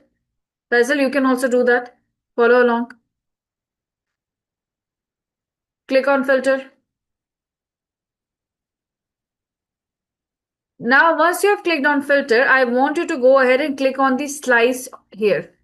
Click on one slice of technology.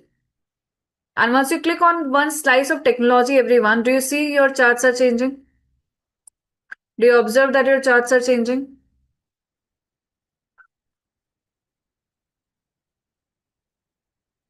This is called as dashboard action. This is called as dashboard action. The moment we click on this here, the moment you click on this here, immediately your charts will reflect as per that selection. How do you get your original chart back? Just click on the same space again, or okay, click on the same space again, or outside in the white space.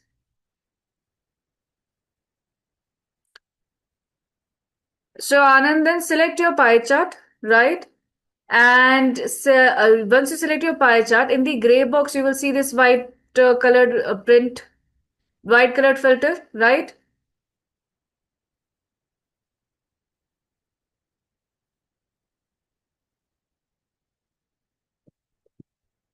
Please confirm, right?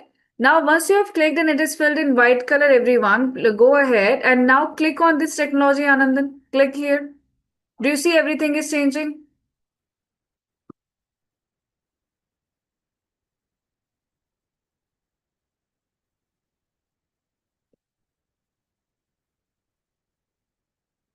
Do you see it changing now, Anandan? Is it working for you?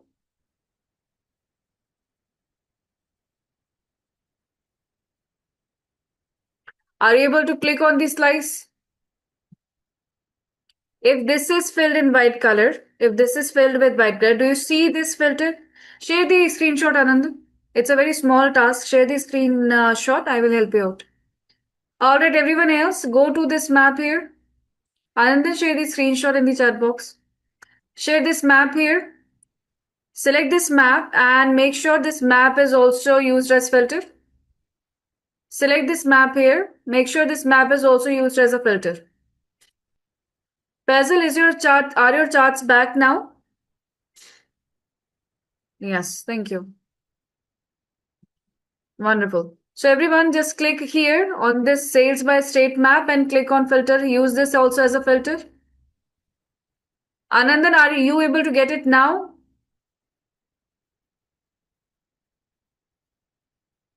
Anandan, select this map and click on this filter. Are you able to find this filter? Yes or no? Right. So right now it is white in color. Okay. Can you go ahead and click on California, Anandan? Can you go ahead and click on the California? And when you click on California, do you see other maps changing immediately?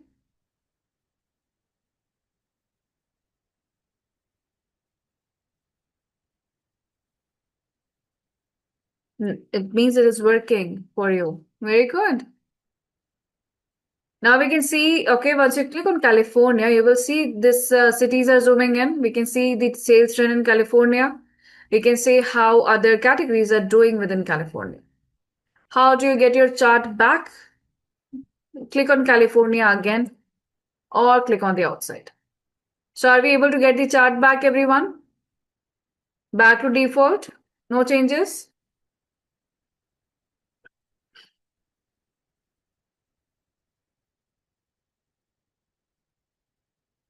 Got it? Very good. So this is how the dashboard interact here. All right. And now we can go ahead and read the dashboard.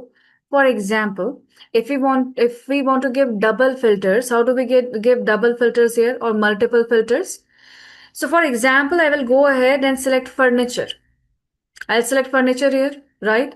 After selecting furniture, I simply want to know how well we are selling furniture in Texas. So we will click on control button. We will click on control button, which help us to multi-select. So first I have selected furniture, right? Now I will go ahead and select Texas. So even if I don't click on control, I can select both of them separately. And now we are filtering out by multiple features here, furniture in Texas. We can see furniture in Texas, the sales has been going down and currently we are in a lot of loss there. Yes? Yes, correct, Faisal. We filter out other charts. Go ahead and try this out, please. Click on furniture, then click on Texas. You will see multiple filters applied, and we can see how furniture is doing in Texas by sales and profit both.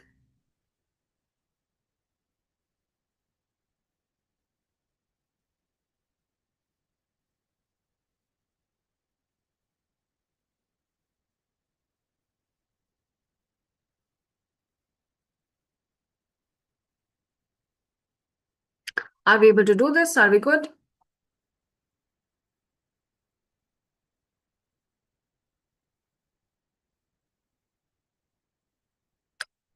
You know how to get it back. Just click outside and you're back. Okay.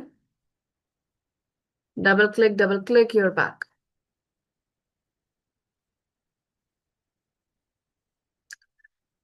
All right, everyone. So now once we have we have got the dashboard here. Now let's go ahead and create a story. So how do we create a story, everyone?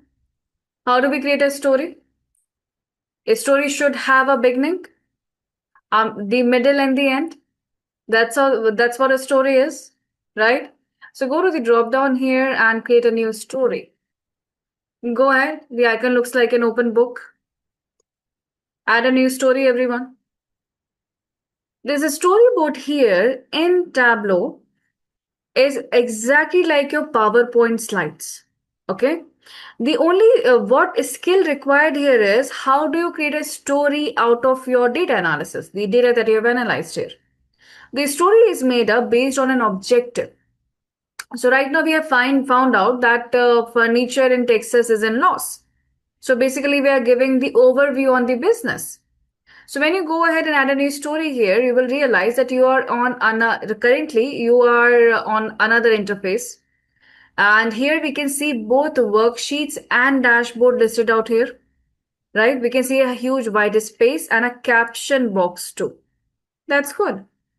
We already have a title here. So let's go ahead and on the left and bottom corner, we have size also set. You can see here, okay, it's a huge size of the slide. So let's make this size also automatic. So we have added a storyboard, everyone. We go to the drop down here and we will make it automatic again. So make the size automatic.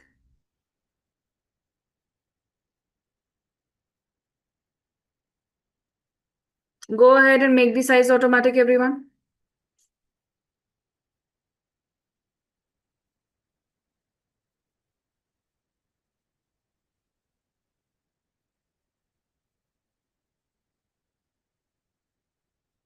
Done. Very good. Now you can see here, this is just like the slide. Now, how will you go ahead and represent? What is the first thing that you will talk about? You are here to represent overview of business for past 4 years. What is the first thing you would like to talk about?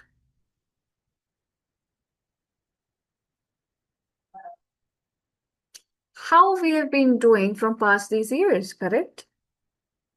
Go ahead and go ahead everyone and pick up your quarter trend by profit. Simply double click on it. There are many ways to add the sheet and the dashboard here, but go ahead and pick up first quarter trend by profit. Pick up that.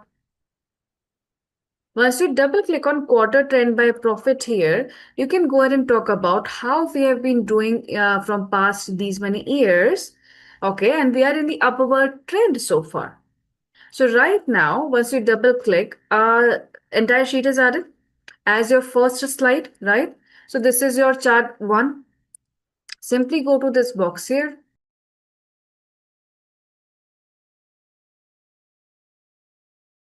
And you can go ahead and either write a message here, all right?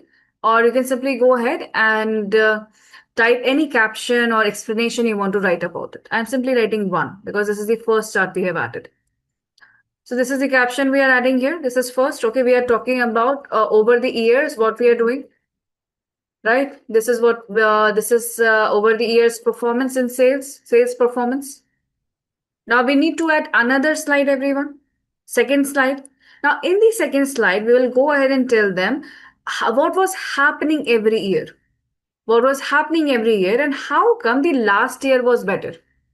So now go ahead and you can now double click on trend or you can drag and drop trend just towards the right of the caption box. Both will give you the same result.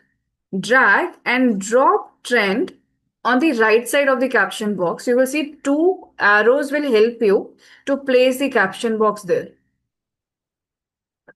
Now you can show them year on year how we have been doing here and how well we have done in the last year.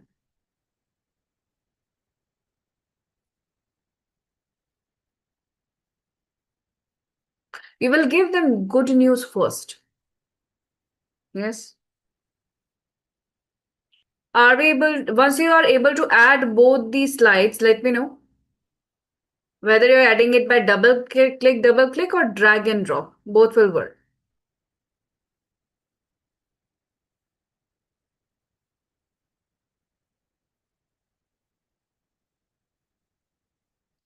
Now in the similar manner here, now go ahead, double click on sales by, go ahead and double click on sales by state, because over the time we have done this, and over all these states, this is the current situation of the sales. The third we will go ahead and talk about, okay, over the market, over the entire states, how we are doing.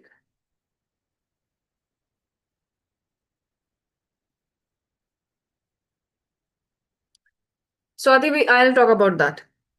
Let me complete the technicalities, then I'll go into that. I'll remember your question.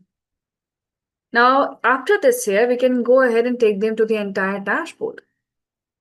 After this here, we can go ahead and take them to the entire dashboard where we can go ahead and connect all of these stories together and show them what is happening in each category and in each state over the time and over the cities.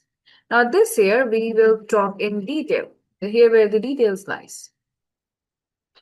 So likewise, just double click is the easiest way to add here. Now we have a storyboard.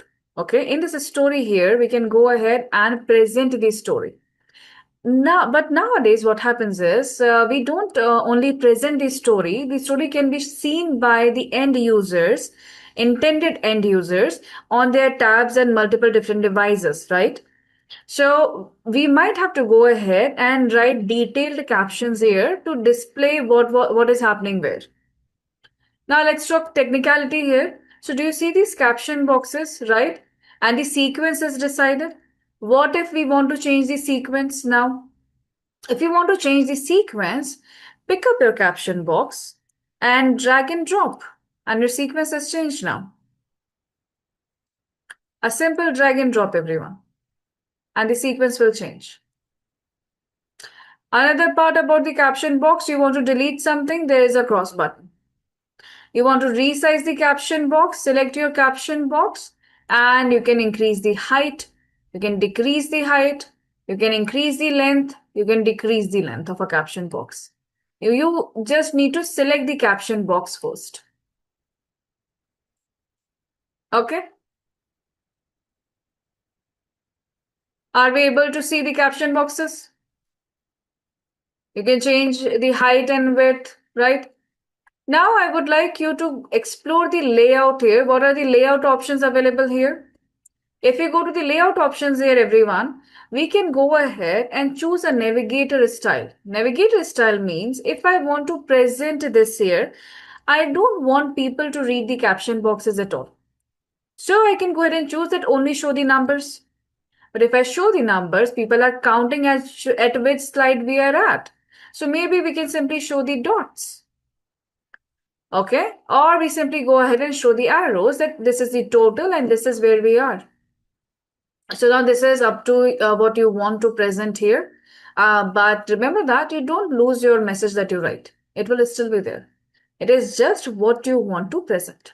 Okay. This is the layout here. For the storyboard, go ahead and click and see.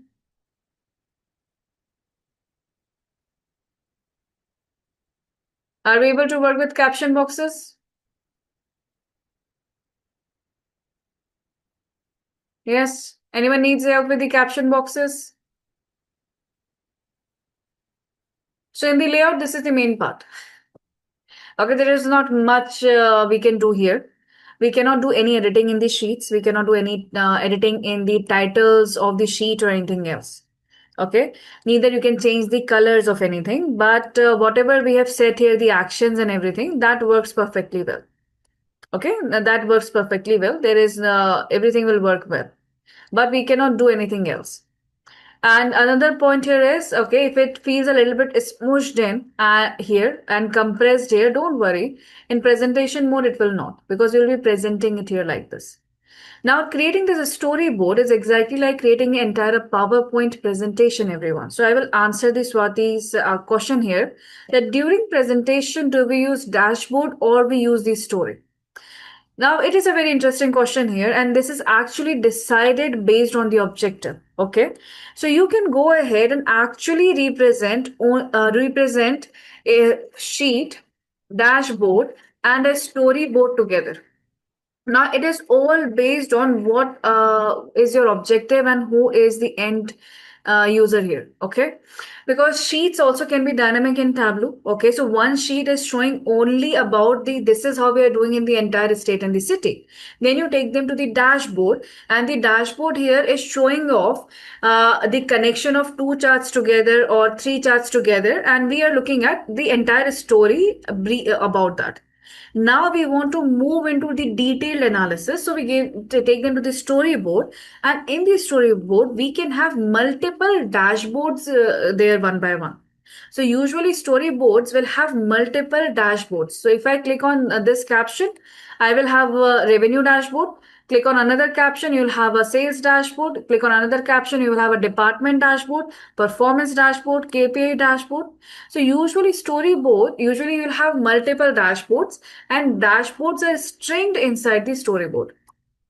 So these all three things are used together because we are in Tableau. And when you go to presentation mode in Tableau, everything goes into presentation mode. That is why it becomes easier to string the story easily here.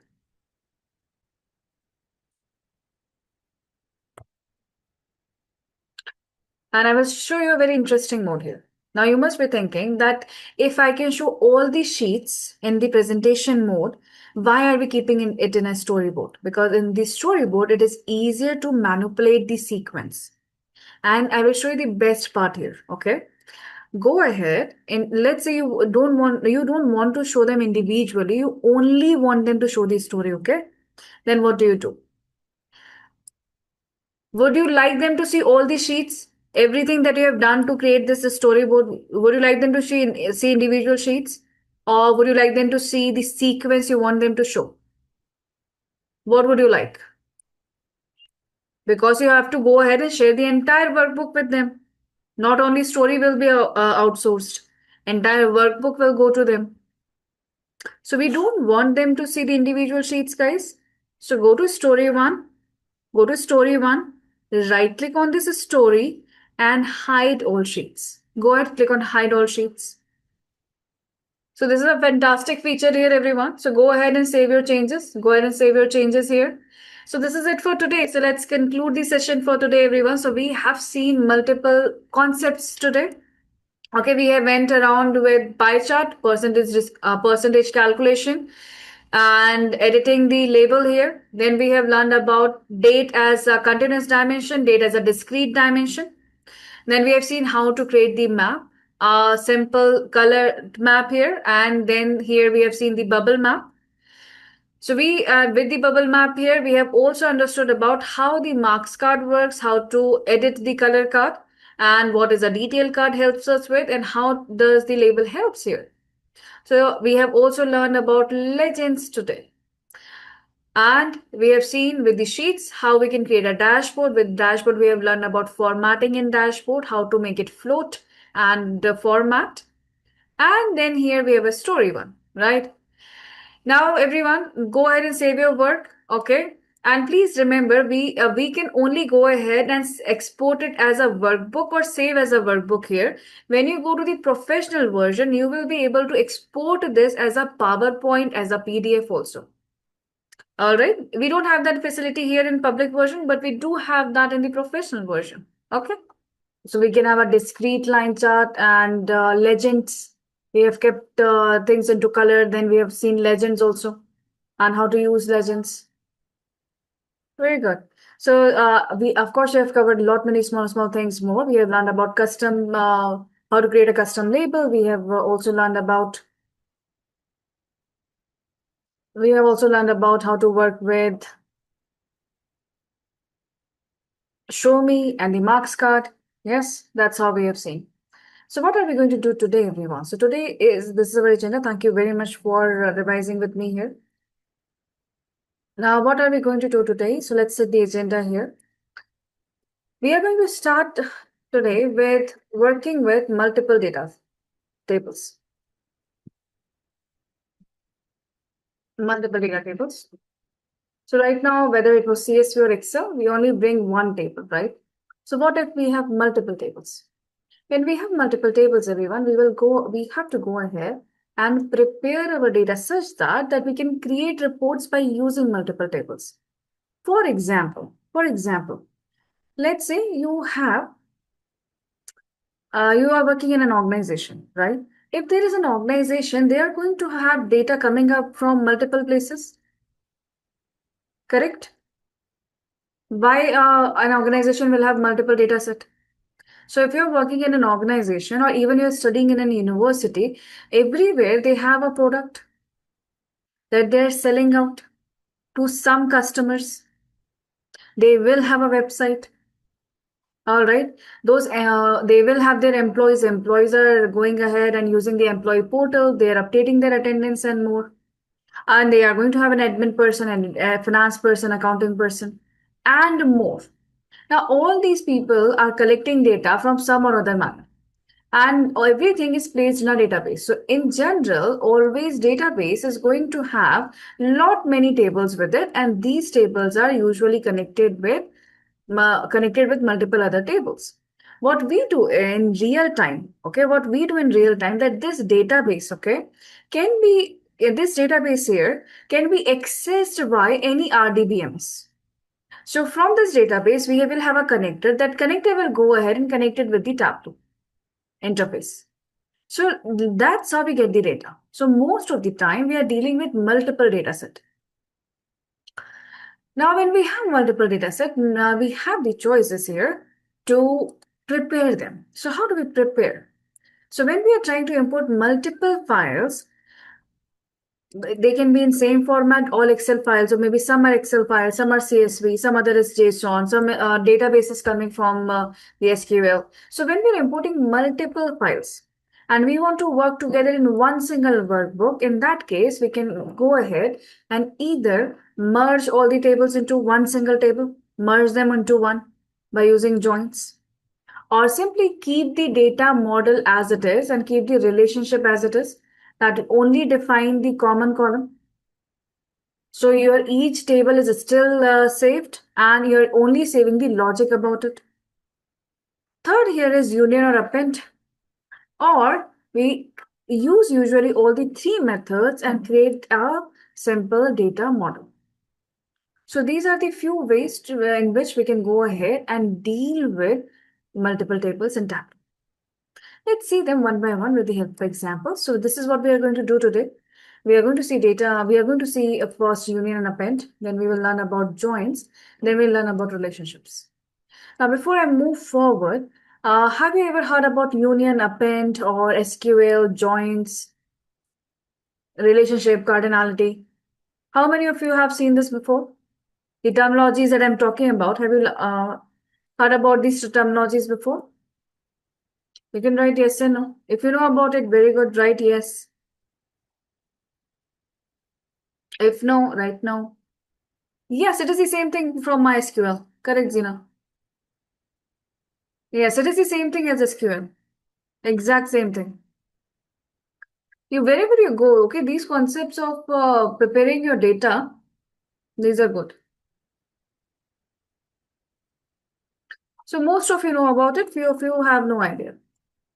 All right, so we will talk common sense, okay?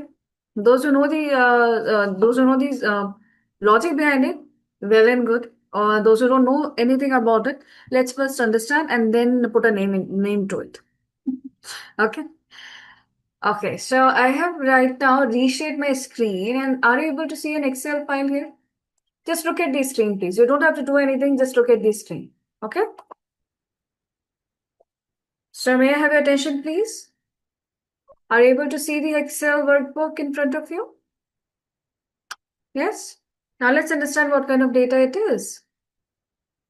Right now, we can see here we have a 2011 data, and it is country, state, region, category, subcategory, product, and how much product we have sold in that particular country, state, and region.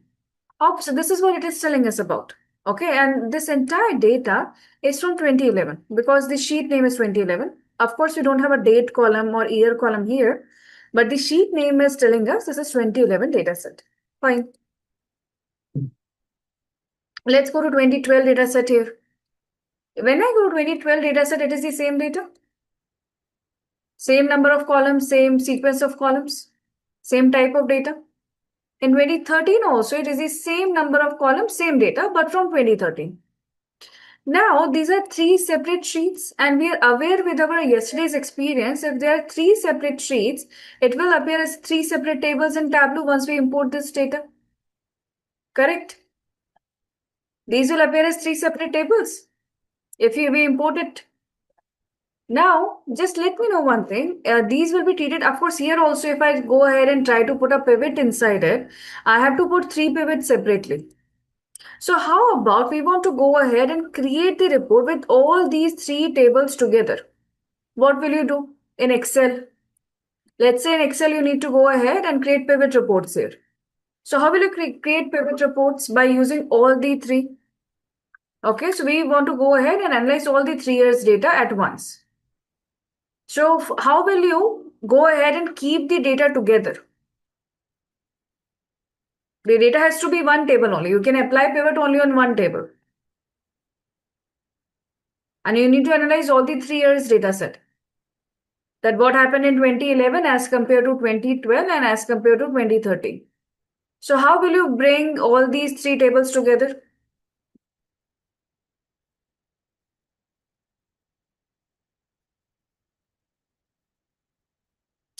Just think about Excel. Just think about Excel.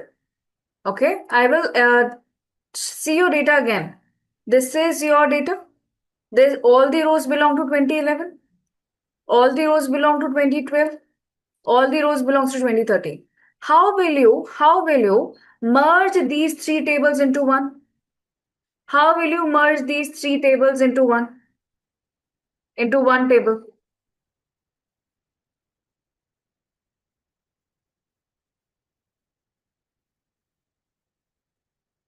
All columns are common, Abhinetri. It's the same table every year. We cannot apply VLOOKUP. All the columns are same. I don't want any new column. I want new rows. Yes, copy paste, guys. Copy paste. How simple it is. There is nothing good, nothing much going on. This is 2011 data set. I will go ahead and add a year column here. Okay, which is going to be 2011. I will create a year column here. It is 2011. Okay, I will go to 2012. This is a year column here again, and I am going to create 2012. Now I have year column. Now can I simply go ahead and copy paste all the 2012 data below 2011? That's it. That's what we are talking about. Now we have here entire data together. A simple copy paste, common sense. Because our column names are same across all the three. Do you understand what we did there? Now I can analyze 11 and 12 together. Do we understand this part? A simple copy paste will bring all the three tables together.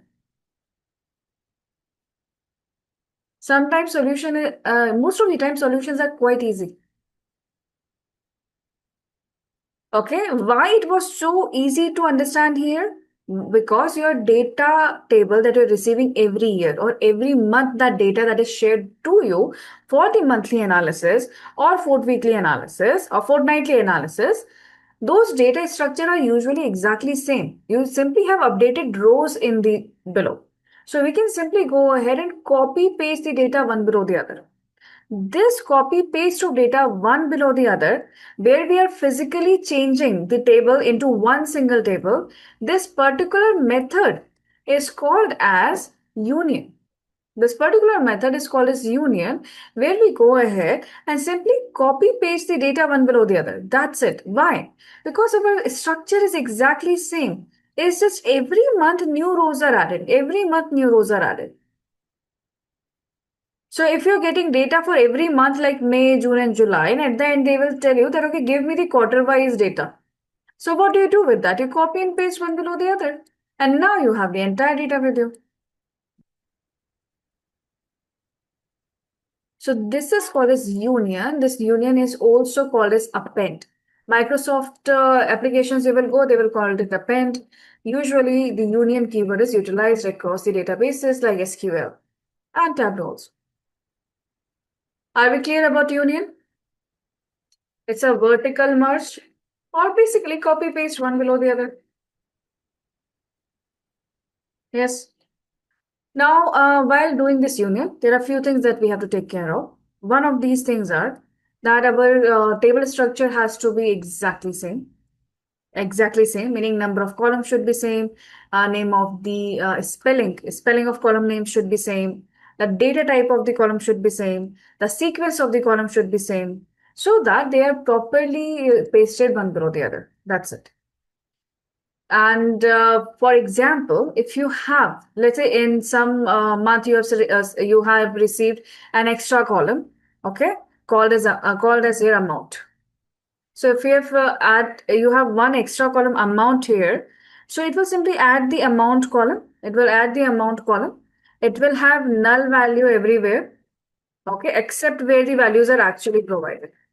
And everywhere else, it will simply have null value. So even if you have extra column, if it is in the sequence, you are good to go.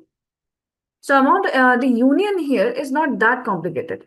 Only the sequence has to be abide by. So let's go ahead and see how to work with union. Okay, so this data set is already provided to you. This data set is called as Union Demo File Superstore. I have also shared it in the chat box. If someone do not have the access to session materials, they can go ahead and access from here. We'll go ahead and see now technically how do we do it in Tableau. We understand the concept now. Now we'll see how to do that in Tableau. Are we good?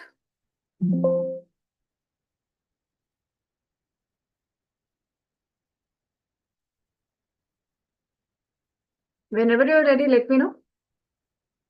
You should be ready with the open Tableau workbook, and you should know where your Union Demo File Superstore is saved. It's a simple Excel file, everyone.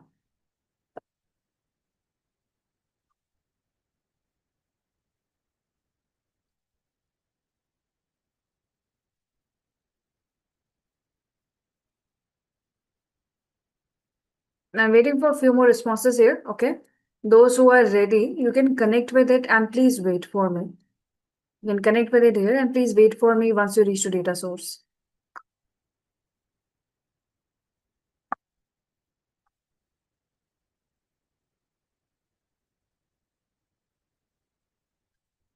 Remember, you can share reactions and emojis also, everyone. Very good. Thank you for the quick responses. I'm waiting for a few more responses here. Let's start together.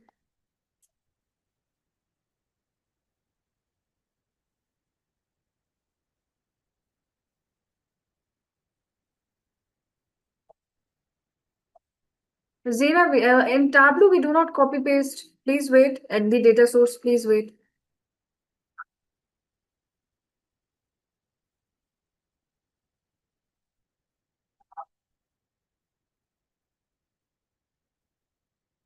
All right. Thank you very much for the quick responses here, everyone. I can see most of you are ready by now. Now I'll also go ahead and connect everyone. Okay. You click on Excel, you select your file superstore, and we click open. When we click open here, we can see the three files here, 11, 12, and 13. We know that Tableau has to read data. We have to start somewhere. So go ahead and double click only on 2011. Double click only on 2011. Now, once you have clicked on 2011, everyone, let's understand something about data source. Currently, where we are right now, this particular view of data source is called as logical layer. This particular view of data source, this area, this is called as logical layer. This is your logical layer.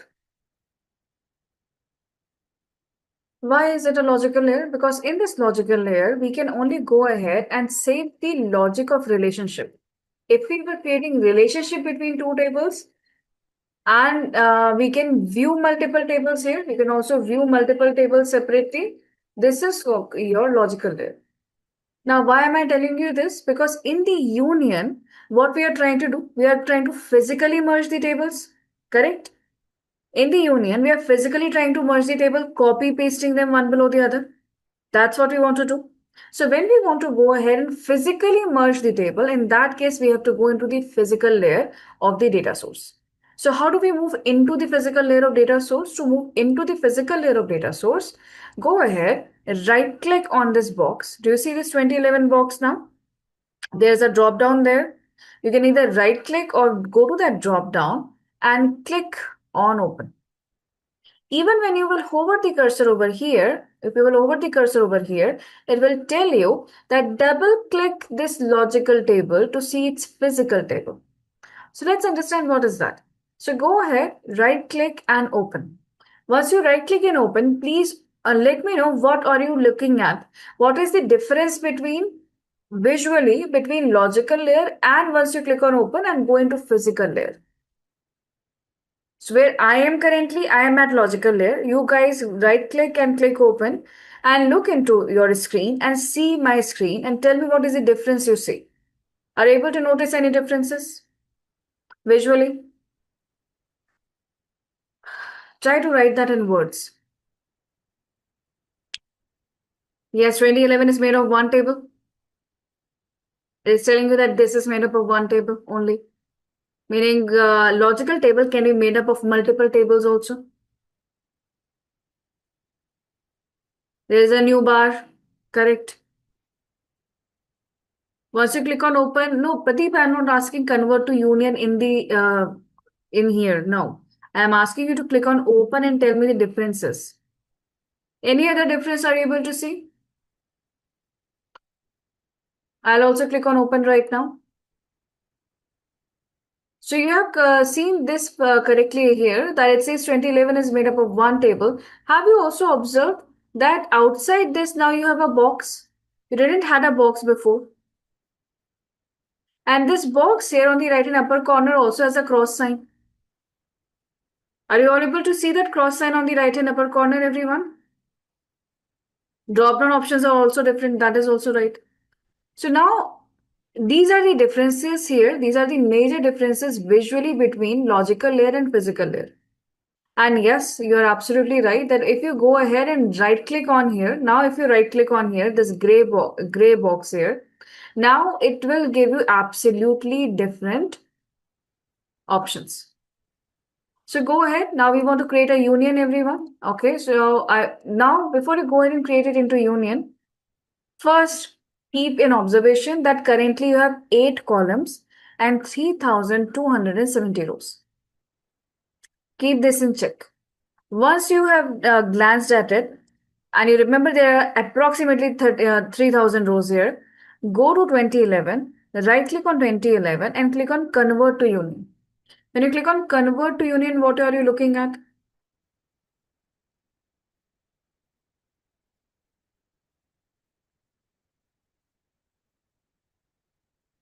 There are many ways to create a union. I am showing you first the traditional way by using simply the options here.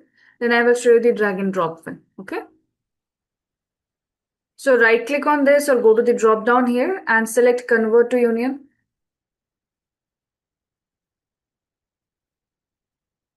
Now when you click on convert to union here, a dialog box opens up. Now this is very straightforward that we need to drag and drop 2012 inside this box. Right? And now it suddenly become 10 fields. Absolutely right. The moment you converted this to union, what it has done actually is it has added this 2011 as a column. We will see that now. So go ahead and bring 2011 below 2012, everyone. And click on apply and then click on OK. I'll show you another way to bring 2030 because there are multiple ways to create union. Now once you have bought 2012 inside this box, drag and drop, click on apply and click on OK. What are the changes are you able to observe right now?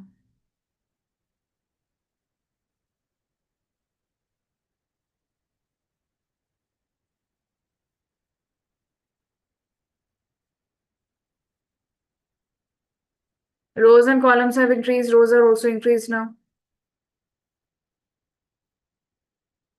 Very good. Any changes on the physical layer inside the box? Yes. Now it is saying it is made up of two tables. Very good. Anand, then what did you do? Have you added files multiple times? Yes. And I think you have joined the table instead of a union. That's why you have 18 fields. You have joined the tables together instead of a union. Follow these steps, Anand, and don't try to run past. Let's learn together. I'll also click apply and OK here. Now it says 2011 is made up of two tables, right? We can see that here, right here. And here we have 10 fields and 5,800 rows, nearly 6,000 rows here. And have you seen the icon here? Do you see at the icon here, a few more lines are added here. So it looks like that there are multiple table involved now. There are multiple table involved here. It looks like that visually. Now, what is the other way? It's fine, Anand. It's fine. No worries. Just remember the correct steps. Okay. I suggest Control Z for now. For now, just Control Z everything. And follow these steps again. All right, everyone. Thank you, Anand. So right now it is made up of two tables. That was the one way, right? Keep dragging and dropping the tables inside it and we are good to go. What is the other way here? Other way is to drag and drop 2013 below 2011. Let me show you. So may I have your attention please on the screen, everyone? Everyone pay attention on the screen, please. First see what I'm talking about, then do it. Because drag and drop can go wrong here. There are reasons for that. So I'm picking 2013. I'm bringing 2013 here. And I'm going to bring it just below 2011. Do you see what happens? Currently it's empty. The moment I bring it below 2011, automatically a pop-up appears, drag table to union, which is currently filled with gray color. As soon as I hover it over 2013, or hover over the box, see it turns orange. When it turns orange, it means we are at the right place. Now when you leave it, it will say 2011 is made of three tables. And it will also convert this here into 9,000 rows, 9,800 rows. Go ahead and try this. Drag and drop just below 2011, you will see the orange colored box.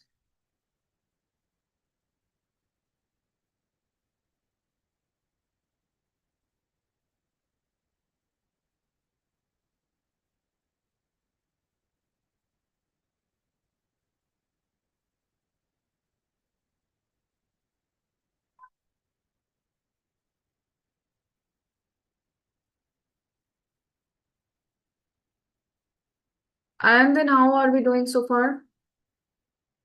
Are you able to correct it?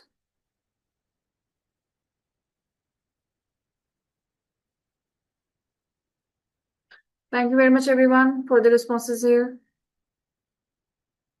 All right, you're still trying. Anandan, is it possible for you to share the screen so that I can help you out quickly?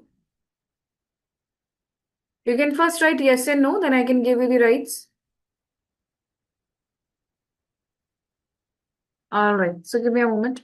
All right, everyone. So as you can see here, we have 10 fields and 9,800 rows by now. Okay. And currently we are at the physical layer. We are at the physical layer. How do we go back to logical layer here? Go ahead and click on this cross sign, everyone. Go ahead and click on the cross sign. The moment you will cross sign here, you will be back to the logical layer. And when you move back to the logical layer, there will be absolute different view. Now you have the absolute blank here. You have got absolute blank area here, nothing here. And look at this. It's a blue colored box. It's a blue colored box. And what kind of icon do you have here? The icon that you see here are like the bricks are stacked above one another. Yes. Why? Because we actually did that. We copy pasted everything one below the other. So now this is the icon for the union. Now I want you all to find out which extra two fields have been added. The original one were 8 column per table. So which extra two columns are here? Go and find that out. Meanwhile, I'll help out Anandan here. So Anandan, go ahead and share your screen quickly, and thank you very much everyone for your patience. Go ahead and find out what are those two extra fields. Okay, go and figure it out. Anandan, share your screen, please. You can also unmute yourself for the quick communication. I have given you the rights.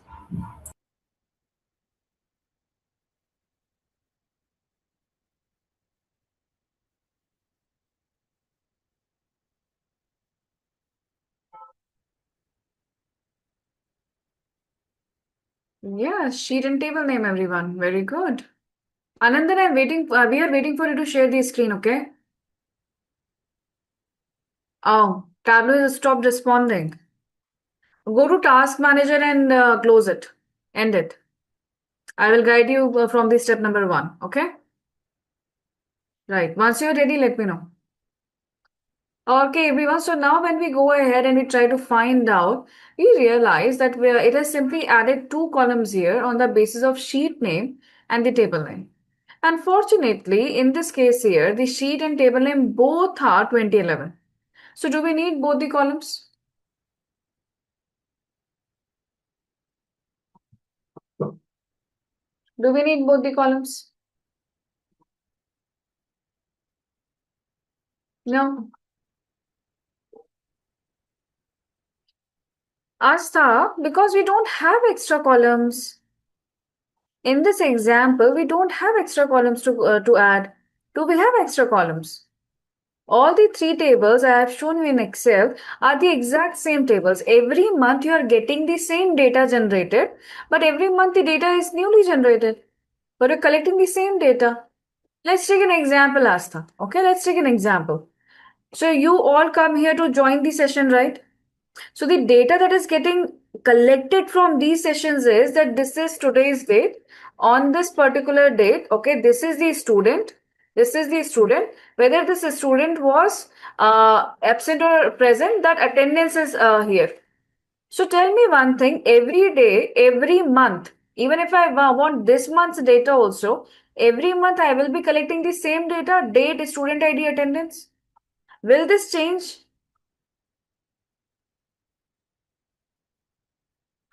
Is this changing? That every month I will bring attendance first and then I will type student ID.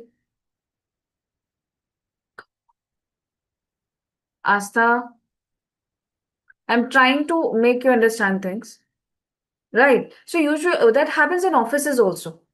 That our table structure is same. Only the new data is getting added one below the other. So in this scenario, we are unionizing it. Okay.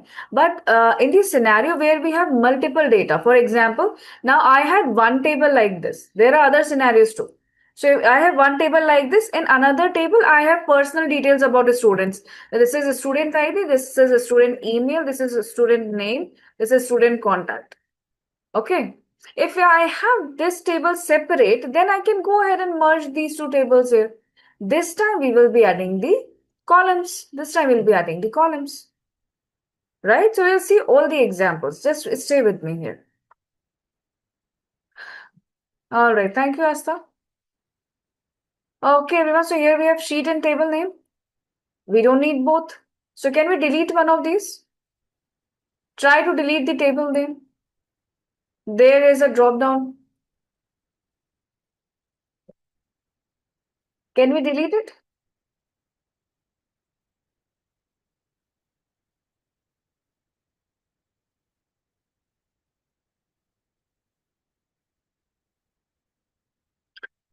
Zina, do we need two columns with the same name?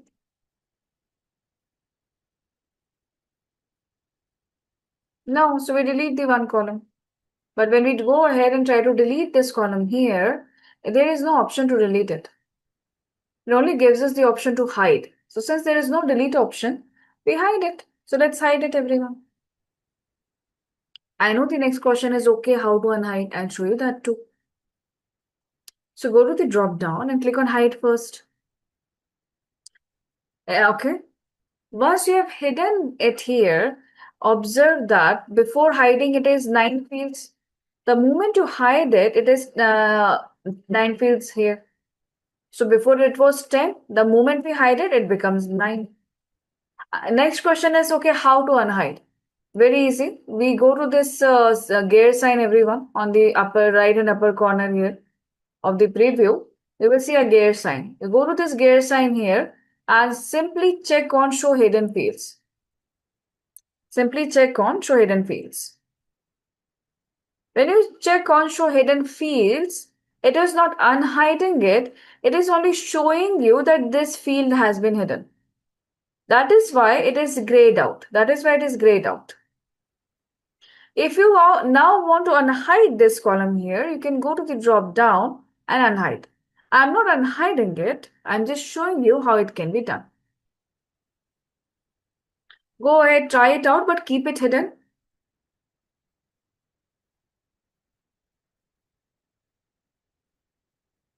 All right. All right. Anand, give me a minute there. Keep it hidden. Go ahead and try it out, everyone. Gear sign and show hidden fields. And you can see the option here, right? Now tell me one thing. Should we call this column sheet? Should we call this column sheet?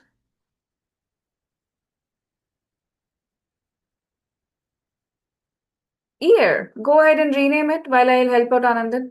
Go ahead and rename it here. You can figure out how to rename. Figure out how to rename a column.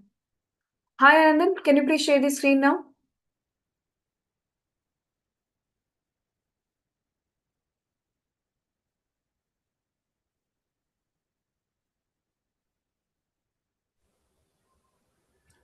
Yes, Hey, very good. Yes, can you can you please right name? click and open 2011? Not, yes, the blue one. Very good. Open. Now drop down and convert to union.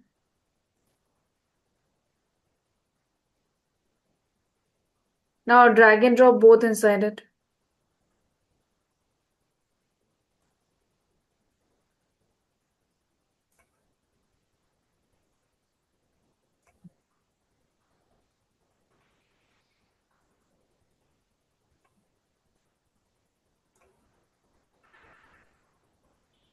No. Actually, what is happening here is you are dropping the same table multiple times and not inside the box, outside the box. And because of that, you can see, okay, they are simply copying columns one after the other. So you have to be a little bit patient here. Okay. Again, it is not responding anymore because you are dragging and dropping multiple times without waiting for Tableau to respond. Tableau lags a little bit on on our local computers, on local Okay. Can servers. you hear me? Yes, you're audible. So be patient with Tableau. Once you drag and drop, wait for it to appear there. No, when we are dragging, there will be an icon, right? So that we ensure we are dragging it. So I'm not seeing it. That's the reason I'm doing it multiple times. Yes, you are not seeing it because problem is it is automatically going at the back. So you have to bring it very close inside the 2011 inside the box. That's Okay. when you will see it. I'll show you again what to look for, okay? Give me a Okay. moment. I'll show you again. Wait. You have to drop it and add it again, all right? But I'll show you again here. So, see, when I'm in the physical mode, okay, and I'm going to convert to union, let me drop this off here. See, this is 2012, okay? Now, Yeah. when I'm dragging it, I can see it getting dragged, Yeah. right? That's what I And mean. see, I'm not seeing that. yes, what is the slight change you see here? The slight change is that the orange box is lit up again. Do you see it is Yeah. getting cold? So be very slow for the first time. Let it come here. Okay, see that, Okay. oh yes, it is here highlighted. And then you leave. Okay. Are you working on, by chance, are you working on what we say, window 11 or 10? 11, I guess. Okay. So maybe you have a very low processing RAM left. That's why Tableau is lagging that much. Okay. Oh, that's Maybe why. I can restart. You can carry on with Yes, yes. discuss. It's okay. Restart. If you need help, you know what to do now, right? Yeah. Try to do it. If you need any help, ask. Sure. Thank you. All right. Thank you very much for the consideration, Anand. Welcome. All right. Okay. Thank you very much. All right. Everyone, are you able to rename the column? Have you found out how to rename the column?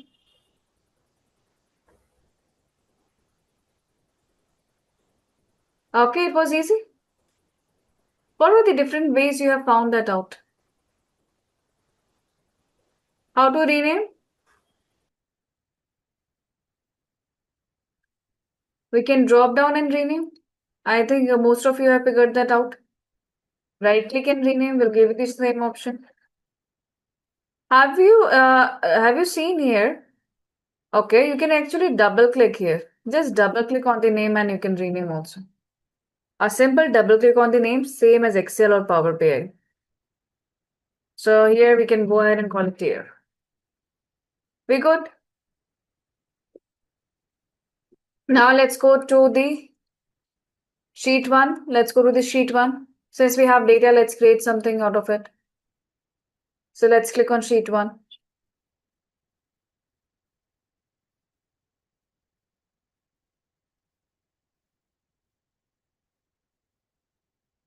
It's okay, Zina. What are you not exactly able to do? Rename the column.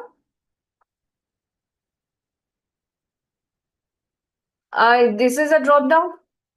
Go to the drop down. Here is rename. You are not able to rename it. Okay, but are you able to click on sheet one? Are you able to go to sheet one, Zina? Go to sheet one. In the sheet one, okay, are you able to see sheet here? Are you able to see sheet dimension here?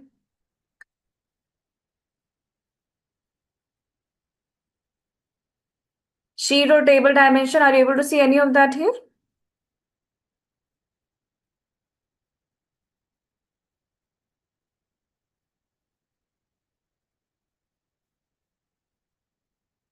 Yes or no? Meaning you have hidden both the columns. Can you hide one of the columns, please? So Zina, go to back to the data source, okay? And please unhide one of the columns here. You have hidden both the columns. Go ahead and unhide. If you need help in unhiding it, let me know. Unhide and then rename. Okay, everyone. So let's see here. Do you see that right now here country and state are automatically a hierarchy? We know that data is a natural hierarchy, but for the first time we are looking at that country state both are also in automatically in hierarchy here. Of course, we have profit and sales also coming up here. So let's go ahead and create some charts here.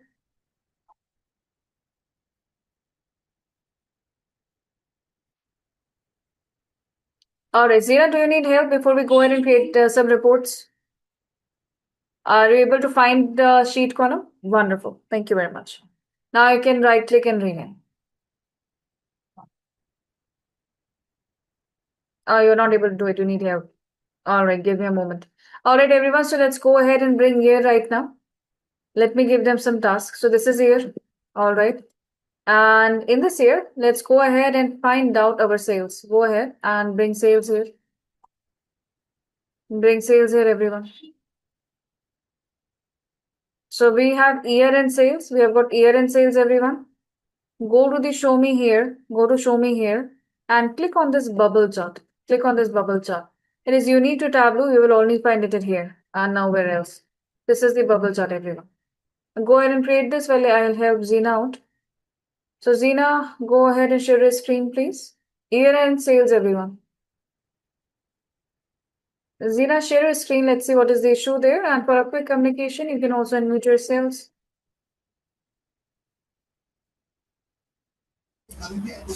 Hello, Yes, I can hear you. Can you? Yes. Let's switch to Tableau. I can see your screen also. are you able to see? Yes. Okay. Right. Go to the drop down. Yes, you're at the correct place. That drop down at the year column and click on unhide. Okay. Now you're good. Go to the sheet one. Sheet one, no, no need to hide. No, no, no. Just go to sheet one. Worksheet Okay. one. Okay. Okay. Now do you see you Well, have table name here? Do you see table name is there? Table name below subcategory is there. subcategory. Below subcategory dimension, you have table name. Dimension is up there. Oh, measure here. Table How it name. says? Table name. Above measure name, you have year. Above year, you have table name. Correct. I table name. Yeah. Yes, right click and hide it. Right click and hide it. Yeah. Hidden. Yeah. Hidden. And go to that sheet also above subcategory. Up Okay. you have sheet. So you can right click and hide sheet also. Here, this one, no? Yes, Heat. yes. You can right click and hide that too. That's it. So you Oh. can see the eye is there, which is crossed off. Since Yeah. you Correct. are viewing the hidden columns also, these will be kept here. If you don't want to view the hidden columns, you have to go back to data source and ask them that I don't want to see the hidden columns. Mm-hmm. Okay? Okay. Right now we can start working together. Yeah. Okay. Thank you. Oh, all right. Thank you. Okay, everyone. I'm resharing the screen here.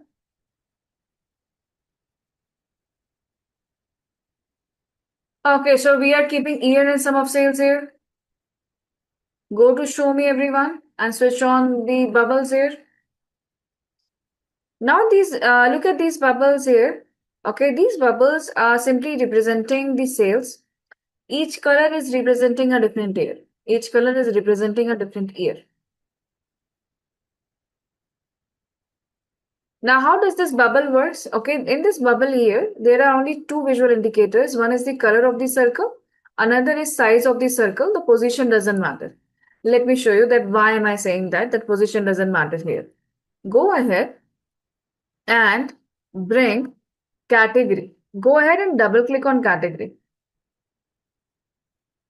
Go ahead and double click on category, everyone.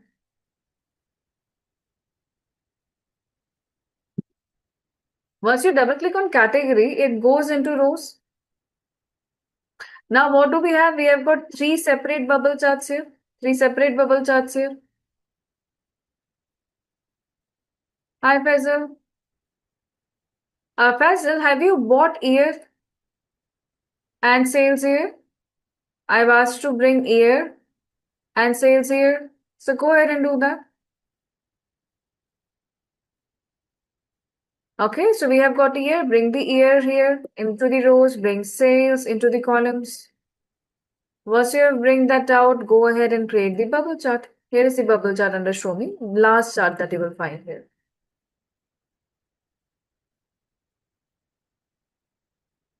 Got it. Very good. Now I have simply asked that add category into the rows, and you will see here that currently category in rows will give you three separate bubble charts for each category. It's okay, Balakrishnan. I'll help you out. Okay. I can see that you had unionized tables. I'll look into it. That what went wrong. Okay. Give me a moment. Okay, everyone. So right now here we have category. If I add category into details card, what happens? Go ahead, bring category from rows to details card. Bring category to details card here. Now each bubble is representing individual category for individual year. So if I click on 2011, there are 3 bubbles for each category, 3 bubbles for each category, 3 bubbles for each category. The position of bubbles doesn't matter. So go ahead, go to a standard drop down. The usage is instead of a bar chart, we can represent the data by circles. It looks interactive and really good when it is on a dashboard because the end user's attention will be here that what these bubbles are. Do you have category added in bubble? Category added in details card? From the rows to details? Yes. Now, once we have this here, add category into the labels also because we have absolutely no idea what category is where. So bring category also into the labels card. And while we are at it, add sales into the labels card too. Because if we don't know how much sales it is, it's very difficult to figure it out only with the size. So just add in the labels, the category and the labels card. This is the bubble chart, everyone.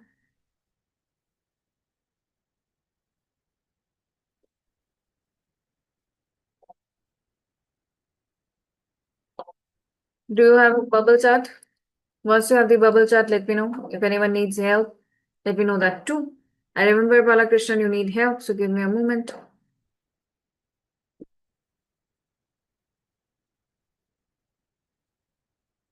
Is everyone able to add the labels and see the bubble chart?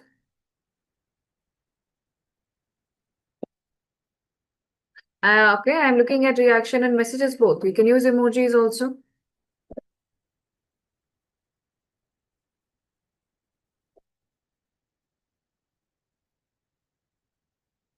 I'm waiting for a few more responses here. If anyone needs help in creating the bubbles chart, do let me know, okay?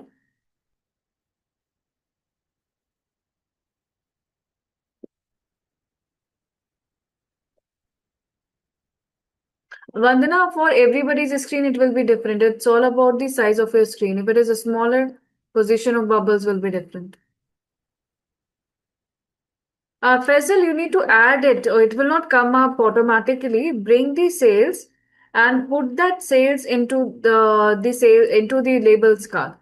Put sales into the labels card. You have to drag and drop it. Okay.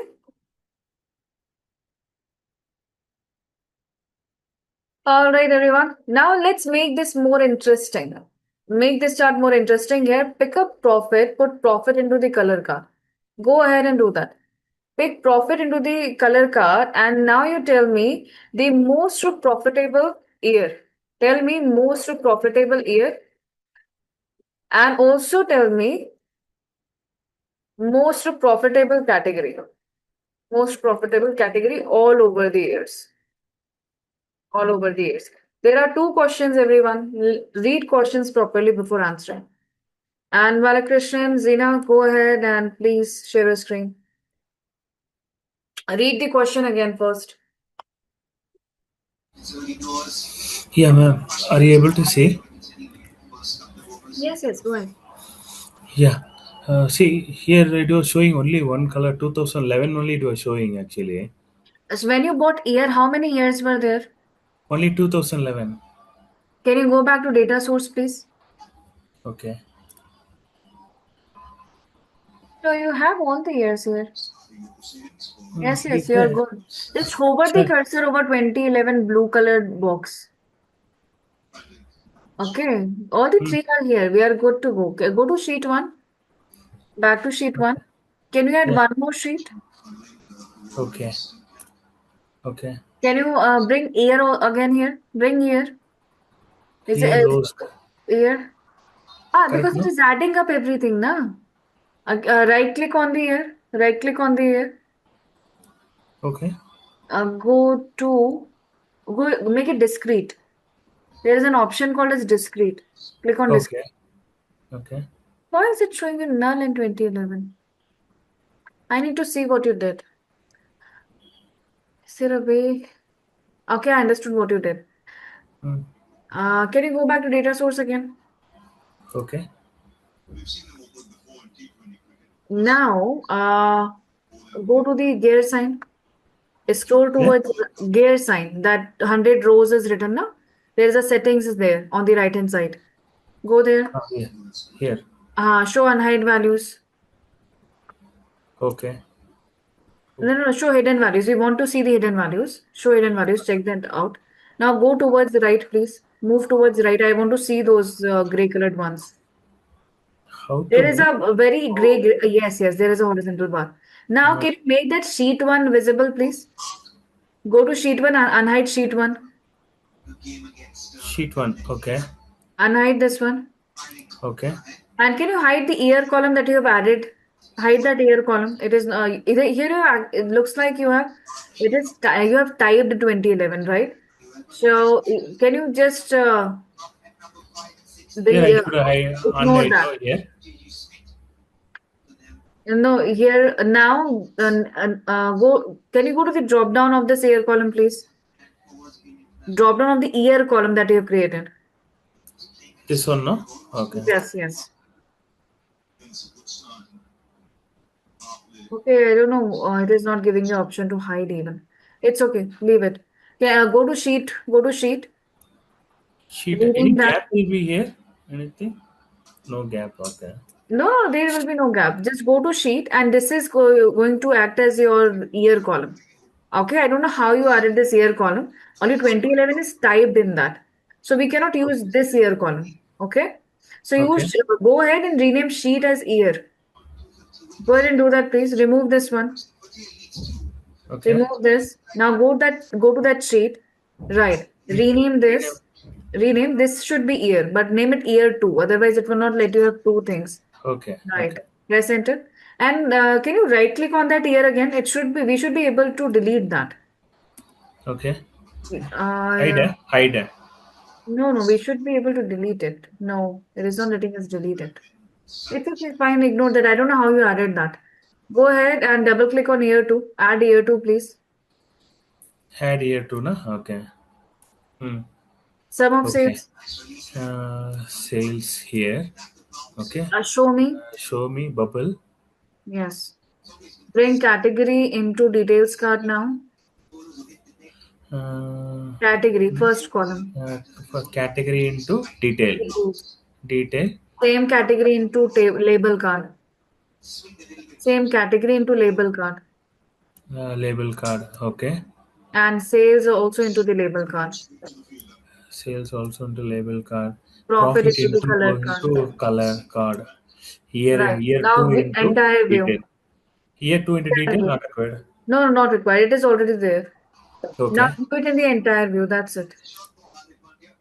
All right. Thank you very much, everyone, for your patience. Thank you, Balakrishnan. Okay, I hope I was able to help you out. Thank Okay, you. Thank you so everyone. much. Thank you. Yes, no worries. Now follow along with me. Follow each and every step. Immediately ask me to repeat. Okay. If you want me to slow down, I will slow down for most of the class. Okay. All right, everyone. So I will also go ahead and add profit here. Thank you, Balakrishnan. Okay, now I had two questions. Which is the most profitable category? What is the answer for that? Which is the most profitable category? Technology, because it is looking the darkest. And which year has been the most profitable? Which year has been the most profitable? 2013. Because two times we are seeing it is the darkest, but 2012 is also one of the darkest ones. But you concluded that in 2013. All right. Thank you very much, everyone.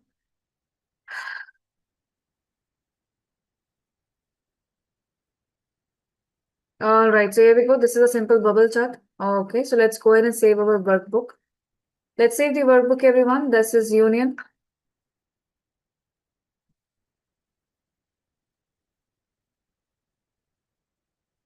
Remember to save your workbook as TWBX.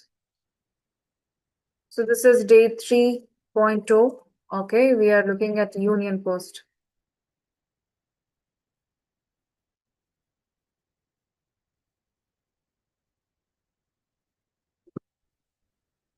Everyone save your workbook and thank you very much for your patience.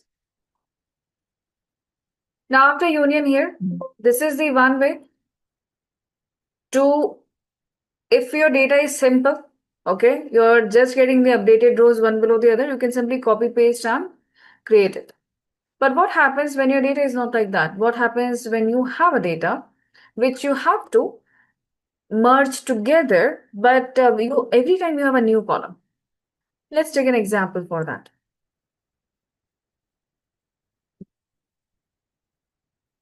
So I'm talking about merging two tables together. And I know that most of you already know about joins. So how many of you don't know about joins, anyone? Anyone who doesn't know about joins?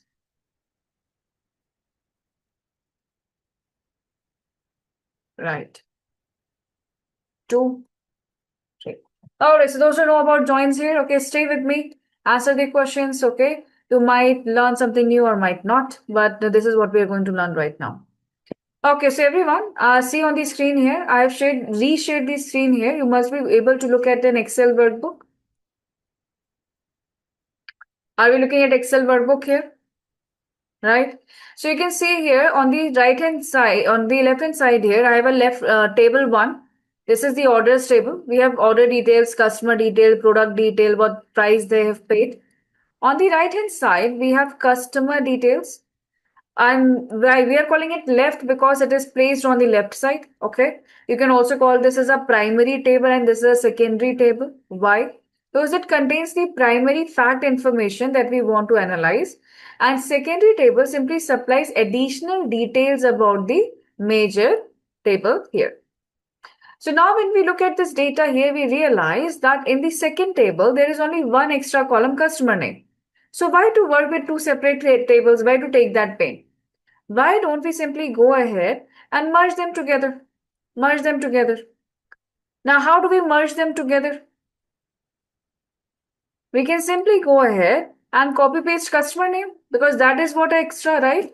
So if I go ahead, copy and paste customer name here, is this correct? Because that's what we were looking for, right? This extra column should come here. Is this right?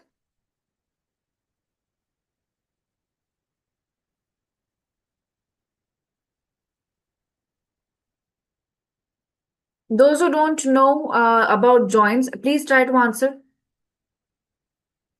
What do you think? Is this right?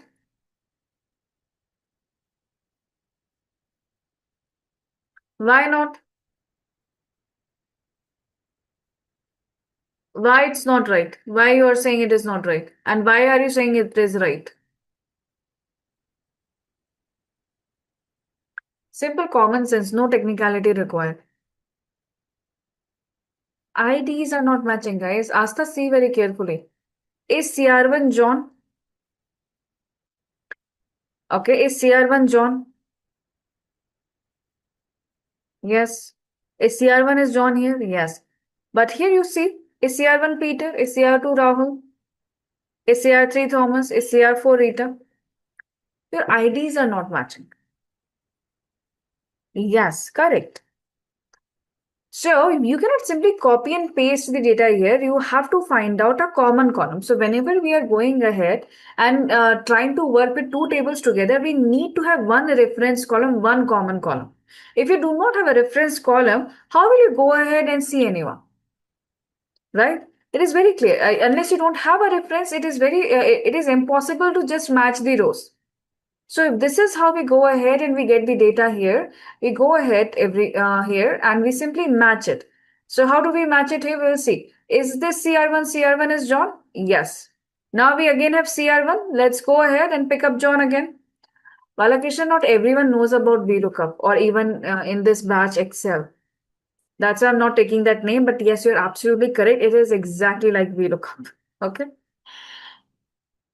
I'm not sure how many do know about VLOOKUP. That's why I'm not taking that name here. Okay, so we are now matching C2. Who is C2, everyone? Who is C2 here? C2 is here, Peter. So we'll go ahead and bring Peter here. We'll bring Peter here. Now we have C3. So this is C3 here. We will bring C3. Who is C4 here? We are bringing C4 here. Now let's find C6. Do we have a C6 here? Do we have a C6? No. So what do we type here then? If we don't have C6 name, what do we type here? Null. Very good. Always null. So this was simple common sense.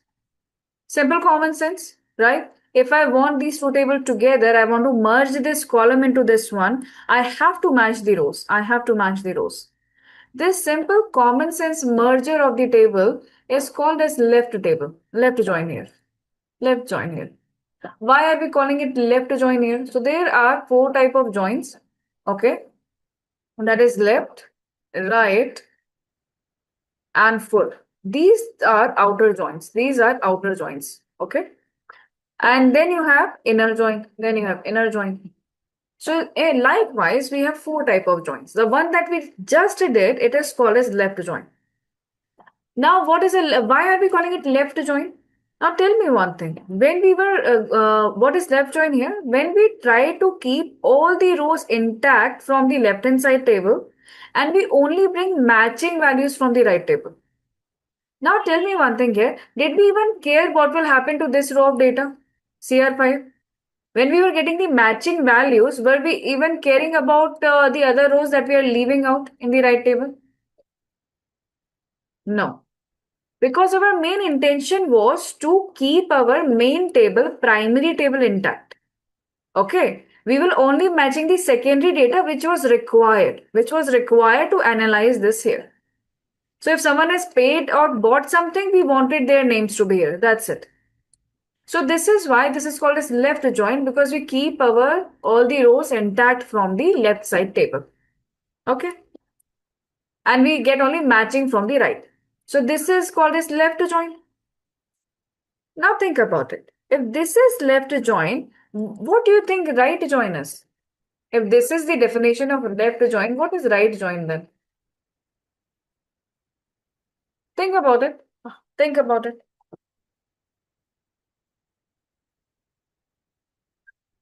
Positioning nahi, Preeti. It is all about which was is your primary table and secondary table. If you keep your primary table first and then you match the values from another, that is left join. In database, how will you position the table? In the query, you will simply write it first. You place it first, like that. Yes, correct. Yes, you're right, Preeti.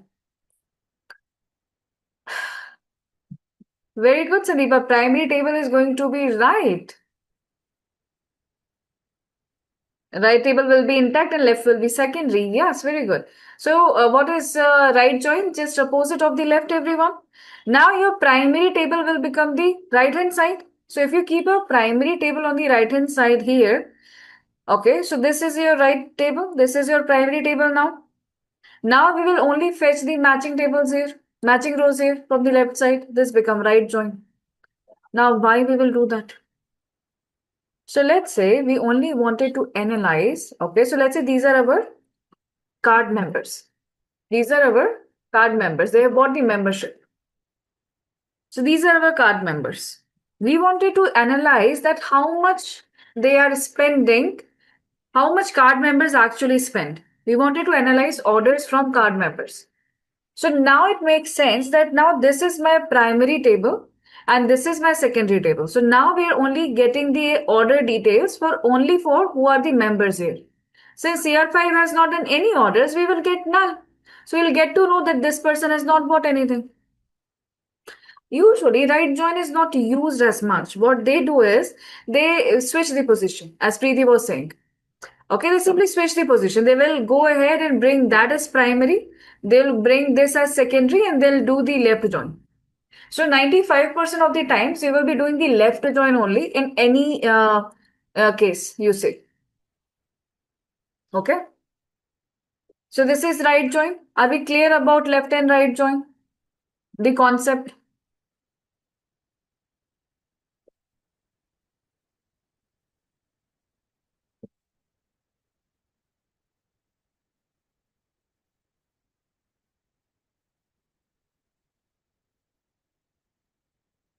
Okay, even if you come up with a question later, you can ask me that. Now, whenever we will do left join or inner join, we are going to have duplicate values and null values. Why duplicate values? Because one person is buying for many times, so that name will be repeated. If their email ID and contact are there, they will also get repeated multiple times. And null values will be there. If something is not present or matching, there will be null values. Okay. Now, the third type of join is inner join. Now, inner join is quite interesting here because we only keep the matching value from both the tables. If the common column values are not matching, we will not keep it inside the table at all. So, of course, this will make sure that there are no null values here. Okay, so in the inner join, only the common columns are kept. Only the common columns are kept. That is inner join. Right. So now, why am I saying this is the reason, Preeti? We say the left join is used most. Why? Because in the left join, okay, you only have to deal with the null values. Okay. But what happens in inner join, everyone? Our data gets compromised. Okay. Your data will get compromised. For example, look at the inner join here. We do not have CR5. We do not have CR5 here right now. Okay. If you inner join these two tables and you try to analyze the sales here, we are missing a huge chunk of sales from here. See, just because this person is not a member, we have compromised this particular detail. So in real time also, inner join is only used when you're sure about your objective that this is what I want. Otherwise, if you're not sure about your data, whether the matching values are there or not, we will stick with left join. Inner join will be applied in few cases where objective is clear about that I only want matching values. For example, we want to go ahead and analyze the consumer behavior of only our membership. So those who have bought our card membership, okay, only for them we want to go ahead and analyze the consumer behavior. Now we can only analyze the consumer behavior if they have bought something. So if they have placed order, let's say in past 1 year, then only we need it. Meaning we want only active customers. We want only active customers. So in this case, in these kind of scenarios, okay, we can apply the inner join. We can apply the inner join. So that we are weeding out people who have not placed order in past 1 year or those who are not active members, right? In those cases, we can go ahead and use inner join. Otherwise, we stick with left join so that our data is not compromised. Are we clear when to use left join, when to use inner join?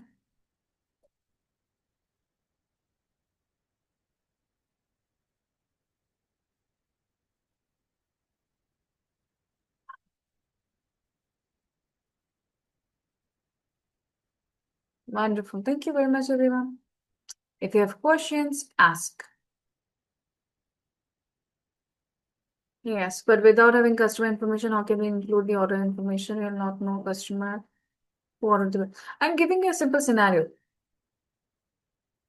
Okay, I'm giving you a very simple scenario. Let's understand here. So,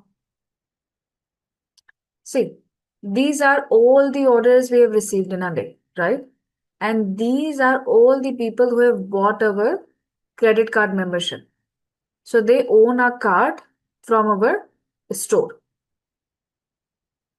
Okay, they own the card from our store.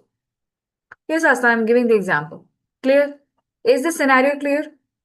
These are the card members, and this is the entire sales data. Done. Now I will move down. I will move down here to the inner join, to the left join here. Now our first objective was that let's analyze our sales and who is the customer giving the highest sales. So when we left joined it together, we figured out there is a CR6 customer which has not bought the card membership, has given us the highest sales. And from our members, Peter is the one who has given the highest sale for us. So Peter was the member given the highest sale, but a new member came up, but they didn't bought the card from us. So we don't have their personal details. With the left join, we figured that out. Then came the question here that, okay, let's find out, are our customers who are card members, are they frequently buying from us? Let's only go ahead and find out our card member details. So we did the right join and we have now analyzed that how our card members are doing.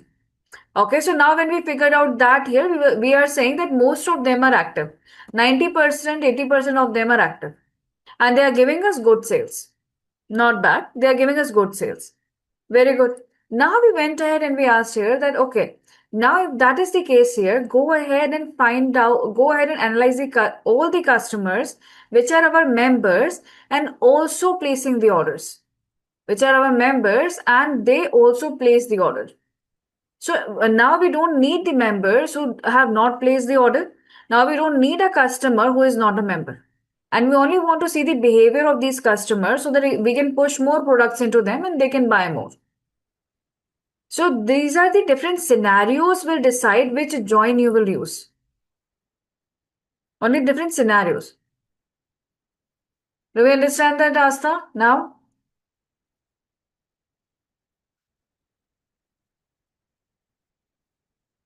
All right. Thank you, Preeti and Asta. I hope it helped others too. Now we have a full outer join. What is full outer join? What is left now? We have matched from left table. We have matched from right table. We have matched both the tables together. Now what is left? All the rows intact. Full outer join means we need all the rows from the left table also. We need all the rows from the right table also. So basically left join plus right join. And this full outer join is completely avoided because we are going to have too many duplicates, too many null values here. And it's practically avoided. Yes, it contains data from both the tables. So these are the Preeti, in Tableau, we have full outer join. In MySQL, we do not have full outer join. In MS SQL Oracle, we do have full outer join, so we don't have to use union. Okay, right. So here we are full outer join, everyone. Here we are. These are the 4 type of joins. Now we go ahead to Tableau. In Tableau, everyone, let's close this workbook, please. Let's go ahead and close this workbook. We will open a new workbook. Always open a new workbook. Okay, so we are switching back to Tableau. We are closing the workbook. File and close. See here. Close the file, everyone.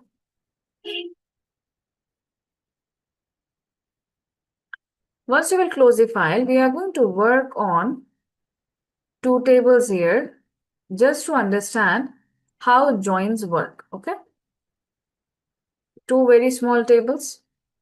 I've shared in chat also. When you're ready, let me know.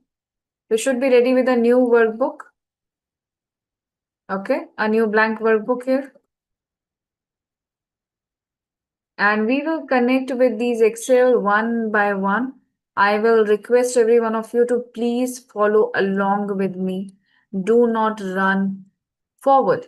Do not try to run fast. Stay with me. I understand it feels slower sometimes. Okay, so I have given you a lot of links to read. Just stay with me. Once you are ready, we connect Excel. First, you will bring order details. Okay, first bring order details. I'll wait for you. When you have bought order details table, let me know. Once you have bought order details table, let me know. Once you're at data source window, just let me know that yes, now you're here. Anab, I already sent the file in the chat. Scroll up. And these files have already been shared in session materials also. So currently you have those files at 2 places. In the chat and in the session materials at both the places.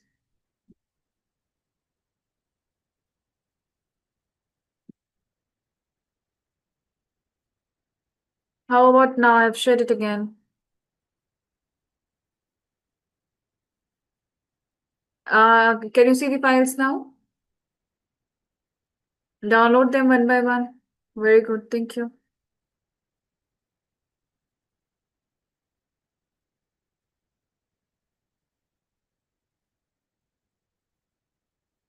Order details done. Please wait.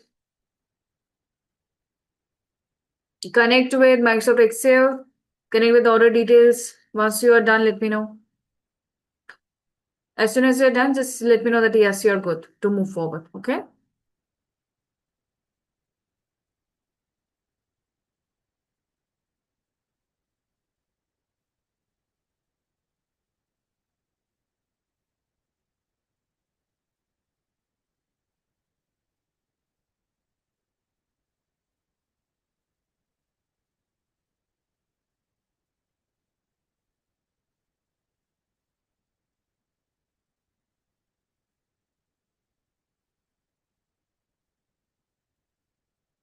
All right, so I am also clicking on open now.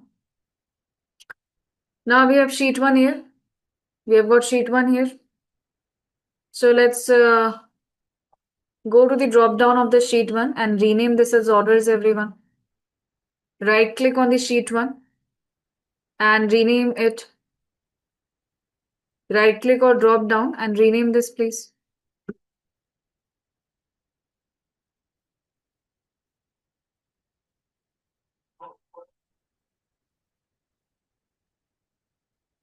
Right click and rename this here. Orders, everyone. Orders.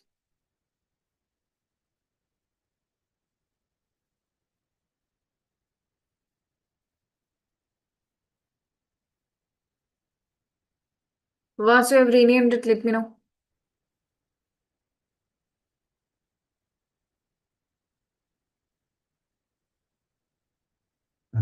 Quick emoji will also do.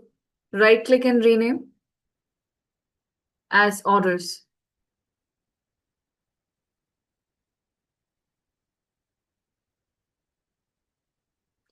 Bhavna, you can go to the drop down then. Go to the drop down and rename. How about that?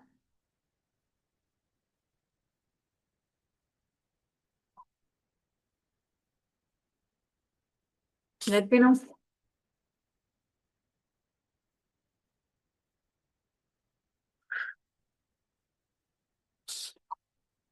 Rename is done. Now what we want to do here is we want to merge the tables together. So how does join work? Join work as a horizontal merge. We are horizontally merging two tables together, right?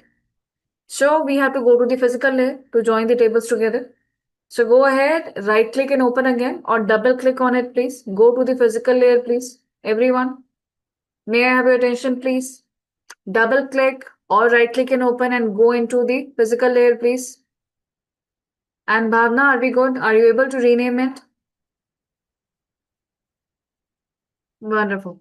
Everyone double click and open. You should be in the physical layer. Make sure you are at the physical layer.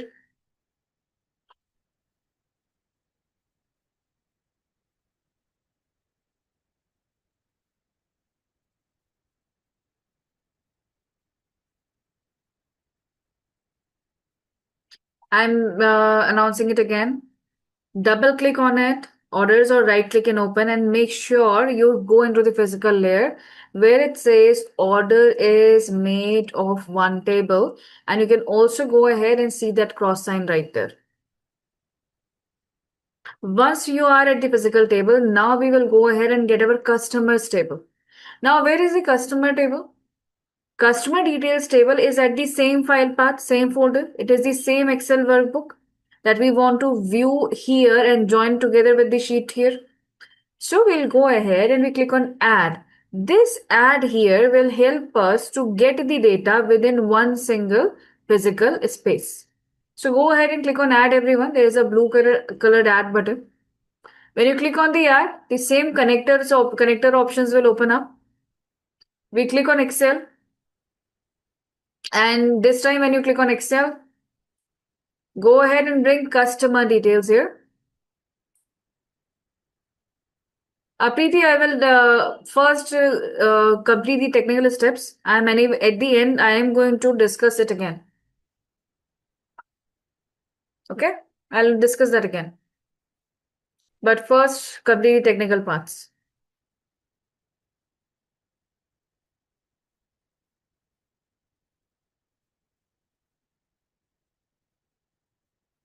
Customer details and click open.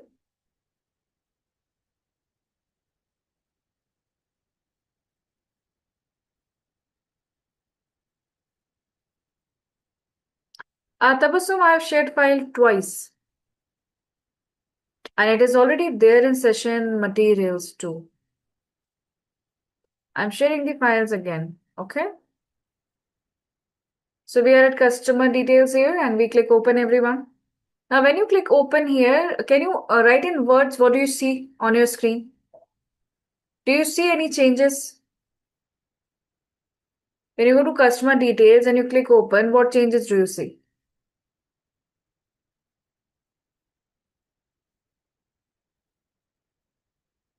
Join happened. Right now, one is table is left, one is at right. And currently it is inner join with the help of Venn diagram. You can tell that. Very good.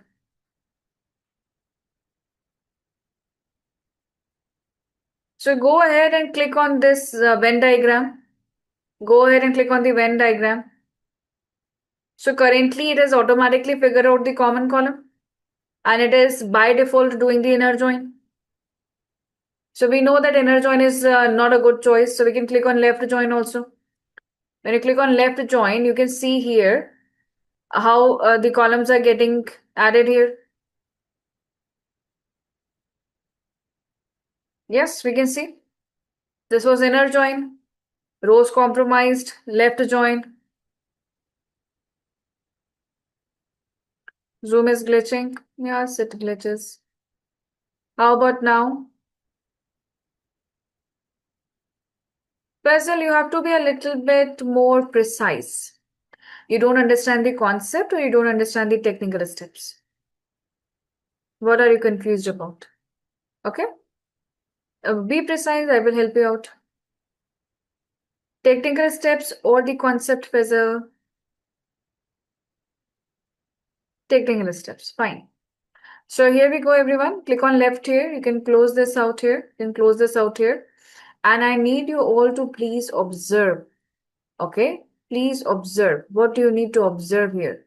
Do you see that your sheet 1, everywhere it is indicated in blue color? Your primary table is always indicated in blue color. And wherever you have your secondary table, it is always depicted in orange color. Have you noticed that? In Tableau, whenever you have any primary object, it will be depicted as blue. If you have any secondary object, it will be depicted as orange, always. All right, can go ahead and rename this as joins. Rename this as joins. And Faisal, would you like to go ahead and share your screen? And see, it says order made of 2 tables, everyone. Faisal, will you be able to share your screen? Just first tell me yes or no, then I will give you rights to do that. Okay, so let me see where you're stuck. And everyone, rename this here, okay? And I want you to go back to logical layer by closing this off. And observe your logical layer. How does it look like? Okay, Faisal, go ahead and share your screen, please.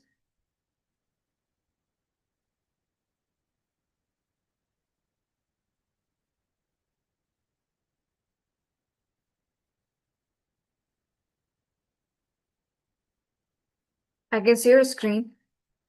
Okay, so the problem here is, Faisal, you didn't went to a new workbook as I have asked you to do.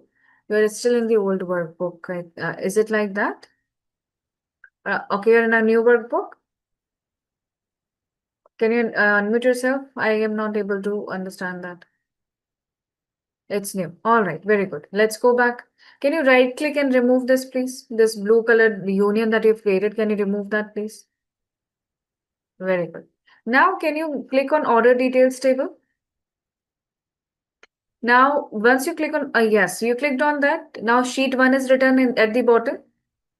Can you go to that sheet 1 and double click? Not that sheet 1 there.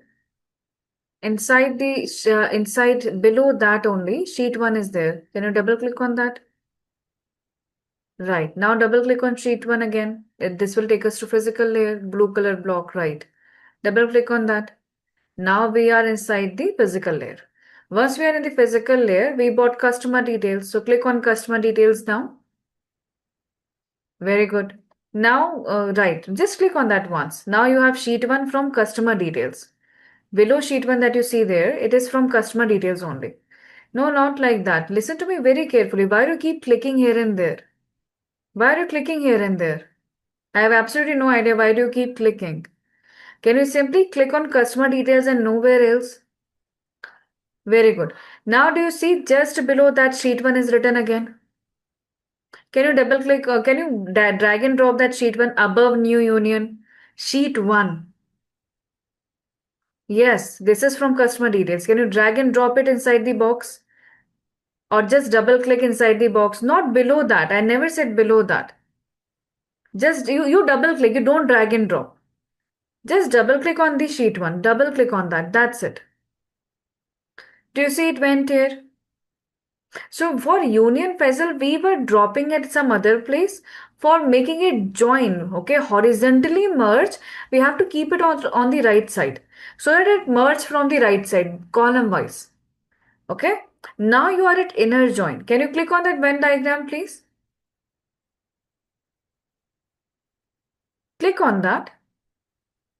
And see, now this is inner join. In the inner join, you have 6 field and 5 rows. You can read that 6 field and 5 rows, right? Now go ahead and click on left join and look at the output now. Now you have 6 field and 6 rows. So you can see if you will scroll down or increase the height of your preview, you will be able to see the output clearly. Yes, zoom out a little bit more. And increase the height. Yes, increase the height of it. Not that much. Right. Okay. Now you can see your left table is intact and you're getting data from right table. That's what we wanted. So we're keeping it at left. Now you can close this window. Close this left, right outer window. Close this one. So this is your physical layer. Okay. In this physical layer, we have horizontally merged two tables. Join these two tables with the left join. We good? Now you can follow along with me, Faisal. Great. Thank you very much, Faisal. Okay, I hope that helped. Okay, everyone. So what is next here? I thank you for your patience, everyone. Okay, so are we all able to name this here? Yes, a simple click, and we can say that this is we were learning here joins table here. Easy. Rename.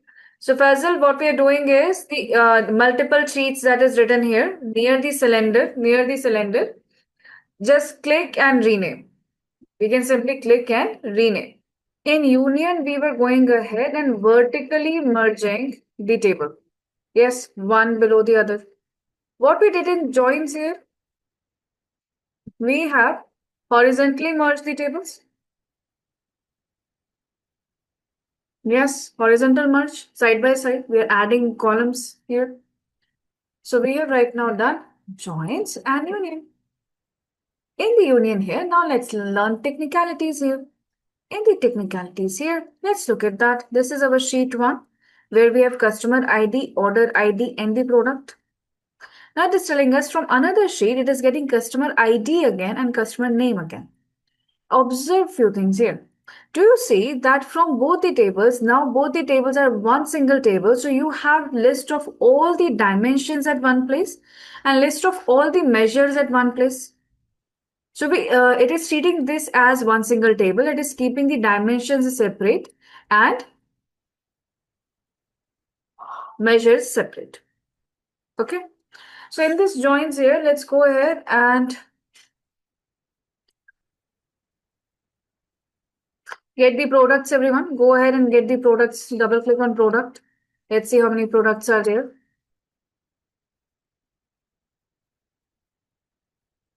And let's get how many, let's go ahead and get their prices. Double click on prices.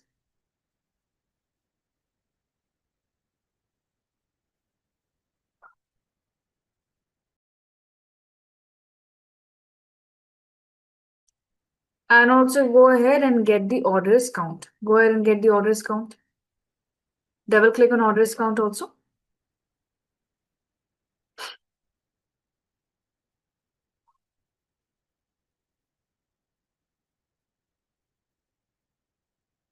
When you double click on orders count, do you see the changes across your sheet?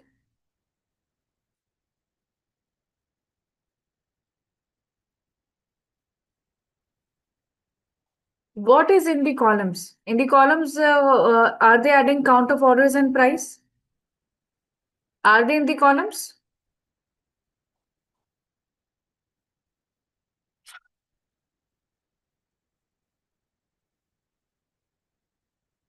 Right. So what do we have in columns instead? In the columns here, we have measure names, everyone. Okay. And since in the column we have measure names here, we are able to see name of these measures, count of orders and price in the columns. So what measure name consists of? Measure name is exactly what it says it is. It is name of the measures. And we can see here in the marks card, under the labels card here, measure name is added, measure values is added here. And these measure values are displayed right there. And inside, and we also have a separate measure value, meaning it only contains value of the measures. And in the separate card here, both of these columns are added right there.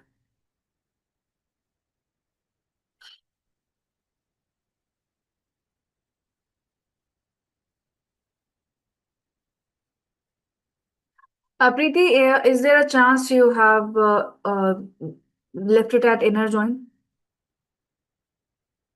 Check it out, please.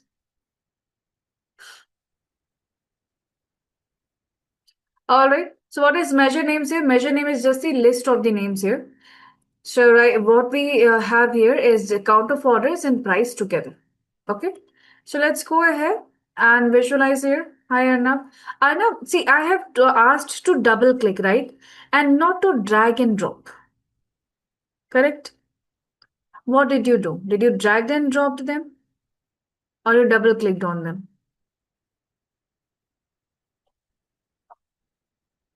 So do one thing, Arnav. Okay. Cross it off. It's okay.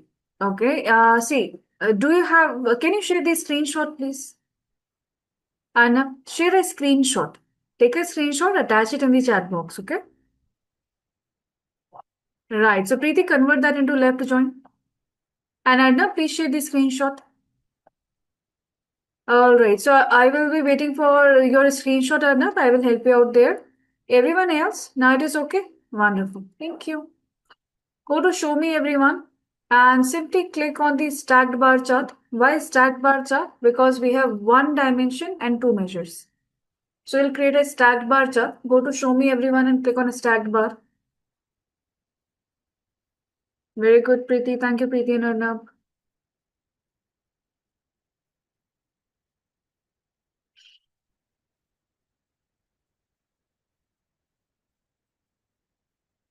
Do you have a stacked bar, everyone?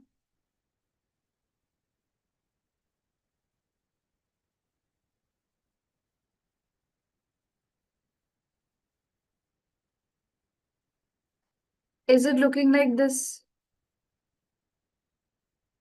Does this make any sense?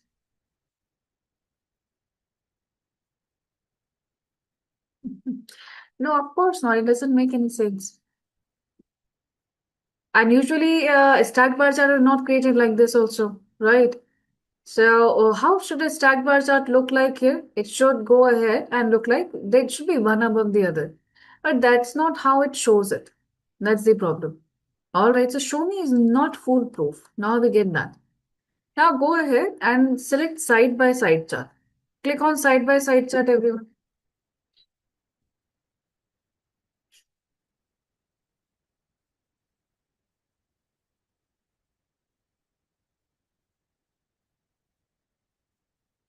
In the side by side chart, what is the problem here? Why it is not showing any bar for count?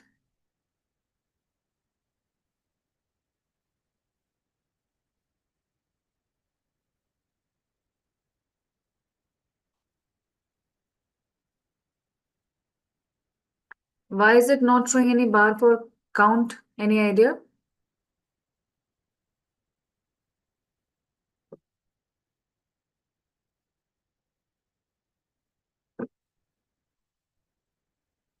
overall difference in value. Bhavna, it is there only. It is there.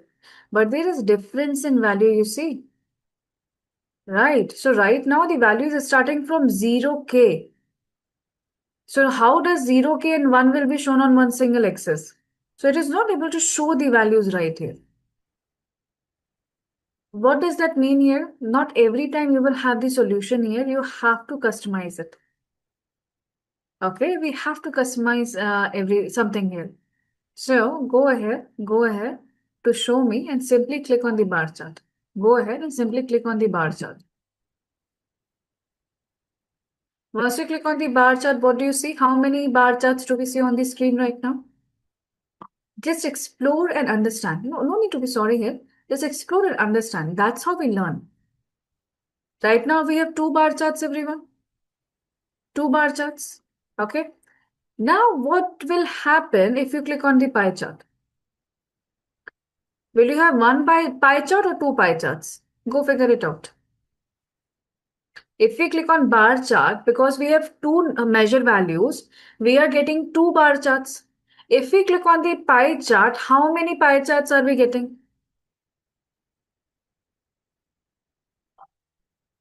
Only one. Only one.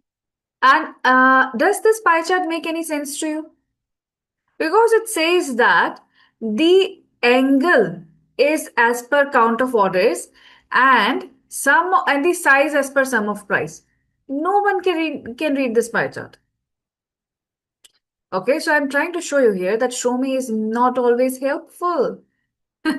So go ahead, do the bar chart, everyone. We will stay with our 2 bar charts here and we close show me. Show me is not helping us.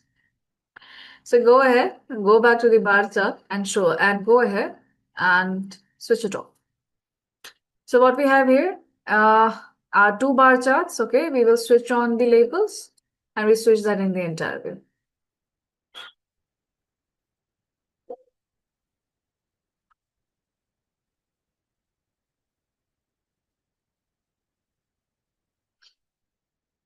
So this is joins, everyone. All right, in the joins here, currently what we are looking at, it will be selected as one single table. And we have also learned about one thing that show me is not always helpful, even though the data is straightforward. A simple table is there with 2 measures, but it doesn't always help. So, but it does help us in doing one thing. We can have 2 bar charts in one single sheet, which we can easily compare with each other. All right, so we have learned about joins here, everyone, and we can have 2 charts at one single sheet. We have learned that too. Go ahead and save your work, please. Go ahead and save your work. And yes, we are going to see how to customize it, but later. Now is not the time. Now our focus is going to be on learning about physical and logical layer. So go ahead and save your work, file and save, everyone. Once you have saved your workbook and closed your workbook, please let me know, because I need your attention on the screen. Once you have attention on the screen, please let me know.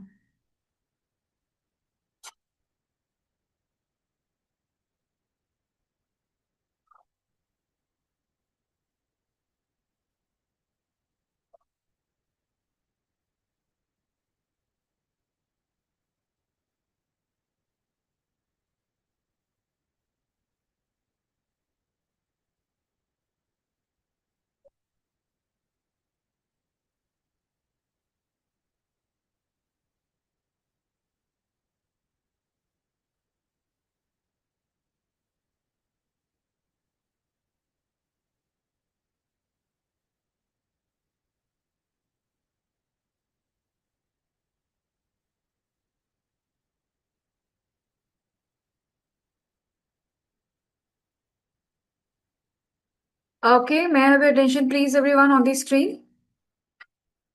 I hope you all have saved your workbook and come back here. Now let's understand the layers here. What is the logic of that? So now we have understood one thing here, that we have 2 layers, physical layer and logical layer. What does that even mean here? Physical layer, it simply means that there is something tangible. Whatever we do in physical layer, that is, we can join the tables together Anyways, we go ahead and merge multiple table together and we create one big single table. We create one big single table. Okay.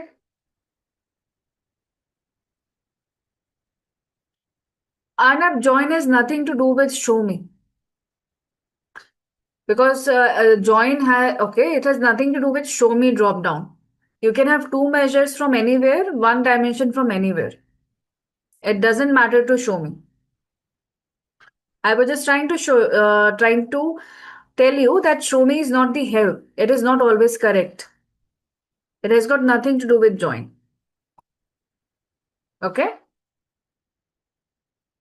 What do we do with join and union here? With help of join and union, we physically merge multiple tables together and we create a one big single table. We create a one big single table, which we can see, which we can view on the data source window, and which we can see that okay, tables together are creating a one single big table.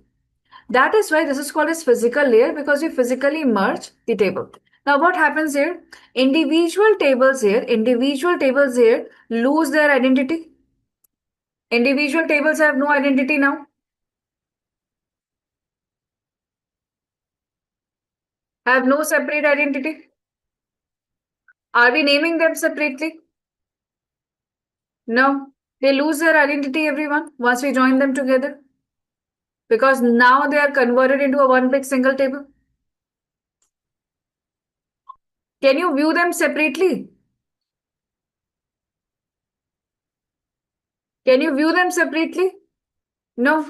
It means individually they have no identity, separate identity. You have to see them as one only because they are merged tables here. Okay? So this is your physical layer. But as soon as you move from physical layer to logical layer, what happens? All that one big single table has only one single name. That one big table that we created by merging multiple tables, that table here have just one single name. And we keep it at the logical layer. Now, likewise, we can have more tables around it. We can have more tables around it. Now, whatever tables we are keeping around in logical layer, these tables here will have a separate identity. Will have a separate identity and you can connect them with each other also. You can go ahead and connect them with each other also based on a common column. Based on a common column.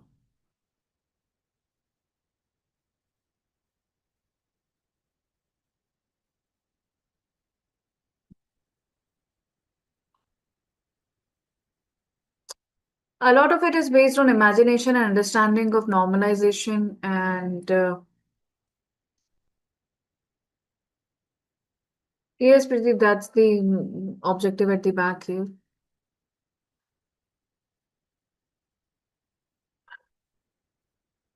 I will try to explain this without any terminology. How about that? Maybe you are listening too many terminology and you're not able to understand this here.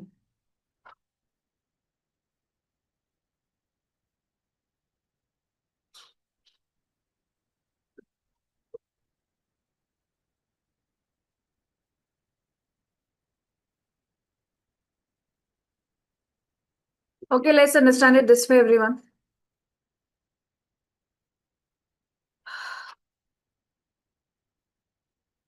All right.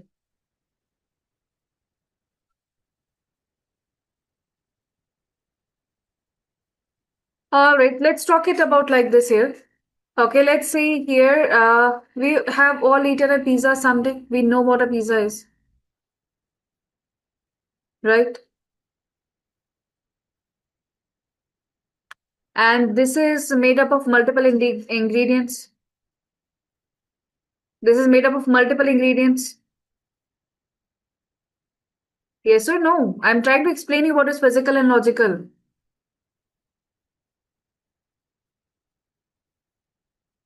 Yes. So physically, multiple ingredients are merged together. Do they have any individual or identity, or do they have one single identity? Do you separately call it dough? Do you separately call it sauce, or you individually call it a pizza? Even though you're calling it a pizza, you do understand that it is coming from, it is the result of merging of multiple ingredients, right?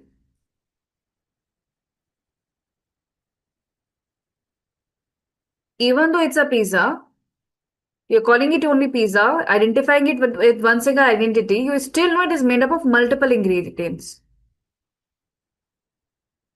Are we good now? Now apply this analogy to tables. And that is your physical layer. Okay, good. Now let's understand this. Now you have ordered one type of pizza. Okay, that pizza came to the table. And likewise, others have also ordered their pizza. Every pizza will have a different flavor, or whatever you call it. Flavor, we call it, right? Whatever we call it. So now we have ordered pizza. Every pizza came out here, and every pizza have a different flavor. So this is your flavor one. Okay, this came out your flavor two. And of course, pizzas are made of multiple other ingredients. So now all these pizzas are here.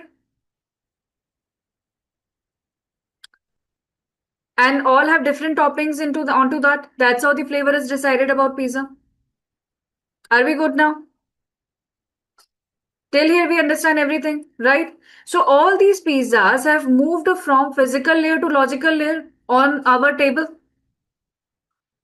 So physically they are prepared in the kitchen and now they appear on the table. Once they appear on the table, tell me one thing, how do they differ from each other? Only on the basis of toppings, correct? They differ to each other only on the basis of toppings. So what is the common between them? What is, all are pizzas, but what is common between them? How they are related to each other? Yes, because their base is going to be made out of dough only.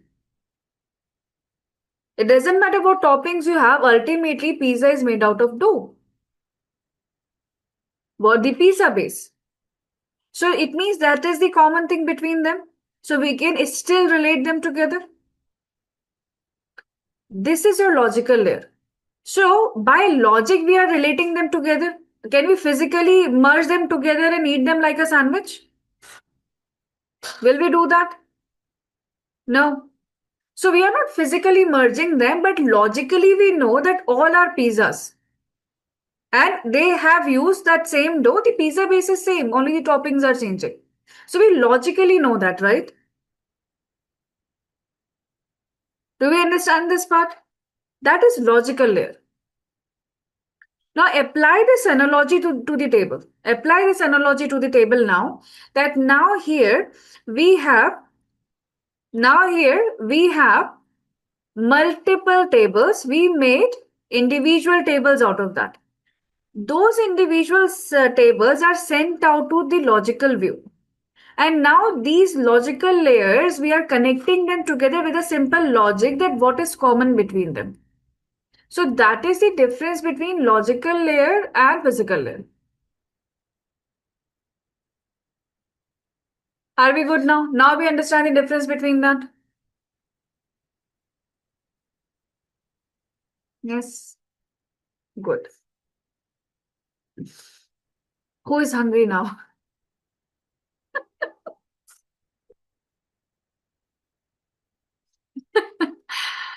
Okay, lot of pizzas today. So this was the logical layer and the physical layer, right? Right. Yes, I'll eat a pizza sandwich too now. Don't care what the flavor is or the toppings are. Now, what do we do in the logical layer? How do we define that logic? So, defining the logic of a common column. Okay, so how do we define that logic? So, instead of a common base here, now we have a common column. And when we go ahead and define it, this is the common column between these two tables. We call it a relationship. That this is how these are related to each other. So that is called as a relationship, everyone. Okay, relationship is just common column between two tables. So let's go ahead and look at an example, everyone. We'll go ahead and look at an example now.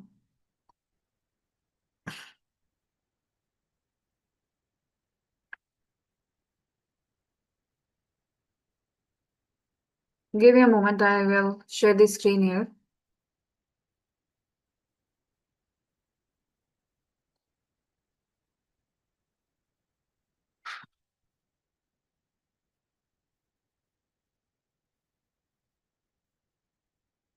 I got the screen, right. Okay, so this is our orders data. Remember, we have used it yesterday. But from the sample superstore 2, we have only used orders table, but this also have people's table and returns table here, everyone. Okay, so we have these three tables. So this orders table, people table, and returns table. Okay. Look at the people's table here. What does it contains? It contains regional manager for each region. And the returns table, it contains that these are the orders, and these have been returned. That's it. Now we want to go ahead and relate these tables together. We don't want to merge them because it doesn't make sense. Why merge doesn't make sense, everyone? Why merging is not doesn't make sense here? Because these are only four regions, four regional managers. And how many rows we had in orders? How many rows we had in orders table? Yesterday? More than 10,000. Now it doesn't make sense that based on this region column, we keep on adding the same names for repeat them for more than 1,000 times and increase the size of the data set. So we simply want to connect them together on the relationship basis. So tell me one thing, which one is the common column between orders and people's table through which we can establish a relationship?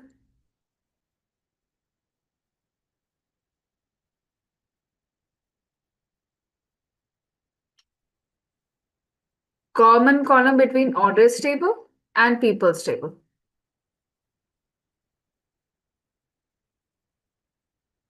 This is your people's table. This is your orders table.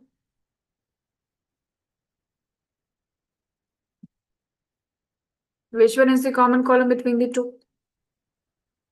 Region. So we can tell Tableau here that listen, between the orders table and the people's table, region is the common column. So you can connect them together. Whenever I want to use both the tables, you can go ahead and connect them together. Okay.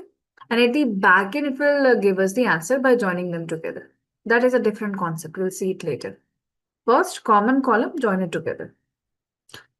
Now tell me, how do we connect orders table to returns table? Which one is the common column between orders table and returns table?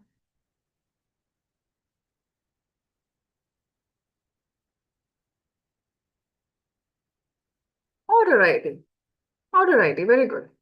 So this is how we can create now how the relationship will look like. So if this is the orders table, everyone, and we will go ahead and connect this orders table, okay, with the people table here and with the returns table here. So this is going to be our people's table and this is our returns table. Stay with me. Understand me, there is one more concept here.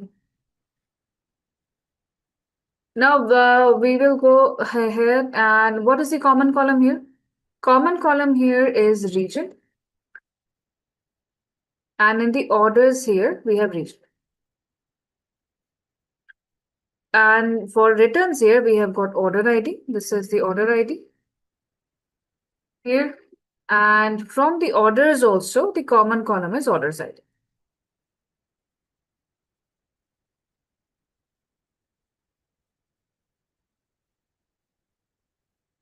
Good. We are fine. We understand this part here. And this is how our entire schema or data model is going to look like. So this is a design that you see, this design connected here. This design is called as a schema. And in Tableau, you will only call it data model. So this is data model. We are good with that. Fine. Now there is a concept here called as cardinality. Okay, there's a concept comes up here which is called as cardinality. This cardinality concept is about how is a property of the table. It is property of the table. What do you mean property of the table here? Property of individual table. Property of or characteristic of individual table. What is that? So let me know one thing here. It is of 4 types. Cardinality is of 4 types, everyone. Either cardinality is going to be many to one to many to many, or one to one. Have you ever heard about this? Have you ever heard about this? Cardinality? All right, so let's understand. Those who know about it, very good. Those who don't know about it, now listen here. Yes, ear diagram, entity relationship. Correct, Swat. So this is the cardinality here. Okay, we have these 4. Now, once you have this here, what are these? Let's understand 1. So let's look at the region table, everyone. Okay, let's look at the region table here. In this region table, right now, this region column here, is this unique in nature? Or it is repetitive? Is it unique in nature or is it repetitive?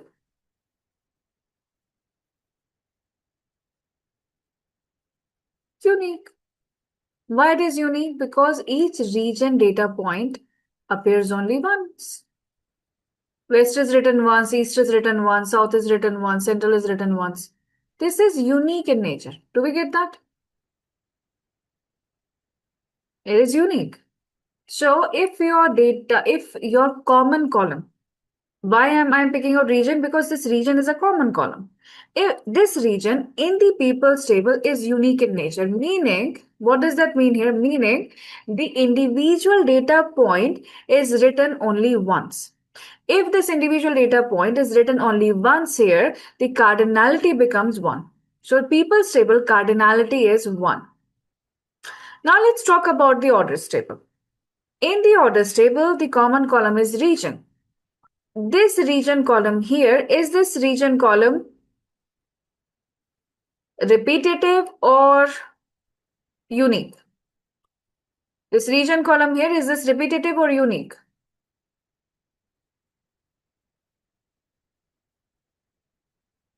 Repetitive, because one region name is going to appear multiple times, meaning this region column and the orders here will become many because it is appearing many times.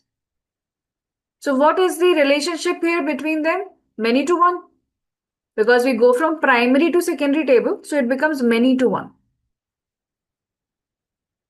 This is cardinality. This is cardinality. Are we clear? How are we deciding 1 and many?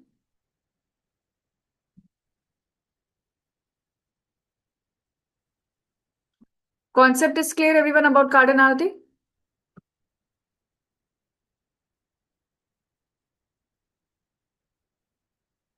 All right. So let's go ahead and now go ahead and tell me about order ID, returns. So in the returns, common column is order ID. So let's look at that returns here. In the returns, this common column order ID, is it unique in nature or repetitive?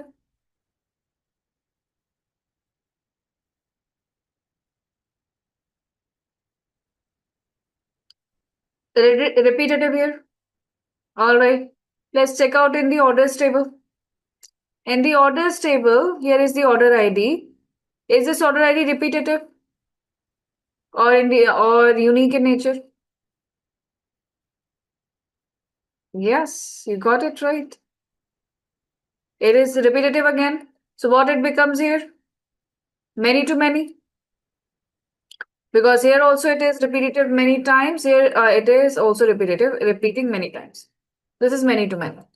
So this is how cardinality is decided. Okay. So this is how we understand this is the property of a relationship. So why this is a property of a relationship? Basically, what we are trying to tell Tableau that when I go ahead and I ask you that I want to go ahead and work with both the tables together, okay, at the back end, it will go ahead and join them on the ad hoc or the need basis. At that time, it should know that if region is written one in one single row here, okay, it will go ahead and find that region in multiple rows in the orders table. This is cardinality. This information is given by cardinality. That whatever you see it appearing once here, it will appear in many rows in the other table. Okay, so that is the back logic here, but yes, that's cardinality. So this cardinality helps to create the data models and create the correct aggregate calculations. Now let's go ahead and see how it works in Tableau and how do we create that in Tableau. So for that here, I will go ahead and share the screen again, and this time we open up a new workbook again. So I'll go back here. I will go ahead and close this right there. And let's go ahead and get your same table, sample superstore, everyone. Okay, now we will use all the 3 sheets. So we will open a new workbook. In the new workbook, we will connect with sample superstore. So once you're ready and connected with sample superstore, let me know.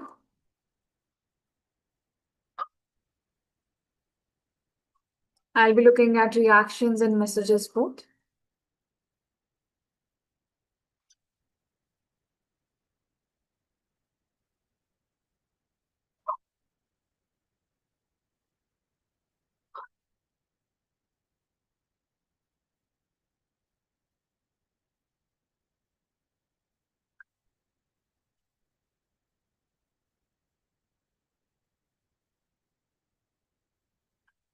I have less than 5 responses, so I'm waiting 10 to 15 minutes, 10 to 30 seconds more.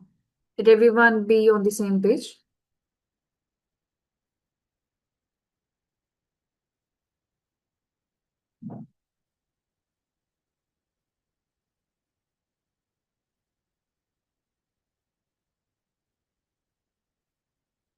Very good. Yes, thank you very much, everyone.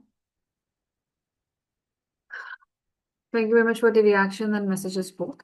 I'll also go ahead and click on OK here right now. Let's select the sample superstore.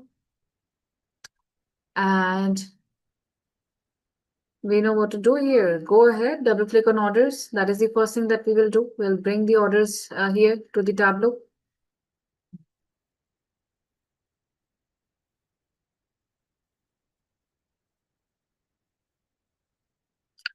We will stay at the logical layer. We will stay at the logical layer. Now go ahead and double click on people, everyone. Double click on people. Simple double click, nothing to do. Double click on people and wait. Double click on people and wait. When you double click on people here, a blue thread is connecting the two. Yes. And you can see preview of people's table, not the orders table anymore. Also observe, do you see metadata has changed for the first time? Go ahead, hover the cursor over the thread, everyone. You will see in the tooltip, it will write that currently related fields are region equals to region. And in the relationship, it is creating 2 stars. Do you see that? 2 asterisks are there. So what it is trying to tell us? Correct. It is trying to tell us the type of relationship. The asterisk here denotes many-to-many relationship. Meaning Tableau by default will keep the cardinality at many-to-many. If we want to go ahead and change that, we have to do it by ourselves. We have to correct that. So how do we correct that cardinality here? So everyone, okay, I hope you all are looking at the same thing. So please go ahead and make sure you click on this line, because when you click on this line here, the thread between the two, you will see here at the bottom, increase the height here, you will realize that now here it is recognizing the common column, that from the orders table region column is equals to people's table region column. So common column is defined here. Okay. Go ahead now I hope you all can see performance options below that. Can you expand performance options, please? Once you expand the performance options, you have to scroll down. There is much lesser space here. So scroll down a little bit and you will see the cardinality is decided here. And by default, the cardinality is many to many. So go ahead and change the cardinality of the second table people to 1. Now, why it will set cardinality many to many by default? Because it says that values in region column people table are not unique or you don't know. So since what if the user doesn't know if there are individual values or repetitive values? In that case, it is safe to keep it default. Okay, it will simply prevent, or if we are sure, we can make it 1. So go to the drop down and click on 1. Change it to many to 1.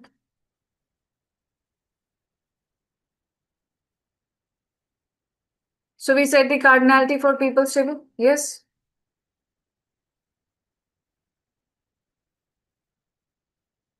Are we all able to do this? Expand performance option, find cardinality. I've slowed down a little bit just to make sure because we're looking at this for the very first time.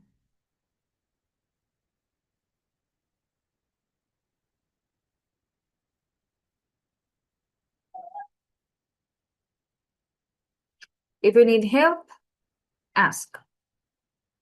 Okay?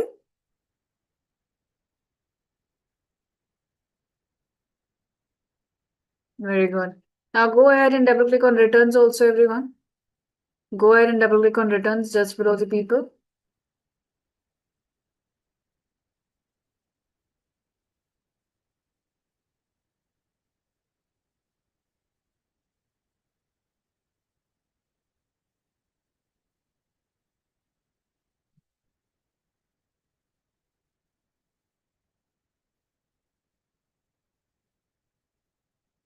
Argadeep, even if you keep it many to many, it doesn't change anything. Okay, what it changes here is when you go ahead and bring, for example, sales, right? So it becomes sum of sales.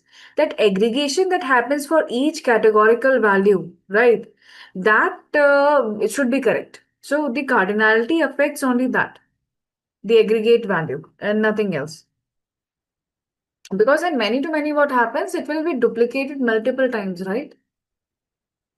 If this is many to many, it is duplicated multiple times. So if you try to aggregate it, if there are too many duplicates there, then you might have incorrect aggregate. So if you are sure that no, it is only one cardinality, it is recommended that you set the cardinality to 1.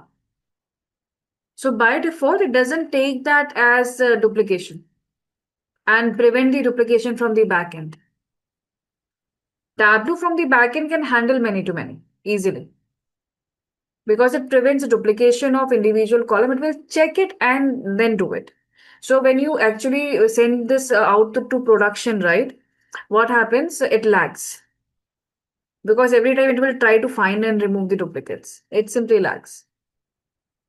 All right, so everyone, we have orders and returns here. Do we need to change the cardinality here? Yes, in Power BI, yes, correct. But Power BI is very good at that data modeling. Okay, it is that is very good at that data modeling part. It does that by itself, a lot of data cleaning. So let's go ahead and click on sheet 1. Not required. Yes, absolutely right, because it is many to many. So now let's go ahead and click on sheet 1, everyone. Let's go to sheet 1.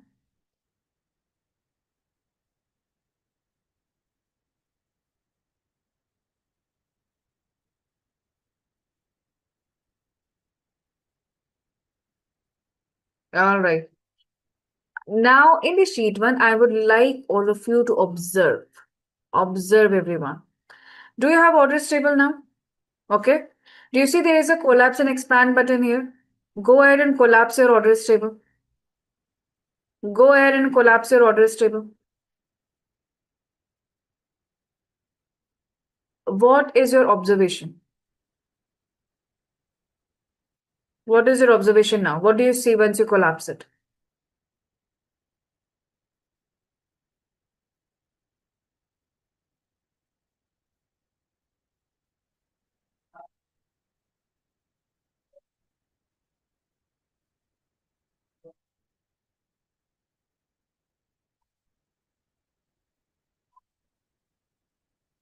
Hello, everyone. Do you see people in returns table here? What do you see? Do you see people's in returns table here below the orders table? And do you also observe here, everyone, the people's table dimension and measures are written together. Returns table dimension and measure are written together. So there are multiple times dimension and measures are mentioned, not only one time. And now if you will go ahead and expand orders table, you'll realize this orders table is written exactly similar the way it was written before. All the dimensions of orders table are here. All the measures of dimension table are also here. So everything is together. It means that individual identity of these columns is preserved. So these table identities are preserved. All these three tables can have their own measures and they can have your own simple tables. So those small tables are separate. A big table is separate here. So let's go ahead and find out. So let's find out here.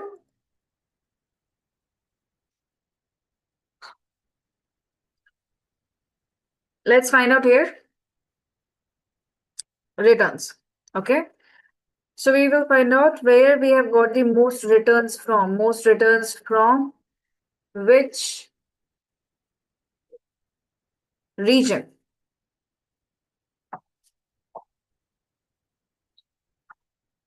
Most conditions we have received from which region, and we will also find out who is the manager responsible for them. Who is the manager responsible for them, and which category is causing most returns? Which category is causing most returns?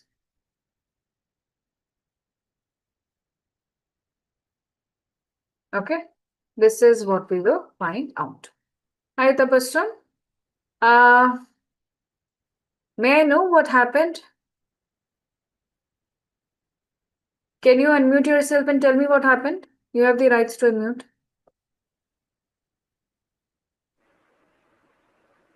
Hello, good evening, ma'am. Yes, hi. Yes. tell Yeah, me. that returns column returns is not showing in my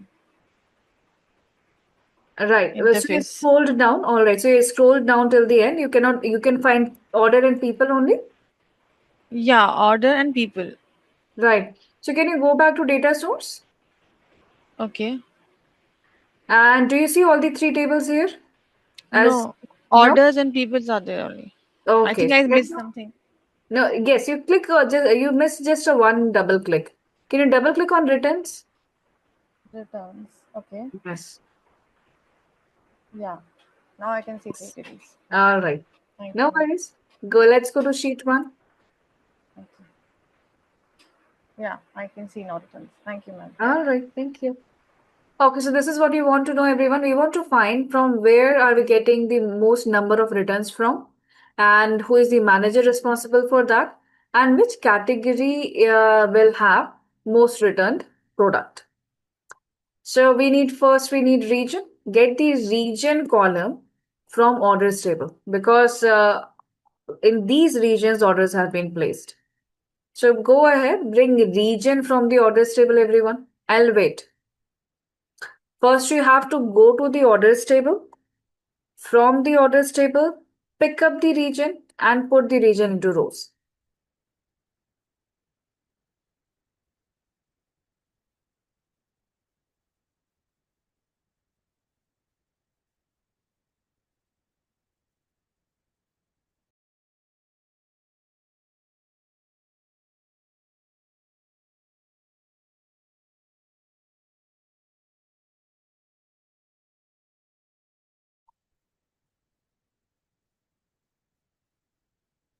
Arnab, California is a state. I'm talking about region. What are you doing? Follow these steps, please, Arnab. Let's learn technicalities first of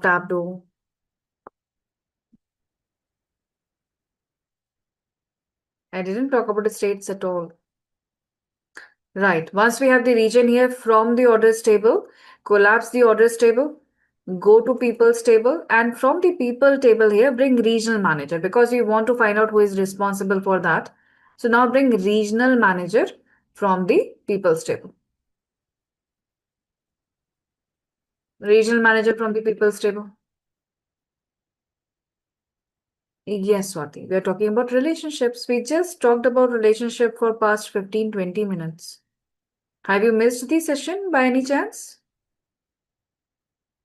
Now we are looking at that if we go ahead and if we have related three tables together, how does they behave at the back end if I want to create one single report from by combining all the three tables. So I want columns from all the three related tables. I'm creating one single report. So we are trying to learn how does that work and technically how it will create the report at the back end. So yes, we are learning relationships right now. Logical layer relationships. Are we clear?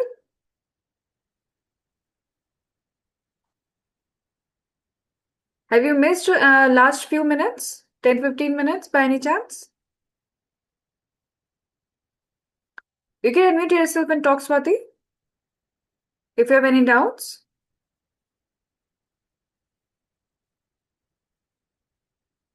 All right. Are we clear then, Swati? Thank you.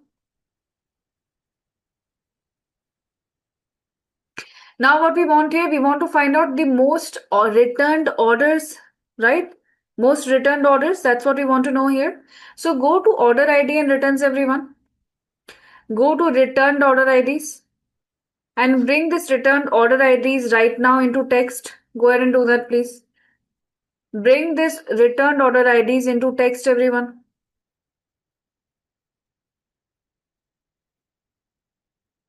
Just want to know when these concepts come into picture.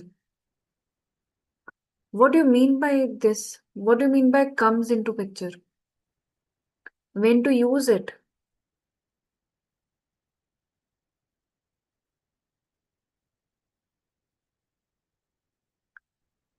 We have talked about that also. When we talked about union, I have shown you the scenario that when the union has to be utilized. Then we talked about joins, that why we are joining two tables together. And then first we learned about why doing relationships. So we are doing relationship because if we join two tables together, it will be a huge table and it will mess up the aggregate calculation and the table will become so huge that it will be the RAM and the processing RAM required will be too high for no reason at all. So there are choices. If I have 10 tables, 10 separate tables, one coming from employees department, one from product department, one from sales department, one from finance department, I cannot merge all the tables into one. So even though all the tables are connected to each other, I still have to work with them separately also. And when required, I want to work with them together. So when this is the case here, we create a data model. We simply go ahead and save the relationship with each other. Are we clear why we are using relationship? Yes? Great. Thank you. All right. So everyone bring the order ID into the text here right now. When you bring the order ID into the text here, we can see list of the text here. Now please do remember, order ID is repetitive. The written order ID is repetitive. So if you go ahead, right click into here, and if you count normally, it will count the duplicate also. We don't want the duplicates to be counted because we don't want to count a number of products returned. We want to count most returned orders. So go to the measure and count unique values in the order ID column. So right click measure and count distinct, everyone.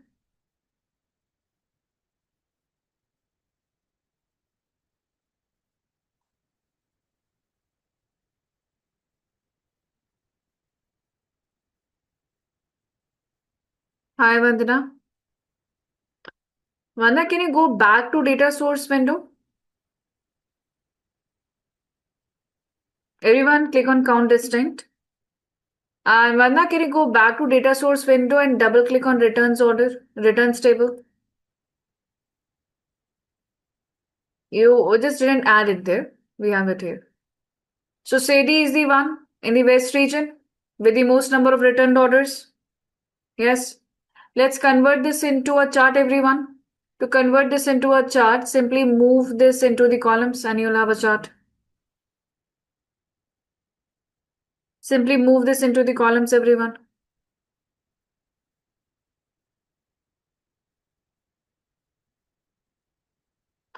Yes, it is the same. If you return count here, okay, you double click, it will go to text only, na?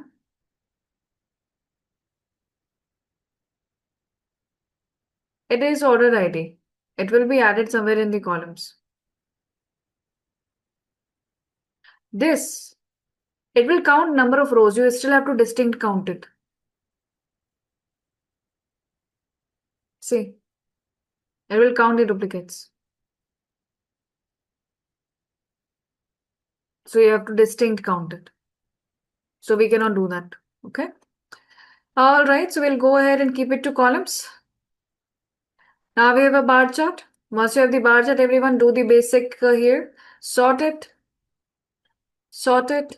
See the data. Make it entire view.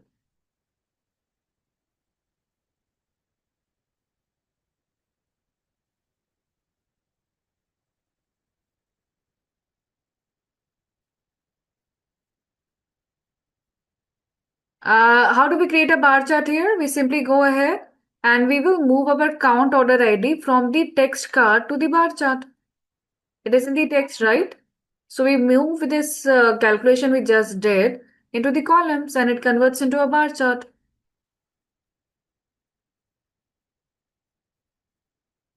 Is everyone able to create the bar chart? Move.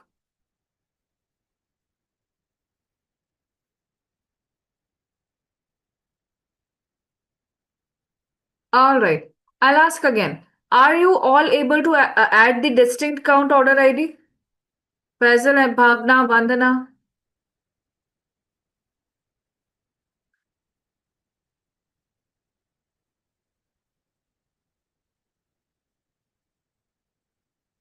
I'll repeat this here. Okay? It's all right. Let's see here. Do you have returns table here now? Do you have returns table now? Faisal and Vandana.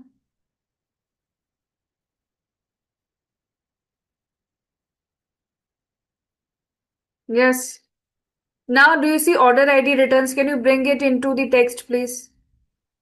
Can you bring it into the text card, please? Preeti, one by one, please. Please wait. Now here we have the text card, right? We have order ID returns here. Faisal, are we here? Are we here? Now, once you have the order ID returns, we right click on this, we go to measure and we go to the last option, count distinct. We right click on that same order ID. We go to measure, we go to the last option inside measure, that is count distinct.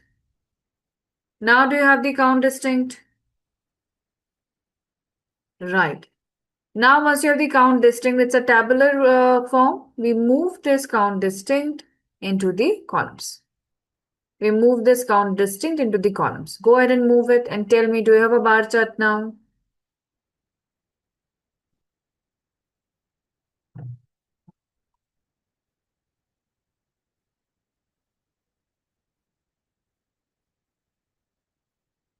Got it?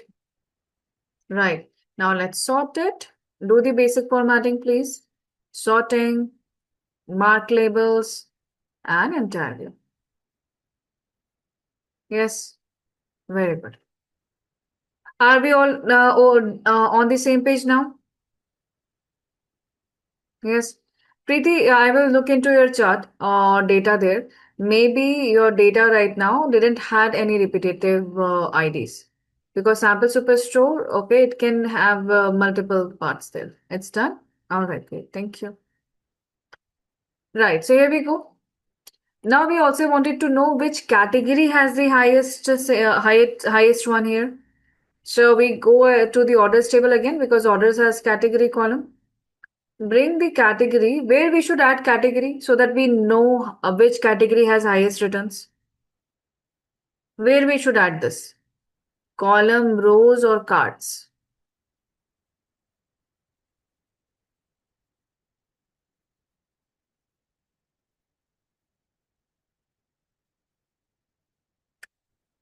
What about others? What do you think? Where we should add it?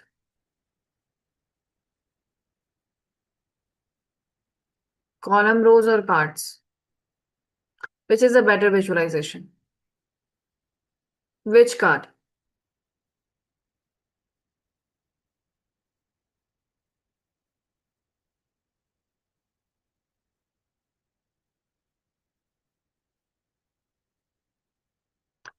Yes.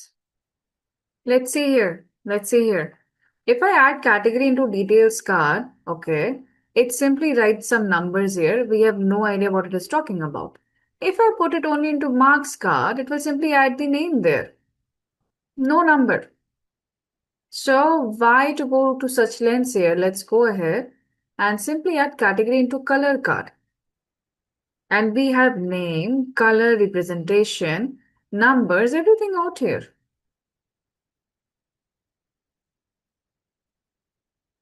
Yes. We all can see numbers now. And what do we call this type of chart, everyone?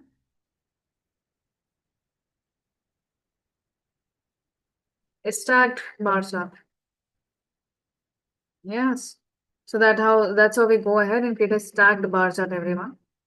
So right now we have two dimensions, two measures, and we are creating the stacked bar chart. Very good.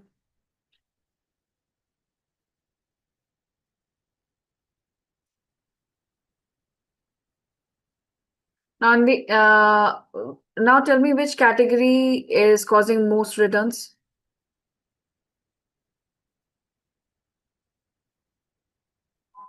Bring category into the color card. And then the last thing that I did here is bringing category into the color card. That's it. Oh, so while doing the basic formatting, Anandan, switch on the labels from here. So when we view it in the entire view, right, and sort it, we switch on the labels. Switch on the labels, you'll see the numbers. Office supplies, yes, correct. So office supplies here has the highest returns. Very good, everyone. Okay. So this is okay. Go ahead and save your work, please. First, go ahead and save your file here. This is, I'm calling it day 3.2. And we have learned about relationship.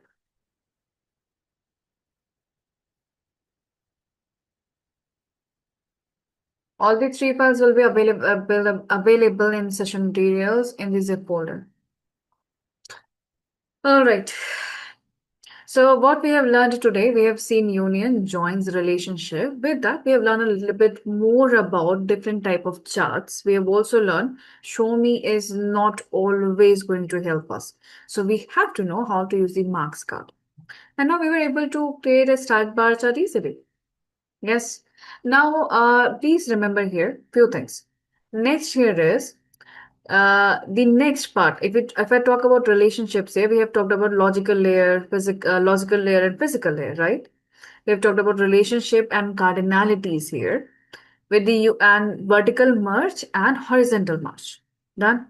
Now, what are we going to see next? Next, we will go ahead and create a data model which is going to connect all three methods together. Okay, so I will go ahead and provide you with a data set. In that data set, we are going to have I think nearly 10 tables or more than that. And we'll go ahead and create a data model just like this. Where, okay, do you see this here? Do you see this here? What does that mean? What kind of logical table it is? Is it union, join, or relationship? What is it? Joins, meaning this particular logical table is coming from multiple different tables inside it from the physical layer. And look at this one. What is that? What is this one? The sales table. What is sales table? Union. Only sales table, Preeti. Only this, I'm talking about only the sales table, this icon here. This icon is union. This is the first icon we have seen, break on one above the other. This is union. This is Venn diagram, is the joint table. This is the joint table. And everything else that you see here, this is all relationships. Everything that you see here, this is all relationships, right? Correct. Very good. So what we are going to do now here is, not now, tomorrow, okay, we'll go ahead and we will see how do we create a real-time data model like this. And now how do we decide that should I join the table, should I relate the table, or should I union the table? So that decision, how do we take that decision? Okay. So let's have a quick recap here. Try to answer things. Okay. Can you tell me what does a relationship between two tables in a database describes? What does a relationship between two tables in a database describes? A, B, C, or D?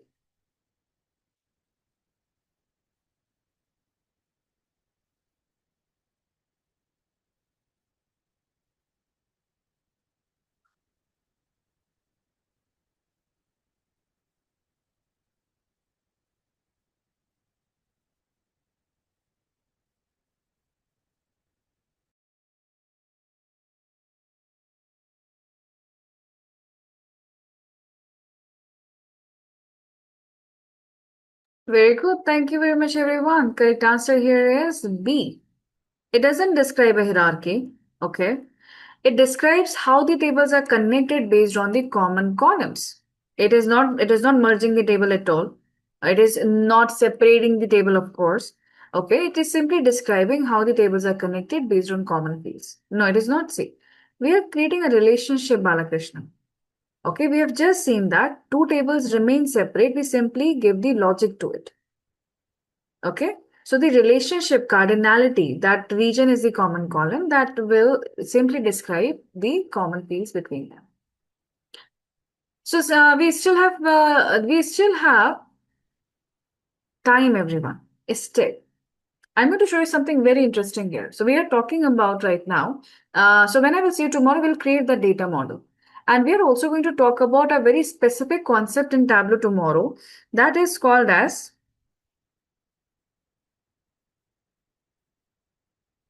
data blending. That is called as data blending. Data blending is unique to Tableau. Data blending here is unique to Tableau. Now, what is a data blending? It is again another type of preparation of data when data is coming from multiple different sources. We'll go ahead and understand it tomorrow. Okay? We'll not talk about concept anymore. Now, I'm going to show you something very interesting here. Go ahead, add a sheet. Go ahead and add a sheet here. Okay, we are talking about the customized charts which are not in showroom. All right. Have you ever heard about a word cloud? Anyone? Have you ever heard about a word cloud?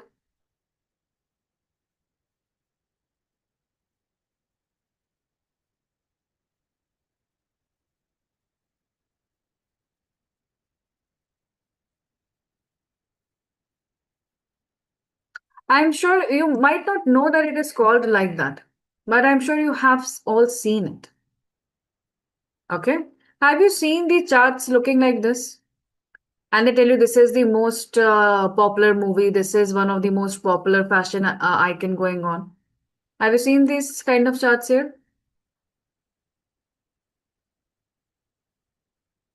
Why all are showing one side of the diagram? Asta, give me a moment. Give me a moment, okay? Okay, have you seen these charts before? And Asta, please wait. Yesterday also you left, right? You were asking a question to me, but you left suddenly. So please, can you wait once I share the feedback and I conclude the session? Just wait for at least 5 minutes and I will address your query. Okay? You were there? All right, great. Good then. So stay today also, please. I will answer your query, okay? So this is called as a word cloud, everyone. This is called as a word cloud. So let's now follow along with me. Whatever we are going to do is to create the word cloud. So stay with me here. All right. Okay, so we want to go ahead and find out estate. Okay, we will find estates by sales and profit. Sales and profit. Okay. And we will go ahead and create a word cloud out of that. So now just follow these steps with me. Pick up the state column, state of province column, bring it into text card. That's it. Pick up a state, bring it into text card.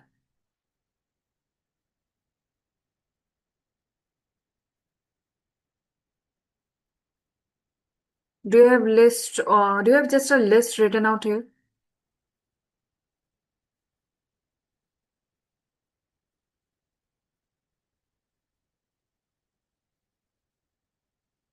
Do we have a list written out here? Yes. Now go to, so where did we added the state here? Into the text card. I hope others are following up here. Okay. Now second here is go to automatic drop down and select text. We will change it from automatic to text. We are fixing it. Go to the automatic drop down and fix it to text, everyone. Fix it.